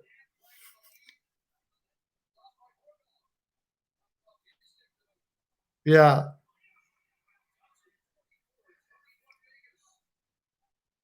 I think he was the 4th.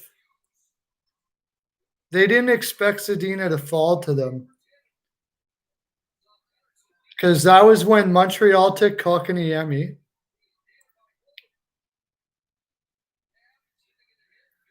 Yeah, Montreal took Kotkaniemi. Ottawa took Kachuk.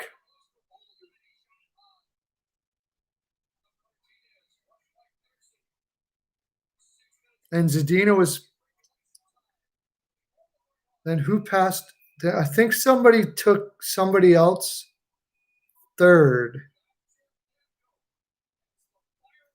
Oh, I think it was Dallas took Heiskanen. No, Heiskanen was when Patrick was drafted.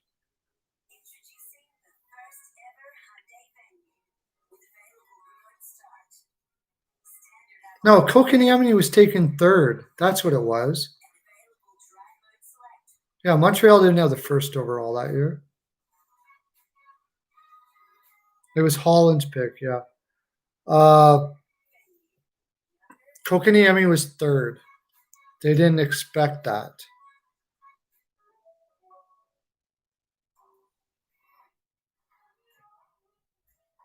Okay, there you go.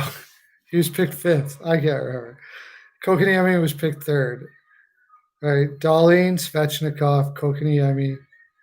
That was the one. Arizona. And then was Hughes picked right after that? Yeah. And they never expected Zadina to fall to them. Most people had him going where Kokaniemi did. And then Hughes went next. That's right.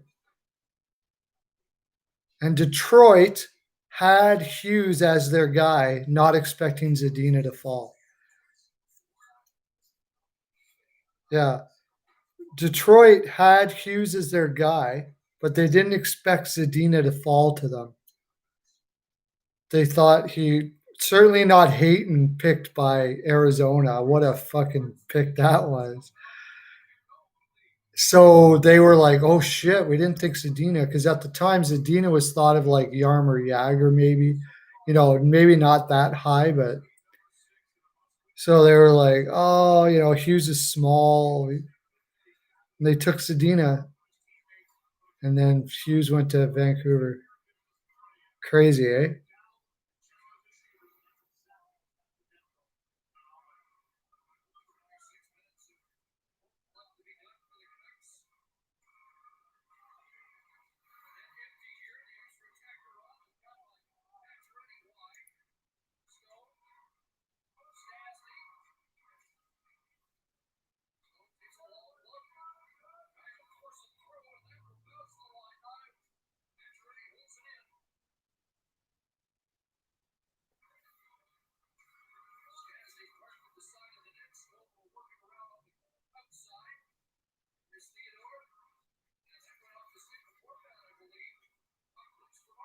Exciting video there that I'll be giving out to everybody, me staring at the TV.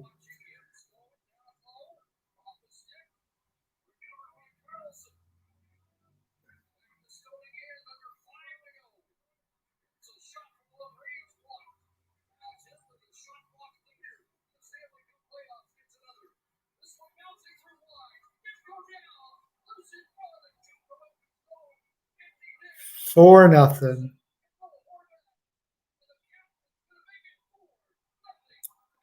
Well, boys and girls, that's it for me. There's my freaking money. There's my Vegas pick all shot to shit.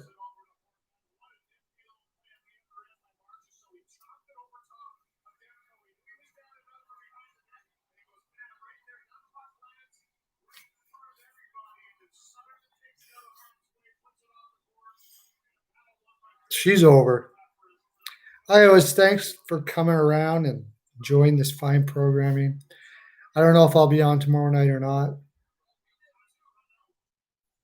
Maybe Saturday night. I don't know. We'll see. But this has been a blast. Glad to hang out with you and everything. Have a good night.